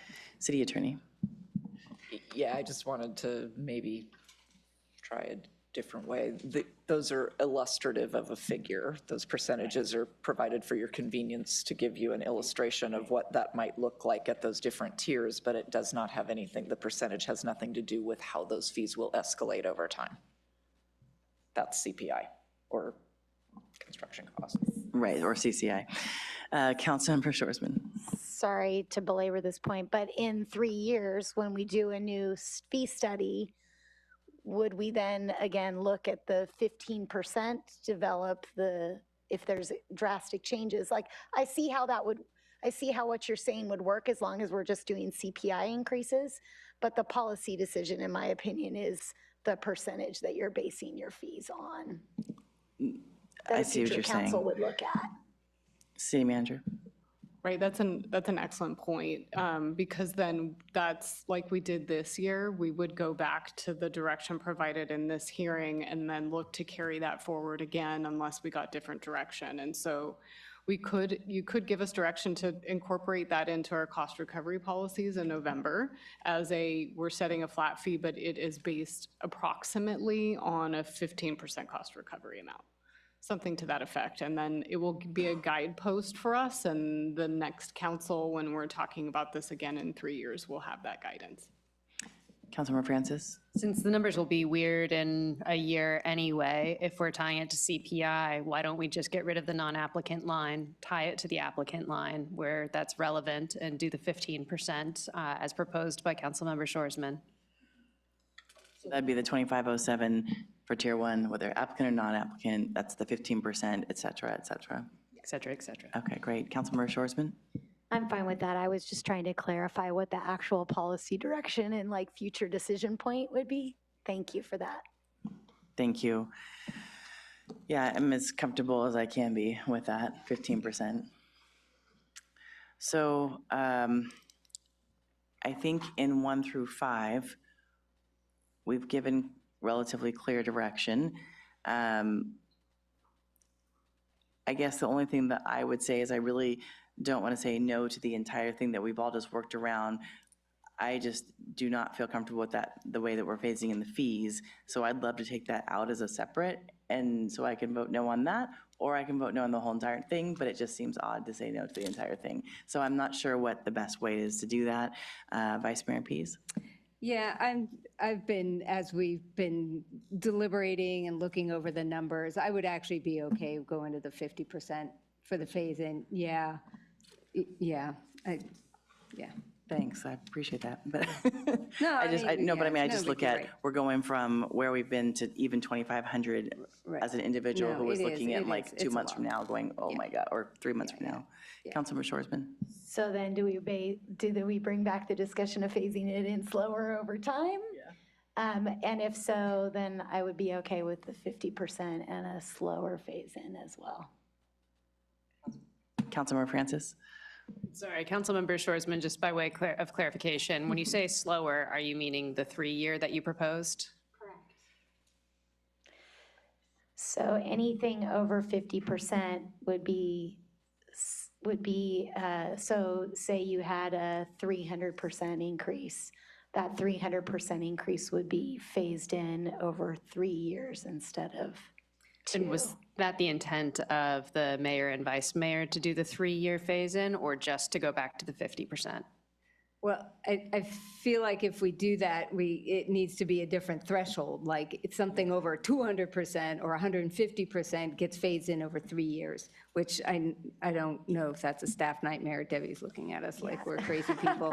But I don't, I mean, if something is 50%, then I think it's fine over a 2-year period or a 10-month period, it's 9 months. But if something is much higher, which is what was triggering your concern in the first place, is that then would it get phased out over more? So I think we're going to make staff go screaming, run screaming the other direction if we split the baby that much. So Christine's like, I'm also fine with going 50%, going with the staff's original plan. Okay. And I could be supportive of that decision as well. Okay. Okay, great, thank you. Original plan on that. There was one other remark that I wanted to check in. One is, when we were talking about the installments, people who owe us money, that bugs me. So I do want to make sure that we're doing the due diligence to have people pay us the $300,000 that they owe the city. That's not fair to taxpayers. So I hope that we haven't It's just given up on that. costing more to get that because they're spending so much time. So if we do the installment. Let's totally go forward with the staff recommendation. I just don't want to give up. That's not cool. And then the other, my last comment in general was just going the fee study to every 3 years feels like a lot of work. I mean, because this is, we last did in 2017, it's now 2024, so this was 7 years. So I don't know that it has to go all the way back to 3 years, or if 5 years was actually the right amount, because we haven't done 5 years, and the building and safety one was even longer. So I don't think it takes deliberation from up here, but just kind of a caution to staff, like, it's, 3 years feels like it would be a lot. If that feels like it's the right amount for staff, great, but just taking into consideration how much work and consultant fee there is to do the analysis in the first place, I don't think we have, I think we'll do better even if we just do our current policy of 5 years. So those were my only other comments. I do think that 3 years is really important right now because we're at this place where we've identified we still need to know some things that this study wasn't really able to identify. So I think that 3 would be good. And obviously, as always, staff can always come back to the council and say, here's the thing, we actually need another year. And that's happened in the past, clearly, and will probably happen again someday. Councilmember Shorsman. Yeah, to both the vice mayor's comments on and I guess this is a question to staff, I didn't get the feeling that by giving the policy preference that we supported collecting those planning fees for those 12 different fees up front meant that we were going to give up on pursuing. Okay, just wanted to make sure that that was clear. And then on the 3-year versus 5-year, I'm just going to give a little bit of context. We've talked about this in my 221. At the county, we evaluate fees annually. So there is a little bit of economies of scale, if you will, in that you get better at it and it becomes a smaller task the more often you do it. But I do think that in the context of a city, 3 years seems reasonable. And I know that our finance director has plenty of experience in both. So I just, I'm supportive of 3 years. It makes a lot of sense to me. Unless or giant jumps. Director Jackson? Yeah, I appreciate the context of, what the county does. I think I can't believe I'm advocating for doing this more frequently, but one of the other things that I think that helps resolve is, again, the issues that we have just with staff turnover. A lot of, I think, what delayed this was lack of clarity about what happened last time, right? And so if we do this again in 3 years, higher likelihood that more of us will be here in 3 years than in 5 or in 7, right? And so we will remember this conversation. We'll have more clarity, as will council likely at that time about the decisions that were made today and why they were made. So, I think that's something else to consider as well. But yeah, 3 years seems pretty soon. It won't take a CD-ROM to watch the last videos, or last meeting. Councilmember Shoresman. Yeah, I think I'm pretty much done and ready to make a motion. I just want to close by appreciating the community members that, especially those that have stayed this long. This is truly how the sausage gets made, as they say, and this is also not one of the more fun things that we have to look at. But we've gotten a lot of community feedback, and the staff have done an amazing job of answering a lot of questions, not only tonight, but spending time with probably all of us in a 221 session, briefing us on what we were going to see, and then an enormous amount of time on putting together the agenda correspondence. So the fact that we've done this not since 2017, it probably shows in the complexity of what they all had to deal with and what we're dealing with as a community. And it's no fun to raise fees, but we also know that in looking at our budget forecasts, we have to, we're going to be tightening our belts over the next couple of years, and also unfortunately having to, account for the increased costs that we've sustained as a city. And we've had the same issues that everybody has in their own home budgets. Things have just gotten more expensive, and it's more costly to do business. And I think we made some good compromises tonight in not recovering all the costs where we can, and hopefully this will be enough so that we don't lose too much ground over the next couple of years. And thank you again to everybody for all your work on this. And I'm prepared to make the motion to, I'm just going to say, approve staff's recommendation with the changes that I trust you all have gathered in this process without listing them all out. Is that possible, you think? City Manager? I think if I could just summarize, and then you can let me know where I've gotten off. So the changes that we've discussed are the sustainability or climate action permits at 50%, as shown in the staff agenda correspondence. To be one clarification, with the addition of the pedicab fee at 50%. Is that correct? That fee, by the way, is that pedicab new and renewal, right? Right. Okay. They're both set at the same amount, I believe, at $195, and so we would be looking at half for that. So just, I'm seeing nodding. Okay, so that's the direction there. In terms of appeal fees, we are going with setting the amount at the 15% cost recovery for the applicant for Tier 1 and Tier 2, doing away with the non-applicant fee amount. And then The phasing in, we're looking at phasing in the fees in the way that we attached to the original council agenda report. So $10 and 50% phased in over 2 years. I'm seeing nodding there. And then the last item was just the direction on the cost recovery policies. The way I'm envisioning this is we did get feedback. I think what we would do is bring the feedback forward for the discussion in November in those areas that you all have identified. So it's not completely settled, right? Some of these questions, there were still some questions, and that's okay. We'll bring back what you all have changed tonight in terms of percentage recovery rates or cost recovery rates, and then identify those key areas that we talked about. So ensuring that we're looking at market rate analysis for certain types of fees, for sure. Changing certain parks and rec categories like childcare and the ranger camps, and then talking about the film permit fees and golf, and keeping an eye on our concealed carry permit fees. That sounds correct. That sounds awesome. Congratulations on gathering all that.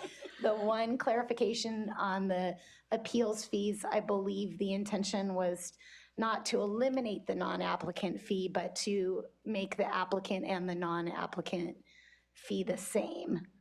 Right, so we would. But that's, Not there's no doing away difference. with the category, just making them the same, right? Not doing away with the non-applicant fee altogether. Oh, right, so we would set the fees using the tiers at the amount that's stated as the applicant amount. Yes. But we're not going to refer to applicant versus non-applicant. No, it would be just the appeal fee. Correct. Yeah. Right. Okay. That is correct. Thank you very Perfect. much.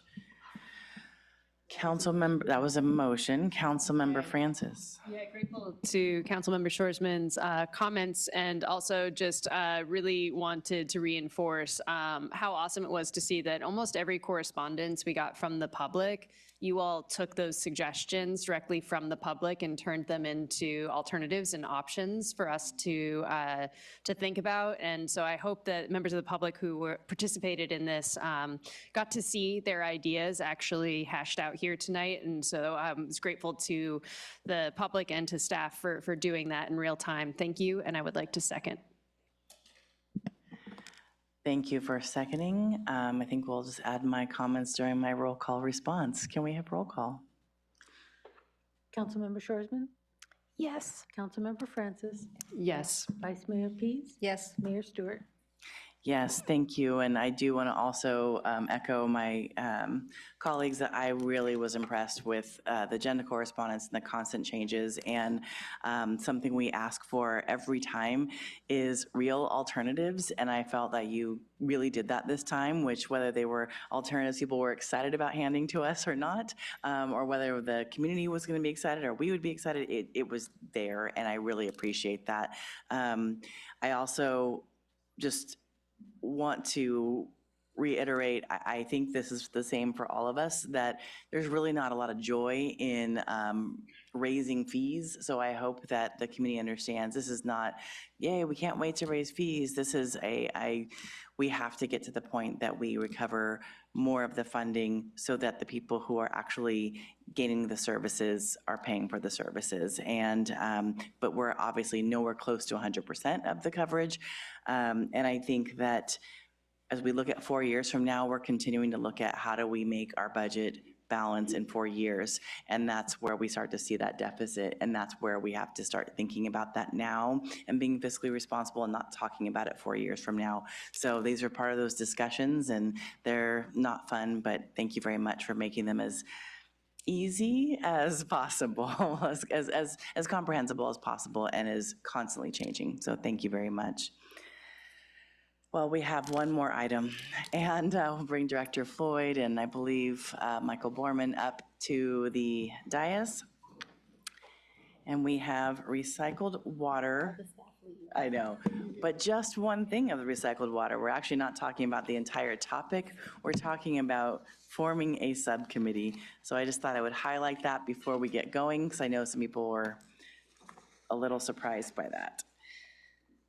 Do we have a actual presentation, slide presentation today, or just? We do, Council. Okay, great. Again, Aaron Floyd, your Utilities Director, and we actually have two recommendations in front of Council this evening, and Michael will bring those up right now so that you can see them. The first is to ask Council to establish a subcommittee consisting of 2 members of the City Council, and those subcommittee members would help with determining negotiation parameters and participating in contract negotiations, reviewing the draft agreements, and then helping us bring back a recommendation to the full Council. The second recommendation for Council this evening is to direct staff to release an expanded supplemental RFIP, request for interested parties, as we received an agenda correspondence where we had a third party who we had not previously anticipated showing interest in this purchase of recycled water. So the 2 items in front of you this evening are the first, the establishing the ad hoc subcommittee. The second, would Council like to release a supplemental RFIP? Staff does have a extensive of sorts presentation. If you would like to see that, it does largely follow the staff report this evening, or if Council would like and prefer, we would be happy to answer questions at this time. Great, thank you. I'm going to let you first get this presentation that you're working so impressively on, and then we'll go from there.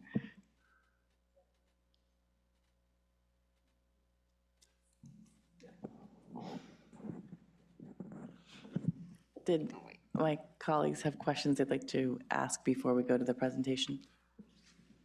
Okay. And again, the presentation is not optional. Mandatory. if Yeah, you would right. rather. I'm okay with moving forward then. And I do have, I think City Manager had a comment to add to this as well. I was basically trying to let everyone know, I think Director Floyd was indicating, we're happy to go into more details with the presentation, but if you would like to go ahead and get to questions of staff based on your understanding what's in the staff report, and Aaron just went over our high-level recommendations, we're happy to kind of forego the slides themselves and just use them to answer questions if that's Perfect. what you're interested in. Yeah, I think that would be better. Also, did you have another update? Yes, I did. Thank you very much. As you get into the discussion of the ad hoc committee, we do have a council member who was unable to join us tonight, and she did express to staff a desire and willingness to be on the ad hoc committee, and of course, that's Councilmember Marks. So I just wanted to convey that to you all, that she did express to us an interest in being on the committee. Great, thank you so much. So at this point, we have some questions. Vice Mayor Pease.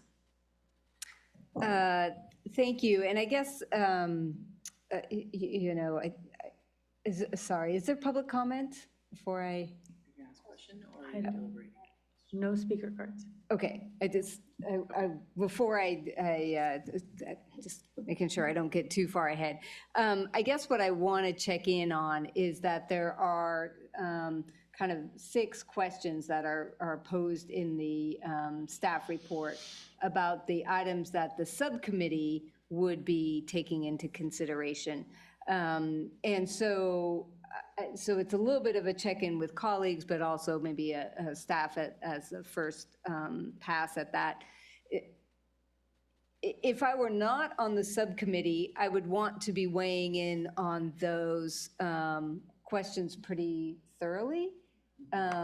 If I am on the subcommittee, obviously I'd be welcome to any feedback from my colleagues, but I wouldn't need to hash it out now. So that's why I'm trying to kind of gauge the kind of the overall intent, if you have any thoughts on that offhand. Mayor and Council, if you may, I might recommend that for the course of action this evening might be to assign, or if Council had recommendations of who you would like to see on the subcommittee, therefore the others could provide that kind of input to those representatives might be helpful. And I think one of the challenges with that is without Councilmember Marks here today, that doesn't give her the opportunity to hear that, but she could, of course, listen to this meeting. Sorry, I'm just making sure I process this correctly. She could listen to this meeting and then give feedback if she's not on the subcommittee, or she can if she was on the committee, then the other person on the subcommittee could then convey the information to her. So there would be those options. Councilmember Shorsman. City Attorney. Sorry, I just want to clarify that outside of a noticed meeting of all of you, that sort of daisy chain communication between subcommittee and a third member couldn't happen. True, true. You I'm could just trying to report figure out certainly how. At council comments or, reporting out on your activities as you do in the public meeting, but outside of that, that would not be possible. under But the if they Brown were Act. on, if she was on the subcommittee, she could listen to this meeting. Correct, because this is all happening. That's what at I'm a saying, it's all in noticed public, meeting. so yeah, But okay. not the other way around. Right, right. Thank you. That's why I was like, am I saying this right? Yeah, thank you. Councilmember Shorsman. So I'm a little bit confused now because I wasn't anticipating discussing or providing any kind of context of my opinions around these questions 1 through 6 tonight.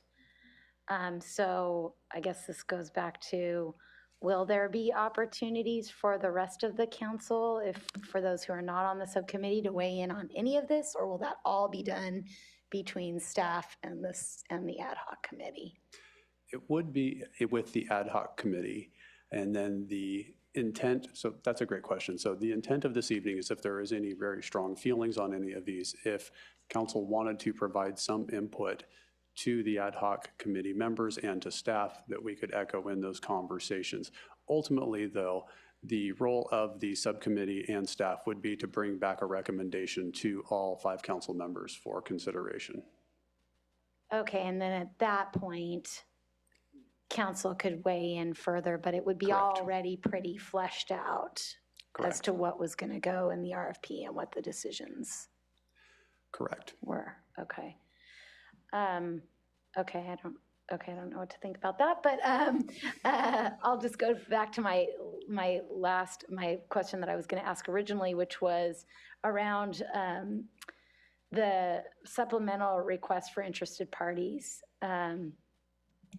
Putting out a second request for interested parties doesn't mean anything to the previous request that was put out and that we did get some response to, correct? Like you could, both RFIPs can stand together and be considered in the final decision. Correct. The recommendation, if council approved that, would just allow for staff to put that out. We would anticipate a 30-day review window in which the other party or parties could submit something. What that would really allow us to do is just have a little bit more clarity into the intent on volume, seasonality, overall request of the other interested party, so that we could actually compare that with the original party. To further answer your question, though, no, it does not mean that one is excluded. It does not mean that one is preferred over the other. It just allows us to have really the data in which to actually have some kind of an analysis at that point. It might be one, both, neither at that point. Thank you. Thank you, Councilmember Francis. Yeah, I'm prepared to weigh in on the recommendations. I would like to see Vice Mayor Pease on the ad hoc committee. I'm also interested myself in being on that committee, and I am interested in seeing the expanded supplemental request for interested parties to go out for the additional 30 days. Thank you, Vice Mayor Pease. I would certainly like to serve on the ad hoc committee. I do feel that Councilmember Francis would be a good member as part of that effort as well, because of her interest in water, but also that we have perhaps different views. Not that I wouldn't have different views from Councilmember Marks as well, but I feel like that would be an effective team to be able to manage these. But, you know, Councilmember Marks isn't here to say one way or the other, so. Thank you, Councilmember Shorsman. Yeah, I would be supportive of Councilmember Francis and Vice Mayor Pease serving on the ad hoc committee. I was going to offer myself as well, but I also know that I've had lots of ad hoc committee assignments recently, and so I am perfectly happy to share the wealth, as they say, and let someone else have this one as their focus. I would like another opportunity. I don't know what that looks like to have a little bit of the context of these 6 items discussed. I don't know what that looks like other than tonight.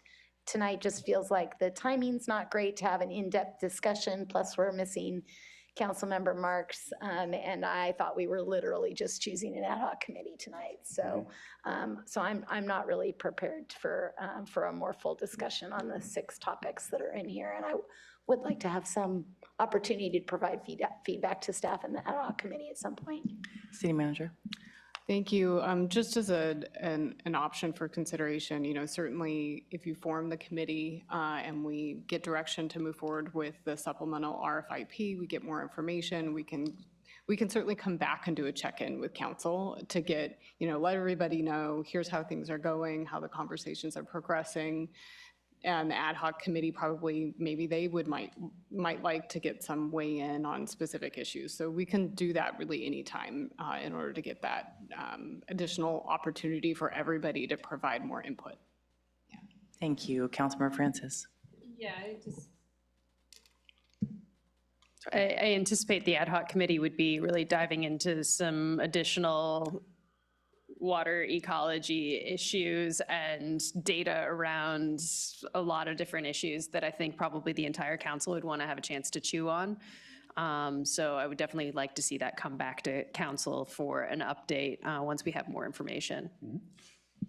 Thank you. City Attorney, did you want to add to that?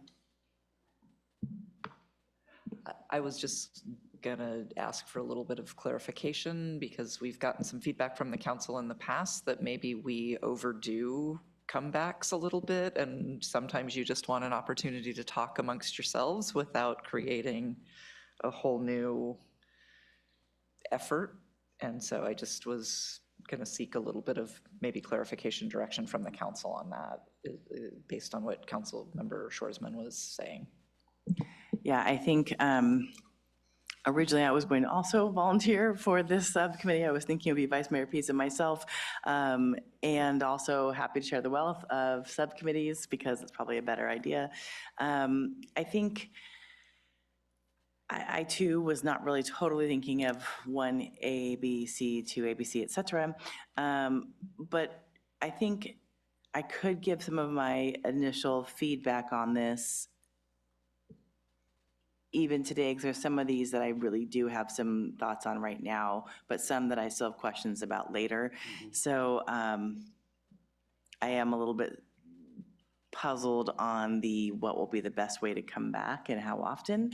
But that being said, I am open to the RFIP of the supplemental RFIP, because as long as we're going to be looking at those 2 together at the right time, that will be fine too. So just as far as that feedback, Vice Mayor Pease. Yeah, I think your City Attorney Dietrich's question about kind of what comes back, I think we just need to be able to talk amongst ourselves in some ways. Yeah. And I think having, if, whoever that ad hoc is, if it's Councilmember Francis and I, working with staff, I think we would be able to come and bring a little bit more of some focused questions about what's relevant. So it's not just like, blah, we're all like coming up with, the philosophy. So just that we'll have an opportunity to meet. It does mean scheduling some time on an agenda at some point.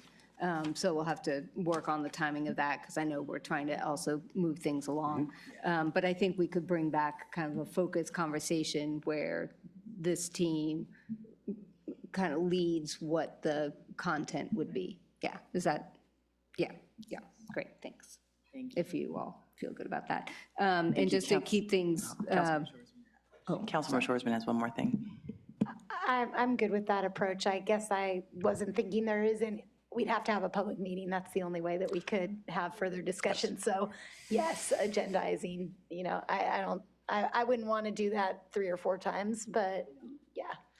Once is fine so that we can provide some feedback. And I do think it's vital to have Councilmember Marks in this discussion. So I can't see how we cannot bring it back. That was some nice double nods, but anyway. So as far as moving this forward, unfortunately, without without Councilmember Marks here, it is harder to say why Councilmember Francis versus why Councilmember Marks, just because unfortunately she's not here to share her 2 cents on that. I just know that she's very, very concerned with water and has been involved on this council for a long time. So that does bring me pause. Not Councilmember Francis, because I don't want to see you doing it. I just think it's important that we have all of the issues brought up early on in the subcommittee, and those issues are then fettered out before it gets to the point that we do it all over again here at council. Councilmember Francis. I hear what you're saying, and I am willing to let Councilmember Marks. This is something I'm excited about diving into more with my role on Nacimiento Commission, but if there are strong feelings from the rest of the council that Councilmember Marks should serve in the role, I am okay stepping aside. Councilmember Shoresman. I actually was thinking that Councilmember Francis was for sure going to be the one that would sit on this because she's sitting on some water-related advisory body committees already. I know. I forgot you were on the Nacimiento Commission. Vice Mayor Pease as well, so they seem like a natural fit to me. And I'm on the No Whale Rock offense Commission, so that's why I was thinking it originally. No offense whatsoever against, I mean, I think this is an ad hoc committee that all of us, would be great on. So it's just a matter of choosing to.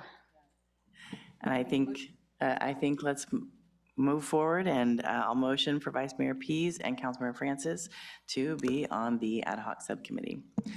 Councilmember Shoresman. I'll second that. Great. City Clerk, can we have roll call?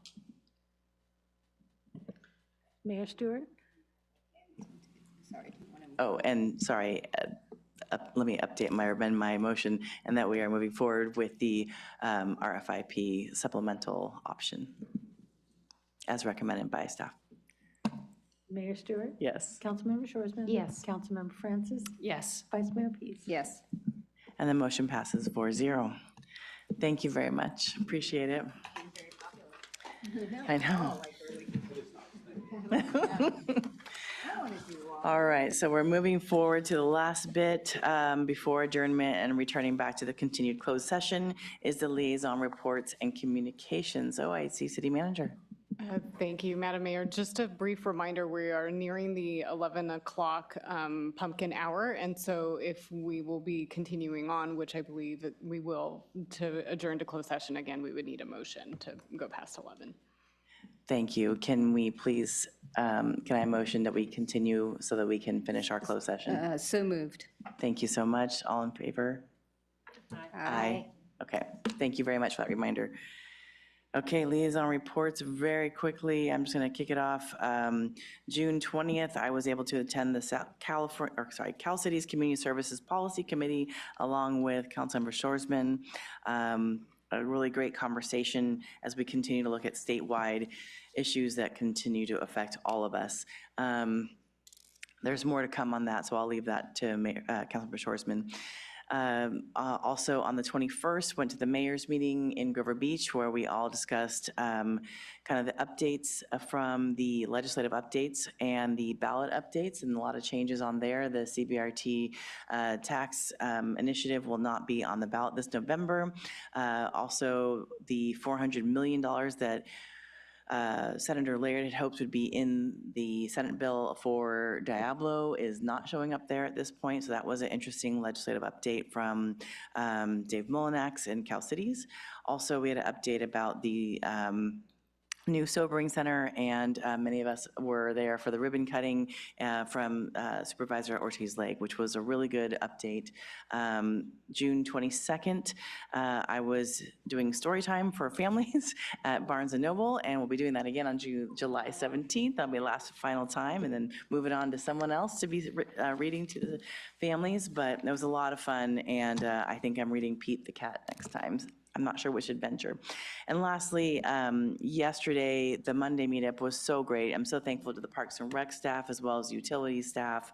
There were some, I believe there were daisies. I forget all the different levels of scouts, but they were about 7 years old and sharing about the joys of recycling and the education. And the park was totally activated. The food trucks were great. So just a really great event, and I look forward to next month.